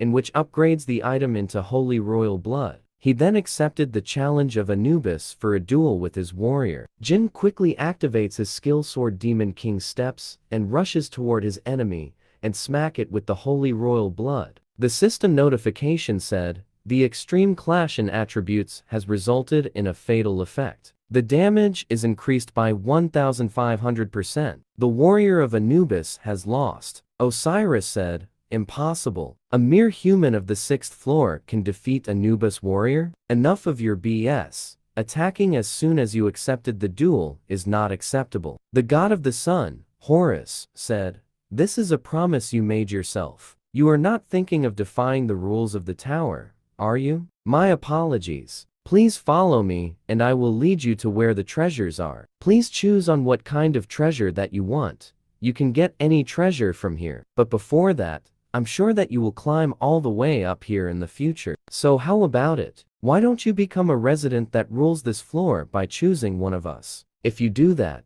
you will receive power more valuable than the mere treasures here in this treasury. You will receive our support for real this time. What Lord Horus just said means he is offering a power selection that one can only make once to a human who's currently only on the 6th floor, so he ends up actually receiving protection from a deity. How interesting. I don't need something like that. I am going somewhere higher than this place, so there'd be no need to receive help from here. Is there? What a daring human you are. We will see soon enough where your arrogance takes you. When you reach this floor, Horus said to Anubis, that temperament of yours is always your downfall. Anubis replied with, what did the human choose? He took the black egg of the ancients. I couldn't confirm it. But one thing is certain. Depending on what he does to the egg, it may bring calamity to the humans. Egg of the ancients? Why did you choose something like this? You should know it will be really bad if it's hatched the wrong way. Let's say you somehow survive. But where am I supposed to go shopping if this thing blows the entire city away? The only information that I know about the ancients is a single phrase from the tower's eccentric adventurer Pheezus. The solution is delicious mana. Jin then casted all his skill to the black egg, and the system notification said, "The egg of the ancients is absorbing the mana from the atmosphere." After casting spell for a few minutes, the egg hatches and a black dragon came out of the egg. It hatched. It's looking for the mana that it just tasted. I'll gather all my remaining mana and give it form. This is my first treat for you. The dragon then ate what Jin gave to it. Then the system notification said, engraving a stigmata on the ancient.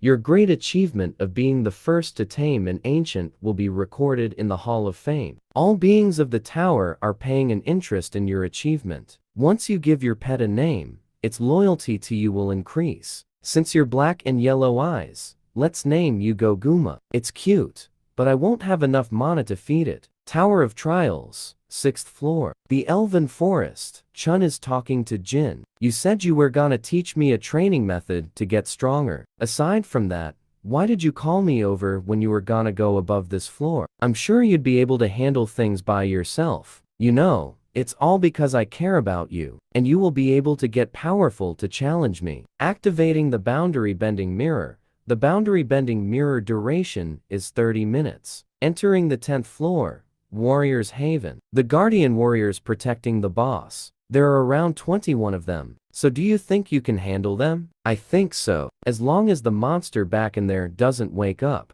If you defeat all the warriors over there and last 1 minute against the boss, I will accept one serious duel. Chun rushes towards the stone warriors and said, that is a deal, and you better keep that promise. Chun activated his skill, the Song of Swords, and slashes the stone giant in half, and he continued to fight with the remaining stone warriors until there is only one left. Now, all that's left is to last 1 minute against that monster. As long as I last 1 minute, I can have a serious duel against him. Emerging victorious against you is something I will accomplish with my life on the line. Chun then attacked the boss of the 10th floor, and the boss responded to his attack. The next thing he knows, he is on a hospital bed and is wondering what really happened after the clash. The director ordered me to take you to a hospital, so that's why I brought you here. You were in terrible conditions, and he told me to give you this once you woke up. I was in the middle of fighting against the boss of the 10th floor. However, I couldn't damage it at all. Neither physical or magical attack worked on him. My elemental sword also suddenly broke for some reason. But Jin, that son of a gun, he dodges every attack with insane precision. The boss monster then activated its skill, the Sanctuary, which increases the gravity field by 500%. Such overpowering pressure, you won't be able to dodge all over the place anymore.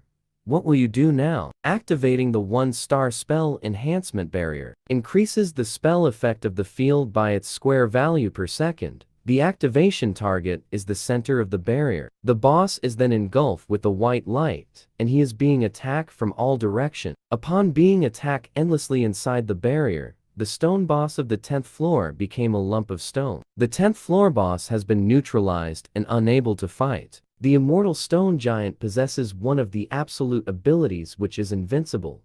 You can copy the ability since you subdue the boss, and the boss is unable to fight anymore. As always, you have humiliated me to the very end. On the 6th floor of the Elven Forest, this shocking achievement will be recorded in the Hall of Fame for 2 days, and the person's name is unknown. This is why I can never quit the Tower of Trials. Since I uploaded a video of unknown after a while, I should be able to somewhat replenish the coins I lost during my battle against Anubis. And since Chun defeated the small fry for me, I was able to use the mana-hungry 1-star barrier. Jin, it looks like someone is tailing us. You're aware, right? Were you just leaving them be despite knowing this? That's not like you at all. The place where I'm going now is very unwelcome to outsiders. I don't earn anything from fighting them. For now, just let them keep following me. Not only did he steal the 5th floor first clear from you, you even let him get to the 10th floor before you? What the hell have you been doing this whole time? Pathetic. There's not a single thing you've done right now. I have to step up for the things to get going. Looks like a new challenger from China is about to face Jin. Next time, it won't end with just one ear. Remember this moment every time you see that scar. I don't know why Jin is remaining on the 6th floor,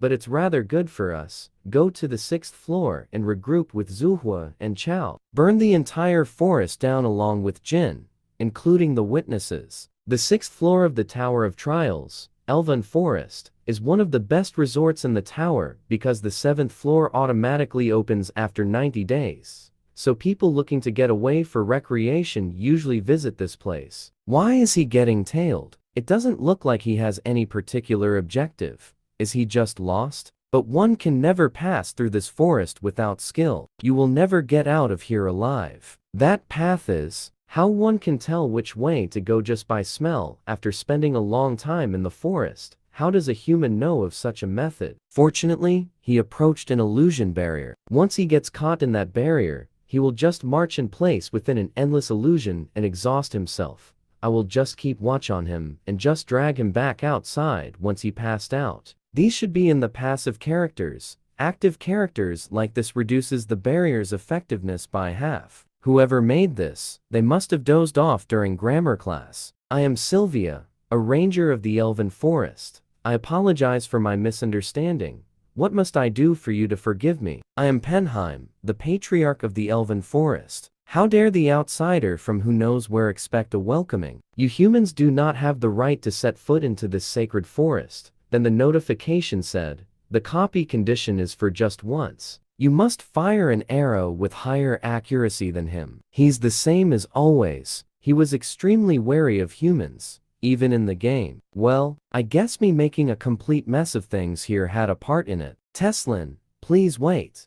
This is someone who I attacked by mistake. I invited him to this village as an apology. Shut that mouth of yours, Silva. Even so, how dare you allow an outsider into this village? You'll receive the punishment for this after I'm done with him. I didn't bring him in thoughtlessly. This person is very talented in cooking, and above all, he's able to come up with dishes that we've never eaten before. Is there a need to chase him away? We could give him a chance to prove it, right? The fig tree fruits of the Elves Forest are very special since they possess mana like magic crystal. One can increase their mana just by consuming it. The day, the elves harvest the fig tree fruits and give thanks to the forest, for it is known as the Moonlight Festival. Jin activated his skill, the otherworldly restaurant, and cooks for the elves during the festival. Please rest easy and eat these. They aren't real meat. They're meat made from beans. Teslin tried to taste what Jin had just cooked, but Jin saw him and said,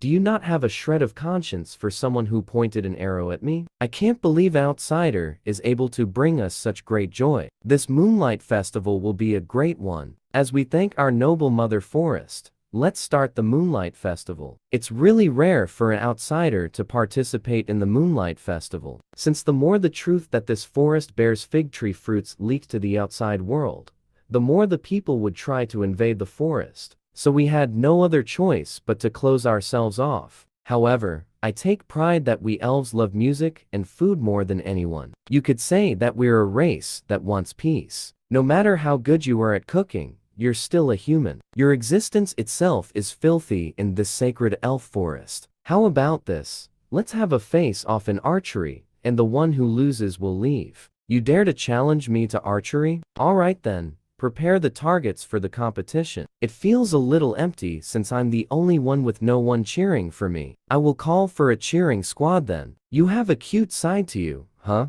If you're done with your cheering squad, you can start. First, you just need to hit that target on that tree. Jin then fire an arrow to the target, but the arrow landed way too far on the center. That is not bad for a human. However, you are still a long way off before you can even match up to me. Fear has been activated. You're in a state of fear for 3 seconds due to the effects of fear. The arrow landed on the ground and Jin said, I will resort to anything just to win. The system notification then said, you have fulfilled the requirements. The skill has been copied. You dang human, did you bring that dragon out just to act so cowardishly? Don't you have any honor? I don't have any honor, because I am a filthy human, after all. I don't care whether you're filthy or not. I'll never acknowledge a victory that's won like this, Jin replied with. I'll just count that one as a warm-up. You can shoot again if you want. I won't let it go if you're gonna play around again. Things have gone on for too long. Teslin then activated his skill. The perfect marksmanship then releases the arrow,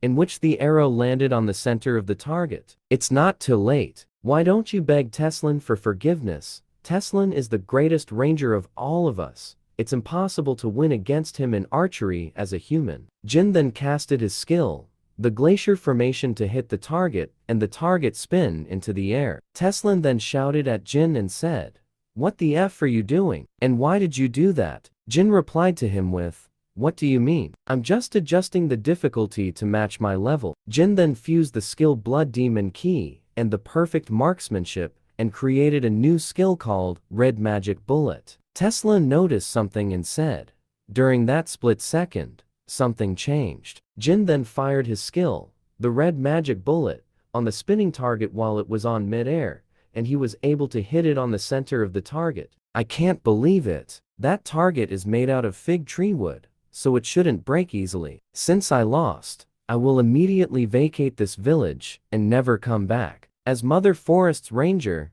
Teslin, I always keep my promise. And I guess I am no longer a ranger. Teslin, wait. I get your honor or whatever, but it's festival time. You know, I think the atmosphere is gonna die down if you leave like that. How about we change the condition, so you don't have to leave? It's a look that only the really strong guys can put on. Where I live, we call it the expert look. The best ranger of the town is being mocked. Should I let him take it off after a bit? No, it's fine. He needed to taste loss eventually. I think his obsession to protect Mother Forest was actually hindering him. And on that note, I am glad we got to meet you. You are Lucian, one of the guards from the village outskirts.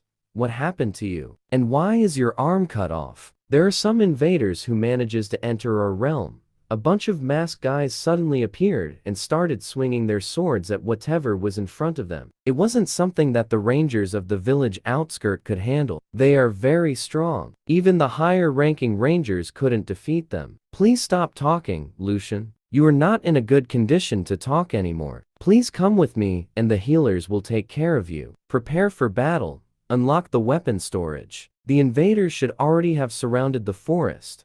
Fight for your lives to protect Mother Forest. I am picking up an emergency opposition group. High-ranking rangers, come to me, and we will be the vanguard of this village. We must protect Mother Forest at all cost, and we cannot let the invaders get their hands on the Mother Tree. Jin is so angry about what happened to the festival as he wanted to get some fruits without any problems.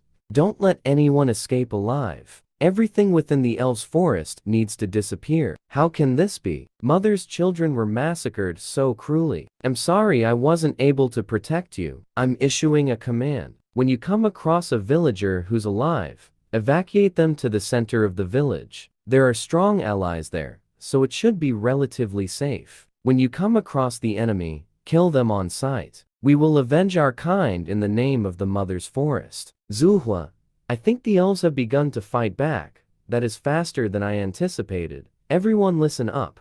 Our ultimate goal is to get rid of Jin. There's a communication blocking barrier set up all throughout the elves' forest. Jin won't be able to call for help. Surround the enemies and approach the center of the village until you find the target, including the S-rankers. Our force consists of 150 people. We will surround the forest and make our way inwards. The team that comes across Jin first will stall for time. The rest of the teams will arrive for support and then attack together. No matter how strong the target may be, he won't be able to handle 3 S-rankers at once. You will quietly disappear from this world as our masters desire. Jin, I was wondering who it was, but it was you guys, those Junhwa guild bastards that were loitering in front of the broadcast station. I hope you're ready to pay for disrupting me. The team that found Jin quickly called the other teams to inform them that they found him, and then they will do everything according to their plan, to wait for each teams and attack Jin all together. While the first team who found Jin is waiting for their backup, the other team were suddenly attacked by the elves and said, "Where do you think you're going, outsider? Your enemies are us." Jin then activated his skill, the Grave of Swords and Sword Demon King Steps,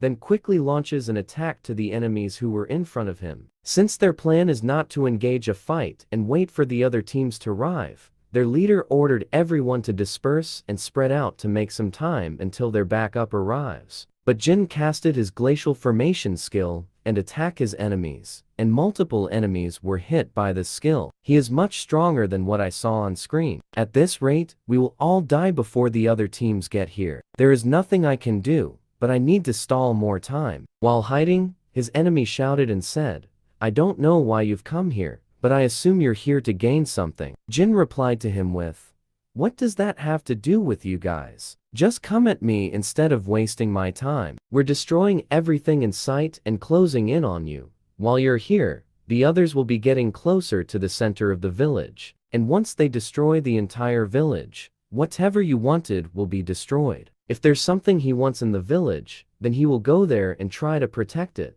That's how I will stall for time until the rest of the team find us. Of course, I don't want that to happen. Get what you were trying to do here. But for me, it's very funny." Back on the elves' village, the other team is shocked to see that Alice is there protecting the village, and she said, "I honestly don't care what happens to the elves. However, you guys disrupted my contractee's work, and that is enough reason to kill you." Alice then casted her skill, the blood spear. Alice then attacked them, and then there was a huge explosion that quickly annihilated all the attackers of the village. One of them tried to call the other teams and inform them what happened to their team, but he didn't have enough time to do it and died on that spot. The guy who is facing Jin tried to call the leader of the team who was supposed to be on the village, but his call didn't get through and said, "The strongest of us is already dead." What in the world did he do? She then ordered everyone on her troops to form an encirclement on Jin so that they could attack him all at once. She then activated her skill psychosis poison injection to her troops, and they are affected by it. And the effects of the skill is, you will have a resistance to fear. After the assassins have been buffed with the psychosis poison injection skill,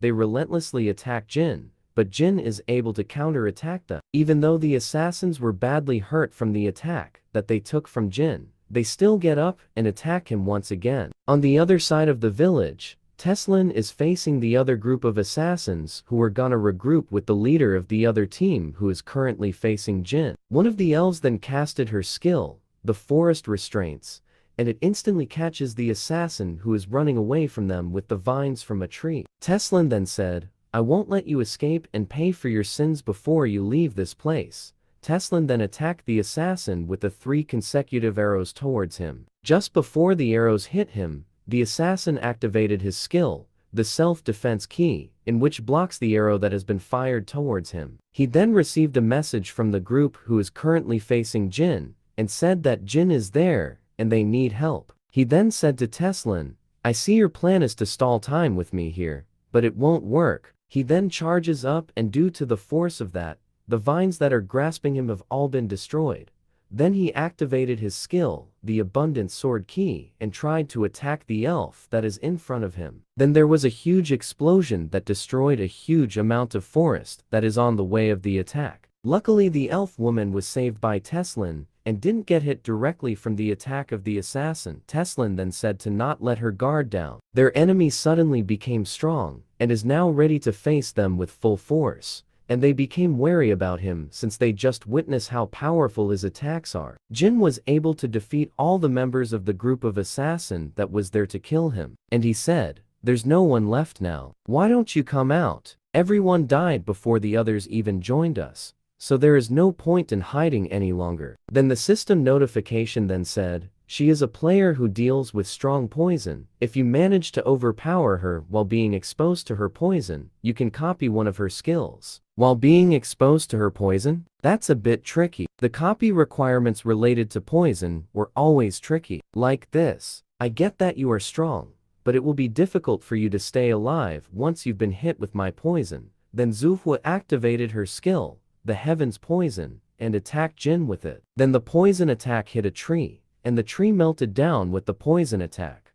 And Jin said, "This is gonna hurt, right? I do want at least one poison skill, but this is going to be troublesome." Jin then quickly attacked Zufwa, but she casted her skill, the self-defense key, in which the skill gives her an increase in defense by 50% and blocked the attack of Jin. Even though she casted a defensive skill, the attack of Jin still penetrates into her defense skill, and she felt the strong attack of Jin and said, "There is no way that I could receive this much damage." Despite that, I activated my defensive skill. Jin is thinking whether he wants to copy the poison skill or not and said, "I'm trying to think right now, so stay quiet. I have to somehow hold on until Chao gets here, and I have to damage him somehow." Zuhua then quickly attacked Jin with her poison. But then Jin punches Zuhua, and right after Jin punches her, he noticed something that is pierced on one of his fingers. "Did you really think I was only going to foolishly take on damage from you, without even giving you any damage back?" The system notification then said, "You have been poisoned by heaven's poison. Your mana pathway is being damaged. Thousands of poison flows through your mana pathways and destroys all your internal organs. It's a poison that invades your body using mana, which means there are no antidotes for it. Watch as your life wither away slowly and painfully." Jin then activated his skill, the true heavenly flower cultivation technique, in which his recovery for mana has increased by 30%. Jin then said, "An antidote? Who needs stuff like those? I can just suppress it with my mana. Looks like I can forget about making out here alive." Zuhua then rushes to attack Jin with all her might as part of her last attack. But Zuhua's effort were all in vain, as Jin overpowered her in an instant. And when Jin was about to give Zuhua a final blow on her, Chao then arrived and attacked Jin with his skill, the Abundant Sword Key. The copy condition is, Ten Chao secretly admires Zuhua. In order to save her, he will commit a suicide attack. If you are able to subdue Chao without getting injured, you will be able to copy any skills of his that you want. Abundance Sword Key has low compatibility with soul-slashing sword arts, so I don't need it. Would evil eradication be useful enough? Wait a minute, but what on earth is with this system? How does it knows everything that I'm thinking? Then suddenly, Jin is receiving an error from the system, and he is having a hard time seeing things as it obscures his vision. He is acting weird right now. This is our chance to escape. Zuhua then said, "I realized something after fighting him for a while. It's the fact that we won't be able to defeat him even if Leek was here. There's no hope for us if we return to our leader after failing this mission. The only thing we can do right now is to continue with the mission until the very end." Then Zuhua kissed Chao as a sign of her last goodbye to him. The system notification then said, "Psychosis poison injection has been activated. You have gained resistance to fear due to the effects of psychosis poison." Chao then aggressively attacked Jin. "Looks like you're determined to see this through. I will also get serious then." Jin then activated his skill, the Grave of Swords. Then the system notification said, "Your understanding of sword or blade type weapons have increased by 500%. Chao then activated his skill, the Colossal Sword Form Second Technique, Colossal Split, and Zuhua activated her skill, the Viper Strike, and both of them attacked Jin at the same time. But before the two of them got close to Jin,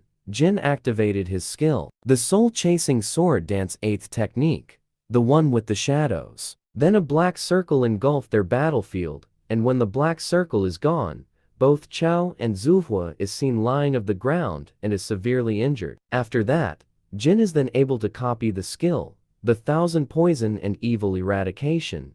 Jin casually walks out and said, "The 8th technique is indeed still tough for me to use. Looks like I will be aching all over tomorrow." That was how the attack of the Zhonghua Guild ended. A quarter of the elven forest was burned down, and a lot of elves lost their lives. Teslin lost to Chao and suffered heavy injuries, but thanks to Sylvia who was by her side, she was able to keep him alive. Elder Penheim seemed to be in great shock, because he only gave orders but never come out of the house. Alice became the idol of the young elves, and for unknown reasons, the culture of enjoying alcohol became a trend. 8-star barrier, the Great Fortress, has been activated, and the 3-star barrier, the Dimensional Severance, has been activated, and the 3-star Mystique Manipulation has been activated. Jin reinforced the barrier of the elves so that there will be no more intruders that can go to where the elves are. This is really troublesome. Now, the Zhenghua guys probably won't be able to come in easily as well. And I hate people messing with what's mine. An attack squad consisting of 3 S rankers and 150 members got wiped out? That Jin guy is that strong? The amount of mana that Chao and the rest of the group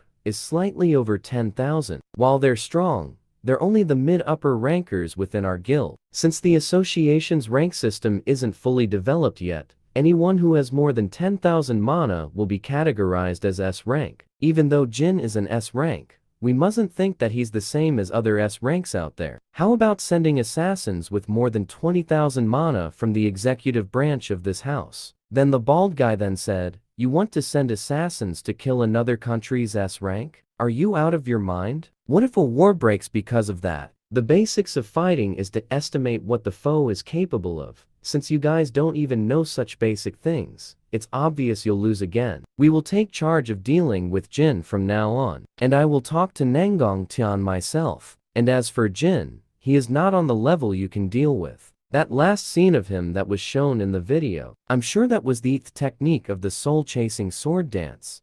The soul-chasing sword art. That's rare even in the Murim. To think an outsider has mastered up to the 8th technique, I guess we still have a chance. We've had to endure many losses because of the ambush. Despite the sacrifices of the rangers, many of us died. However, we must go on in order to rebuild the mother forest, and so that the children of this forest can once again prosper. Continue with the Moonlight Festival. We will celebrate the lives of those that have gone and overcome our sadness. This is the ancient storage where the village's treasure are kept, and no one can enter without my permission. This is an instrument we called Descartes. Just playing it can amplify the effects you receive. This is a token of my thanks for having saved our forest. I will always remember you. I don't really care for a harp. If you're gonna give me a gift, then why not that one? The elder replied to him with, "You mean the pentagriths, molar, and canine? That's been passed down the bloodline from our ancestors.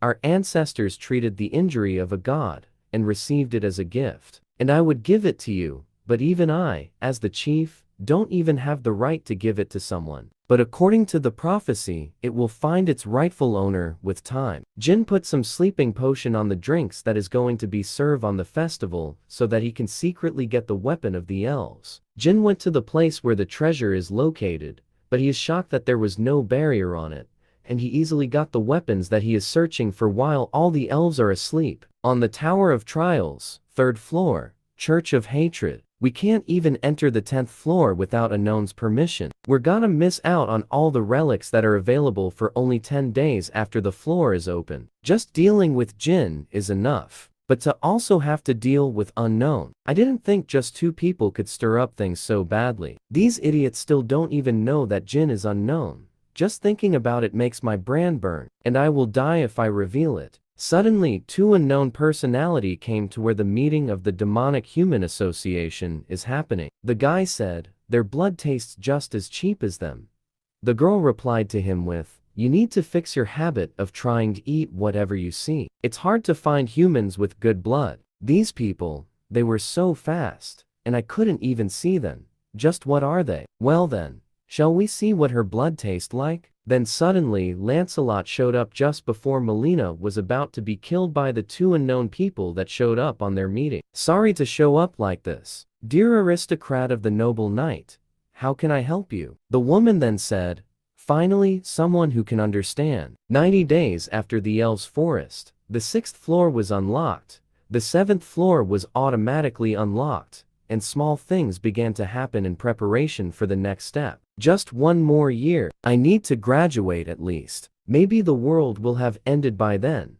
Suddenly, a system notification came in and said, "The long-awaited Veteran Corporation shareholders meeting will begin soon. Employees gather at the 1st floor by the Moon Lake by 14 o'clock. We'll do a short introduction first, and each one of you can report what happened. I'm Kim, a proxy guildmaster of the Black Crow Guild. And I've gotten information that Jang from the Dangan Guild 2nd Attack Squad has entered the 7th floor. According to the information, He's trying to find some kind of feather. The Tower of Trials 7th floor tundra. If you make it from the starting point to the end, the next floors opens up. But the 7th floor is infamous for requiring a lot of time and preparation for the raid due to its harsh environment. A feather? It must be the phoenix feather. Well, the blessing of flames would be really helpful when going through the 7th floor. I'm Takeshi from the Samurai Guild. It is an honor to be able to see you again. I've stolen the item that you wanted from the Temple of Medusa. I'm sure they're in a frenzy because of their national treasure disappearing. I don't have a use for this right now that I have the canine, but I guess I can trade it off for something useful later. I'm Andrea, in charge of the 5th floor. The organization of power is complete on the 5th floor. There are almost no player coming in the 5th floor, but I'm increasing our forces in case there are any. What do you mean that you are in charge of the 5th floor? Andrea here is the boss of the 5th floor, Andrea. Floor management must be a lot of work. This is Melina from the Demonic Human Association. So stop stalling and give me the report. There was an incident that happened on the Demonic Human Association meeting, and there was a higher floor organization that approached us. We're the blood relatives of the Decasus family who worship Amulam. If you help us, we will make sure that you obtain what you want. And I've heard that you need a relic from the 11th floor. How intriguing. Then can you please tell us what it is you want from us? A prisoner we had on the 1st floor ruins escaped, and you guys are gonna need to help us in catching the escapee. Those Decasus guys, they're one of the pieces of shakes that betrayed me.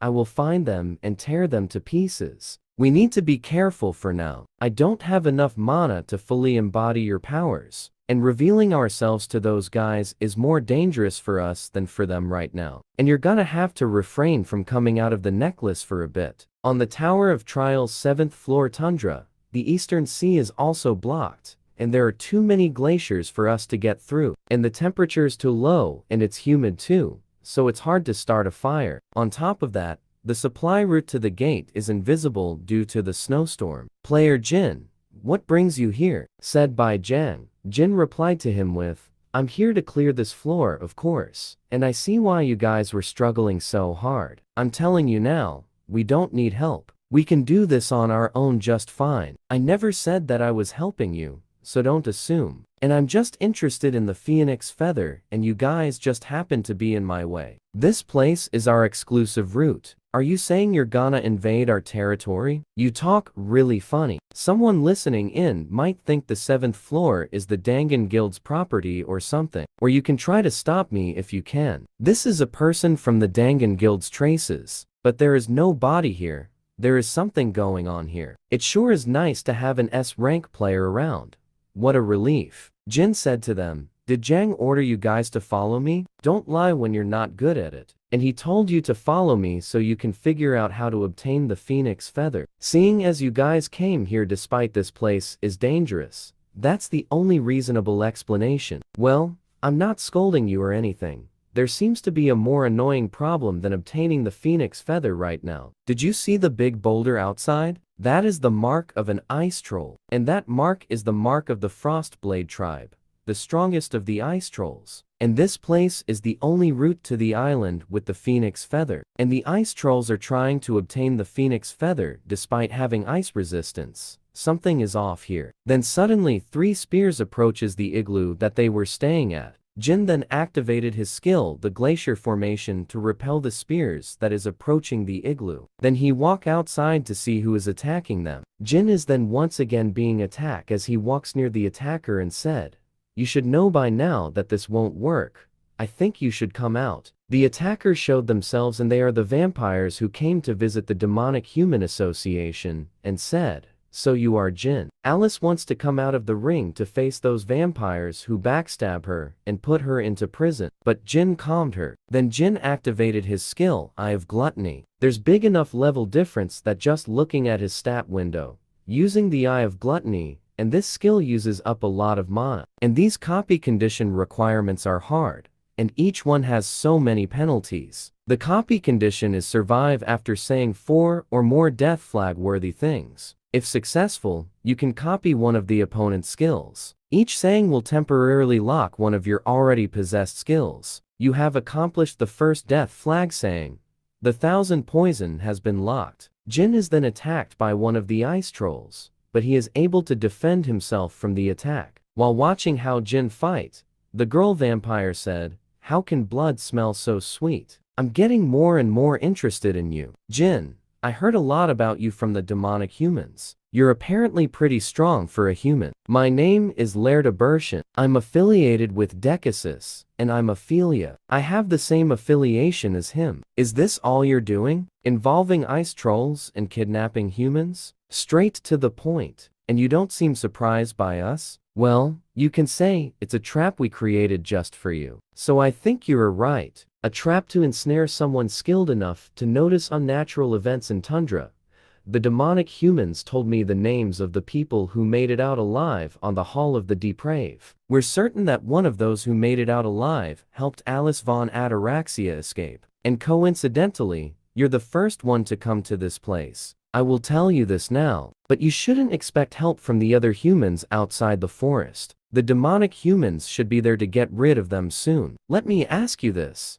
Where is Alice now? Jin replied to them with, I don't know who you're talking about. Well, I guess we have no choice. If you want to play dumb, then I will force you to remember her. Leorda then went to the back of Jin and activated his skill, the dark fighting spirit, to attack Jin from behind. But Jin blocked all the attack that Leorda releases to him with his weapon. While fighting Jin, she said to Leorda that he can't kill Jin and they need him alive. Leorda then activated his skill, the Blood Jade, in which blocks the sight of Jin for 30 seconds. Then he followed up his attack with his skill, the Blood Thorn, to further give damage to Jin. But Jin activated his skill, the Fire Element, to burn down the blood skill that has been blocking his sight, and said, That's not gonna work well on me. I heard he's strong for a human, but he's not losing at all against Leorda. Is he the one who helped Alice escape? You guys told me an interesting fact first, so I will tell you guys one too. I already knew you guys would come find me, and I have a lot of places I can get information from. Back on the human settlement,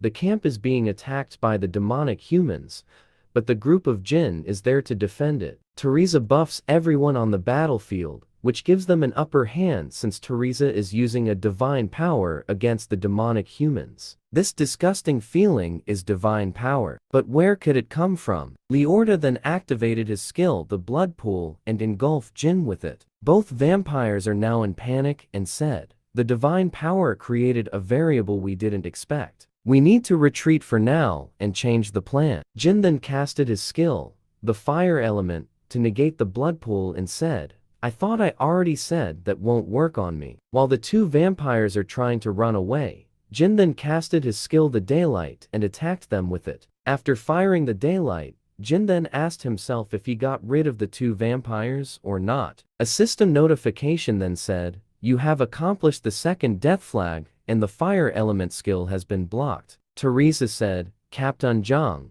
the damages to the camp are bad. The demonic humans will definitely continue to attack us. Why don't we retreat outside of the tower, and I will be in charge of defense on the way there. We've managed to block the demonic humans, but we can't let our guard down since we don't know who is behind it. The demonic humans are working together with the high vampires from the higher floors of the tower, and I think they're scheming something here in Tundra. From what I gathered, what the enemy wants is an outbreak. The ice trolls were defending the location with the Phoenix Feather despite already having ice resistance, and the Phoenix Feather is famous for ice resistance. However, if you combine it with the right item, it can also become a portal. Dangan Guild members were kidnapped, and a lot of them at that. I think they're planning to combine humans with the Phoenix Feather to get out of the tower. Teresa then suddenly said while shaking, Then a large outbreak like the one on the Amsterdam. It will definitely kill large amount of humans if that happened again. Ophelia and Leorda, is that human Jin that strong? And you couldn't even bring back a prey caught in a trap? I'm greatly disappointed in you. At this rate,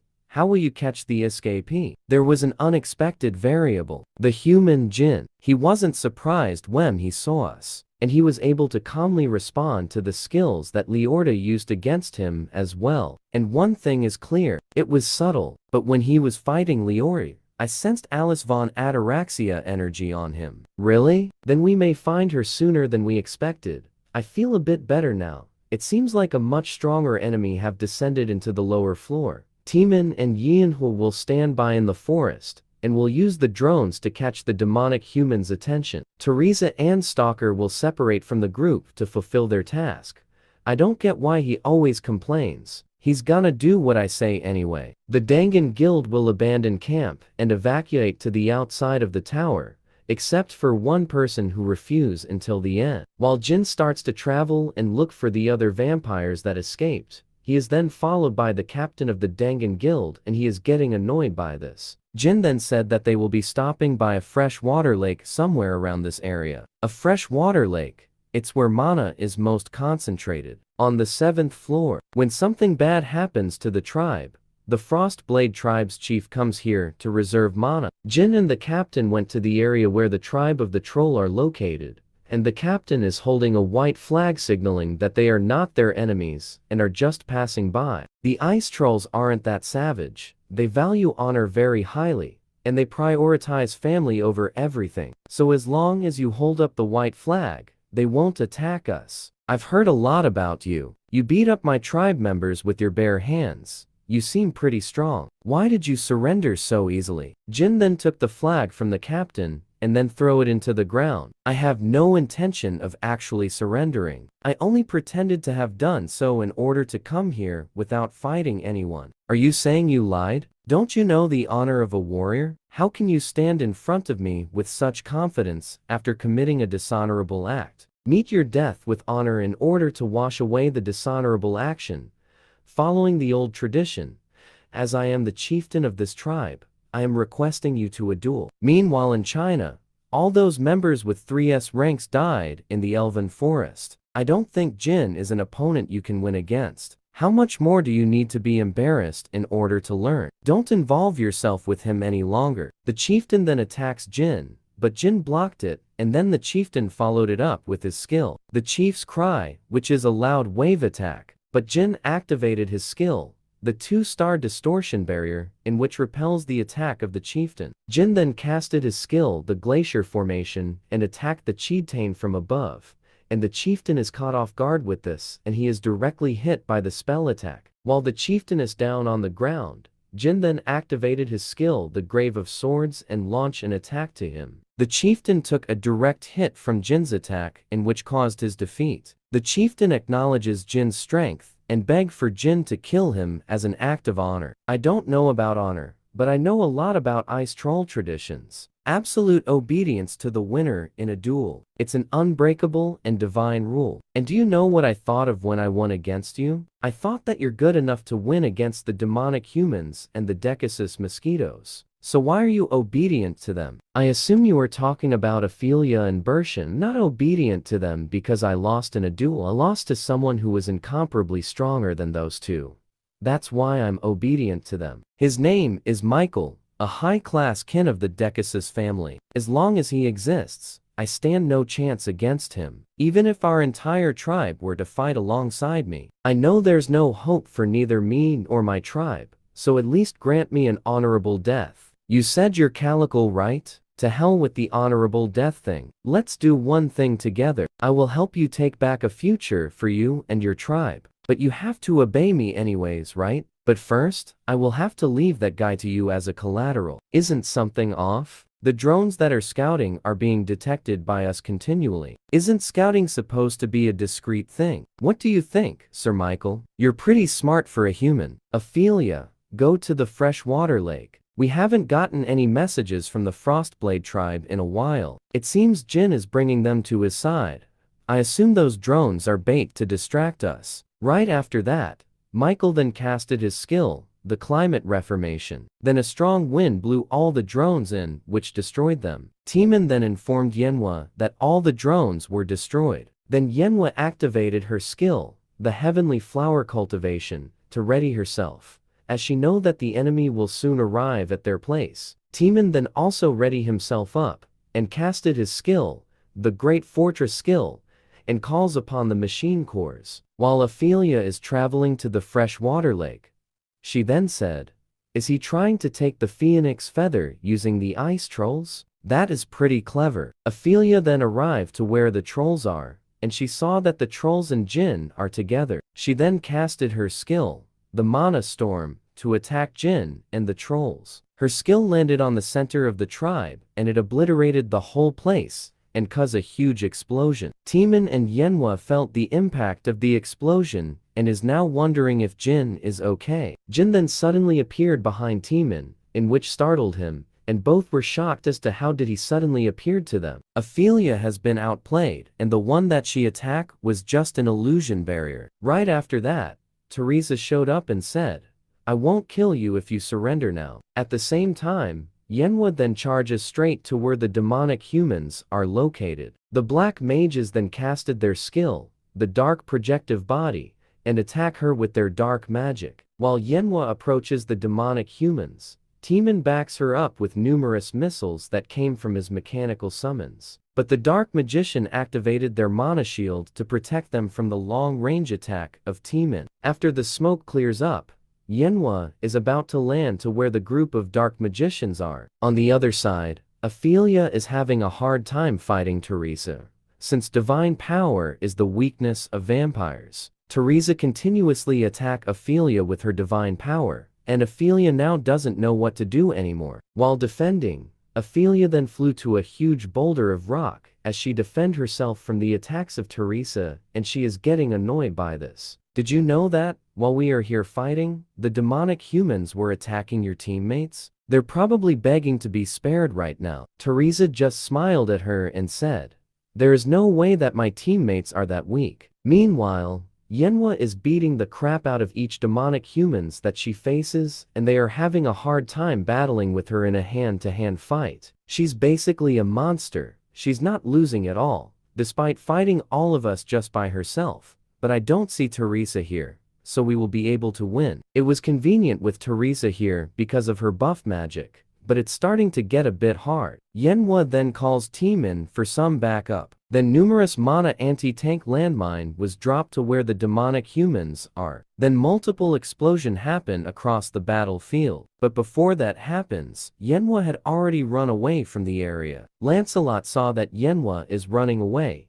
so he ordered his troops to quickly follow her and not let her escape. Michael then ordered Lancelot for his men to stop the chase as it is a trap, and they will be killed if they continue the chase. So the men then stop chasing Yenhua and get back to their spot. Jin then noticed that something is not right here, so he then ordered Yenhua and Timin to get back to the ridge. Then a powerful magical spell has been casted, and it destroyed the place where they used to hide. Luckily, they were able to escape in time, but the demonic humans saw them, and so the chase has begun. Yenhua and Timin are having a hard time running on the snow, and soon the demonic humans were able to catch up to them. As soon as Lancelot and his men got close to the three of them, Lancelot then noticed that Unknown is waiting for them. A few hours before Unknown showed up, the base of Nangoon was suddenly attacked. Nangoon is shocked to see that Unknown is right in front of him. He then took out a piece of paper and said, "Listen up, Zhonghua Guild, you weaklings. Is this guild really supposed to be the strongest in China? You do better running a restaurant. Don't ever show yourself in front of me again. If you're mad, then come to the 7th floor of the Tower of Trials right now. You'll be facing not only me, but also Jin, who is the strongest in the universe, and will beat you to a pulp." Then there was a huge explosion that happened in which destroyed the base of Nangoon. At this moment, Nangoon brought all his members and headed to where Jin and his friends are. Lancelot is confused as there are a lot of hunters that are group up with Jin, as he never received any information that Unknown had an ally with these much hunters. Jin then talked to Nangoon and pretended that the demonic humans are his allies. Nangoon is pretty pissed about this since he thought that it would only be Jin and Unknown, but he saw a lot of hunters too. The little misunderstandings created made the demonic humans and Zhonghua Guild fight each other without even understanding why, and that was enough to turn the tables of the battlefield. And the one who made the last laugh was our MC. While the demonic humans and the group of Nangoon fought each other, Jin and his friends have already run away from the scene. Jin and his friends arrive at a secret location that only Jin knows of, and they are shocked to see that there are trolls in the area. No need to be nervous. They were being controlled by the vampires, and now, they are cooperating with us in return for us freeing them. Jin then saw Teresa as she is being helped by the trolls kids on her bandages and said, "Sorry Jin, I ended up losing to Ophelia. I guess capturing her alive was too hard. But good work anyway Teresa." Jin then gathered them up to explain his plan and said, "The enemy will head toward the island with the phoenix feather to get out of the tower. Thankfully, we're in a more advantageous location than them. We need to prepare a lot of things before they get here." Yenhua and Timin are clueless on what kind of preparation Jin is talking about. More reinforcement arrive and the slaves of Jin also arrive at the scene. In case you forgot, the two girls have the hand mark of Jin on their faces, and they cannot disobey Jin as their master, while the other one is the old man, and the other guy is the assistant guild leader of a top guild in Korea. This is an essence I've been collecting to revolt against Michael. It's a precious item we obtained by risking building a camp in the freshwater lake valley. The fact that I'm giving this to you signifies my complete trust in you. This is an essence event that usually occurs when you subjugate other tribes. But I guess it's happening in this manner this time. I decided to give you my full trust after seeing you fight for us. Let's make sure we don't regret anything in this war, so that we won't be slaves anymore. Everyone is then briefed once again on where they will go, and what will they have to do there. And after that, everyone went to their designated place. Jin then went to his designated location and exposed himself. And then Michael saw him and approached him. "I heard you made the demonic human fight other humans and convinced Calico to become your ally. You seem quite clever. So why did you do something so foolish?" Jin then brought out the mana essence and used it to increase his mana, but he only have 2 hours before the effect of this item runs out. Jin then tried to use the Eye of Gluttony, but it is ineffective against Michael as the level gap is way too high. "You must be Michael. I assume you're trying to leave the tower by using the phoenix feather. You realized? That is impressive. Makes sense that you were able to help Alice escape. There is no point in playing dumb. We're certain that you're the one who helped Alice escape. Where is she right now? If you tell me where she is, I will let you live." Jin then said to Michael, "What I don't get is why you want to get out of the tower." Michael then activated his skill called Blood Wayport, in which have a large AoE, and said, "The reason is Blood Wayport. It's a technique that takes human blood as a sacrifice to form a creature. It was rather easy to find sacrifices since humans came to me on their own. We call these creatures that are without reason ghostlers. We need the phoenix feather to send these ghostlers out of the tower and get more human blood from outside the tower. We will keep creating ghostlers using human blood until we have a military that can conquer this tower." Jin thinks excessively and said, "I've never seen this pattern before. Did the existence of humans outside the tower become a variable in this situation?" Michael then ordered the ghostlers to find the phoenix feather for him, and so the ghostlers quickly looked for the item. While the creatures were looking for the item, they were gunned down by the summon of Timin, and the rest of Jin's party are also waiting for them. "You made some really annoying creatures, but it's okay. I have no intentions at all to give you the phoenix feather." Michael then noticed that his creatures were defeated and said, "What have you hidden in the forest?" While Michael is not looking, Jin then casted his skill the Daylight and attacked Michael with it. Michael then summoned a huge hand that is made of blood to block the attack of Jin. Michael is furious about the cheap shot that Jin made and said, "I'll beat you up until you beg for me to kill you." The other members of Jin's group is also facing the ghostlers, and they are having a hard time fighting the ghostler since their combat level is way lower than the rest of Jin's group. Why are they so many? No one said anything about this during the briefing. Uni, how's it looking on your side? Gramps is doing really well against the monsters because their types are a good matchup for him. But I think we'll still need like 20 minutes. Teresa is surrounded by the ghostlers, and one of them manages to sneak on the back of Teresa and bit her shoulder. Teresa then activated her skill, the Sacred Explosion, in which caused a huge AoE divine damage to her enemies nearby. After that, all the ghostlers that surrounded her melted, but she lost significant amount of mana upon activating her skill. At the same time, Jin then started to approach as Michael, but Michael casted his skill, the Fist of Blood, in which summoned multiple Blood Fist. The Blood Fist attacked Jin, but he dodges it, and then Jin jumped into the air, but the Blood Fist follows him and surrounded him quickly. The Blood Fist then grab hold of Jin, but while keeping Jin at his place, a white light appeared while the Blood Fist is holding Jin. Jin then activated his skill, the Blessing of the Star, in which destroyed the Blood Fist. Michael saw this and said, "So you also know how to use divine skills too?" Upon landing on the ground, Jin then immediately attacked Michael, but Michael dodges it, and then Michael noticed something about Jin. "I see that you are not a normal human, and you look glad that your attack didn't work." Ophelia and Bershin arrive at the scene and inform to Michael that they just finished with the procedure. Michael then ordered them both to unsheath their swords and they will attack Jin all together. Both of them wonder as this is the first time Michael said this to them. Bershin and Ophelia took the front line to face Jin, and Jin said, 3 against 1. That is kinda unfair, don't you think? You say that, but you look happy about it. This is your last chance to confess where Alice is, and then I will let you live. Jin replied to him with, I don't know where Alice is. A blood fist suddenly appeared on the back of Jin, but Jin noticed this and quickly sliced it into half. Right after that, Bershin quickly attacked him and asked Jin about where is Alice. Ophelia then went to the back of Jin, but he didn't notice this. Then he said, I said I'm innocent. How many times do I have to tell you that I don't know? Then, a blood fist appeared on the side of Jin and attacked him.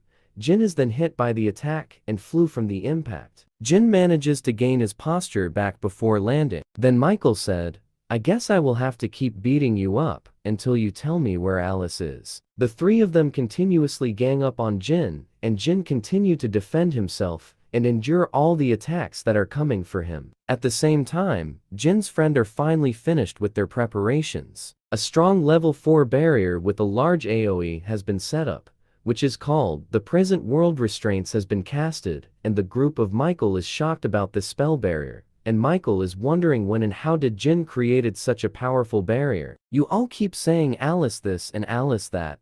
Do you all miss her that much? I hope you guys can settle things smoothly. She has been waiting for a long time, and she is actually really pissed. Jin then releases the restraint that he put on Alice, and then Alice gained an additional 20% more power upon the release of the restraint. Ophelia then said, how can she still have this much power after all that time in the ruins? I, Alice von Ataraxia, have lost too much during my exile in the endless darkness. I will hold you guys responsible for all that you've done, you filthy traitors. At the same time, Jin called Jam and said, it's finally time for you to be useful. I really need your help. Please find the magic crystal. That's the root of the magic procedure with Calico. You have to hurry up. We don't know how long the people can hold on. Upon hearing this, Calico then rushes towards the Ghostlers and summoned his transparent hammer to attack the incoming enemies. In one fell swoop, the Ghostlers were instantly defeated by Calico. Monster like these wouldn't be guarding the magic crystal. I have a few guesses, so let's check those out. A whole army of Ghostlers surrounded Alice, but Alice flew into the air to keep some distance from them. Alice then activated her skill called Blood Sphere and summoned a huge sword called Judgment. Then right after that, the Judgment sword was dropped to where the whole army of Ghostlers are. Upon landing, the impact of the attack can be felt from a distance, and Timin and Yenhua said what the hell is that? This is coming from where Jin is. What kind of fighting is going on there right now? You've gotten rid of more than half of the Ghostlers with just one attack. That is pretty impressive, Alice. Alice, it seems like you two have a lot to talk about. You can take Michael, and I will take care of the rest, and then I will join you. Are you saying you don't think I can face them all at once? I just don't want you to take on all the risk on your own. We are teammates here. Michael, I will take care of your minions, and you can fight Alice, since I think you guys have a beef with each other. Long time no see, former patriarch of the Ataraxias. How have you been? Alice got mad, and charges towards Michael, and said, you BS. Don't you dare say my name with that dirty mouth of yours. You shouldn't have left that place. This is all you can do because of the tower's restrictions. When you used to be called the world's strongest, seeing you in battle in such a weakened state is such a sad reality for me. Alice got mad and said, enough with your fakeness. I can still win against you. She then casted her skill, the blood explosion and attack Michael. Michael was hit directly with the attack, but he is unhurt and said, "You're like this now because you strived after a foolish goal like that. You have the power to reach a much higher position, so why do you risk everything for some meaningless peace and balance? That was the problem with you. It is my turn now, Miss Alice. Please take a look at how much I've grown. We have left you alive because we wanted information, but since Alice is here, there is no need for you to be kept alive. Is that so? Then I will show you my real power too. What I've shown you until now was only 20% of what I am really capable of." A system notification suddenly came and said, "Mana blood-sucking was successfully copied," which allows the user to steal an opponent's mana for every successful attack. I kept you alive and took all the beatings to get this skill, the mana blood-sucking, a skill you must copy no matter what. If you come across vampires, Jin then combined the mana blood-sucking and the blessing of the star, and he is able to create a new skill called soul blood-sucking, in which allows the user to steal mana when attacking an opponent and steal a hidden stats called spirit per hit. Ophelia then said, "This energy is the mana blood-sucking. That's a skill that only vampires can use. How can he use it?" Bershin then said, "That's not an ordinary mana bloodsucker.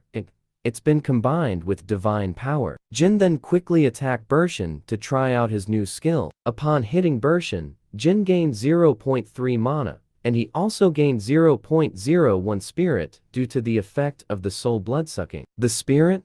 It synergizes with all the stats you have, and fills your body with vitality. A hidden stats I found by trying out 62,000 different combinations. A stat that grows infinitely. And now, there is no longer a ceiling on how much I grow. Jin then activated his skill, the Sword Demon King steps, and attacked both Bershin and Ophelia, and both of them is having a hard time keeping up with the speed of Jin. Jin is enjoying this moment since every time he attacked both Bershin and Ophelia, he is gaining 0.01 spirit due to the effect of the soul blood sucking. And if this continue, Jin can absolutely gain enormous amount of spirit stats, and he can eventually face off with Michael in a one-on-one battle. And while Jin is gaining stats, both Bershin and Ophelia are losing 0.3 mana on each attack that they received from Jin. And if the fight prolongs, it will be bad for the both of them since they won't be able to use any skill because they will lack the mana to do that. And while they are defending from the attack of Jin, Bershin then signal Ophelia to use her skill so that they could deal some damage to Jin. And they can't just stand still and be in this kind of situation. And when Ophelia heard what Bershin said, she then quickly casted her skill called Bloodthirst, which is a piercing attack that can deal significant damage if her opponent is directly hit by the skill. But unfortunately, Jin saw through the attack of Ophelia, and Jin was able to evade the attack, and it hit the boulder of rock behind him. Then he mocks Ophelia and said that, "Are you sure you are even trying to hit me?" Jin then took a quick glance to where Alice and Michael are fighting, and then mumbled and said, "I guess he's too much for Alice in her current state. I will have to get back to her as soon as possible." Jin then talks to both Bershin and Ophelia and said, "I don't have much time, so I will stop with the stat stacking. Fess up what it is that Michael wants. Only then will I try to consider keeping you alive." And right after that, Jin then activated his skill, the Grave of Swords. Both Bershin and Ophelia are shocked to see how much mana is coming out of Jin, and they are being pushed back by this huge mana burst, and thought that he was hiding all his powers until now. Bershin is shouting and said there's no way we would fall of such. But before Bershin could even finish what he was about to say, something happened to him, and Ophelia then look at Bershin and is shocked to see what happened to Bershin. The head of Bershin was decapitated, and Ophelia can't believe what she just saw. And then Jin said to her, "I only need one person for information. Then are you ready for an honest conversation with me, Ophelia?" Back at the fight between Michael and Alice,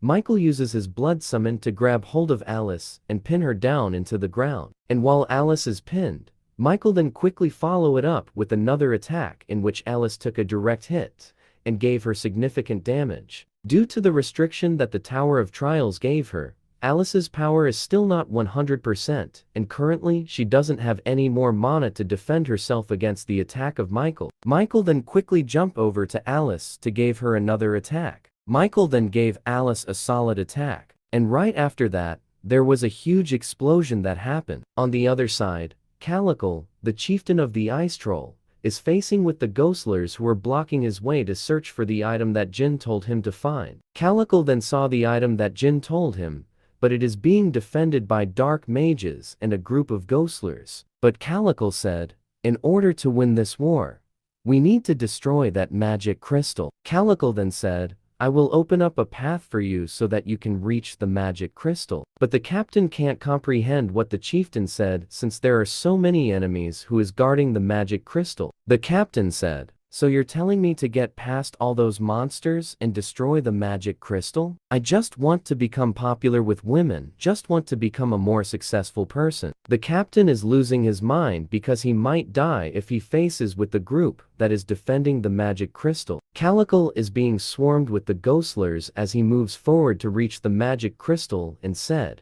don't make life so complicated. Life's meaning is much simpler than you'd expect. It's just doing what you can do at the moment. Calico just run over the ghostler and increase his movement speed, so that all the ghostler that managed to grab him just flew away. Calico then drop off the captain near the magic crystal, while he plans to fight the rest of the ghostlers. Congratulations on becoming the second captain of the Dangan Guild. There aren't many better jobs than this these days. You'll be able to have it all. Upon arriving at the magic crystal, the captain gave his all to attack the magic crystal, and he was able to destroy it, and the system said, the mana source of Blood Wayport has been destroyed. Right after that, Michael notices that the Blood Wayport that he casted is vanishing as he fights Alice. Everyone also noticed that the Blood Wayport is vanishing, and the ghostlers that Michael had summoned are also vanishing. While Jin still tortures Ophelia by drowning her into the river, and Jin wants to know everything that they are planning. And when Jin raises Ophelia out, she then said that they are aiming for the 29th floor, and Michael wants Balmung, in which the Empire have the best dragon slayer sword. Balmung. I guess he was gonna use that to kill the dragon on the 48th floor. Jin then asked Ophelia if she wants to live. Ophelia then cried and said, why are you asking such an obvious question? Of course, I want to live. Right after that, Jin gave Ophelia the brand of tribulation so that Ophelia will be under his control. Then Jin said, I look forward to working with you from now on. On the other side, Michael grabbed hold of Alice and said, I'm sure you've enjoyed your little escape enough. It's now time to go back to where you belong, Miss Alice. But before he could do that, Jin arrived and cut off the blood summon that is holding Alice. Michael then wonders as Jin was able to cut off his summon, even though his summon was able to withstand Alice's attack. Jin then thanked Alice for holding this long enough, even though she still lacks in power, and right after that, Alice then lost consciousness. Jin is now ready to face off with Michael, and he still have 30 minutes left remaining on his Essence of Souls.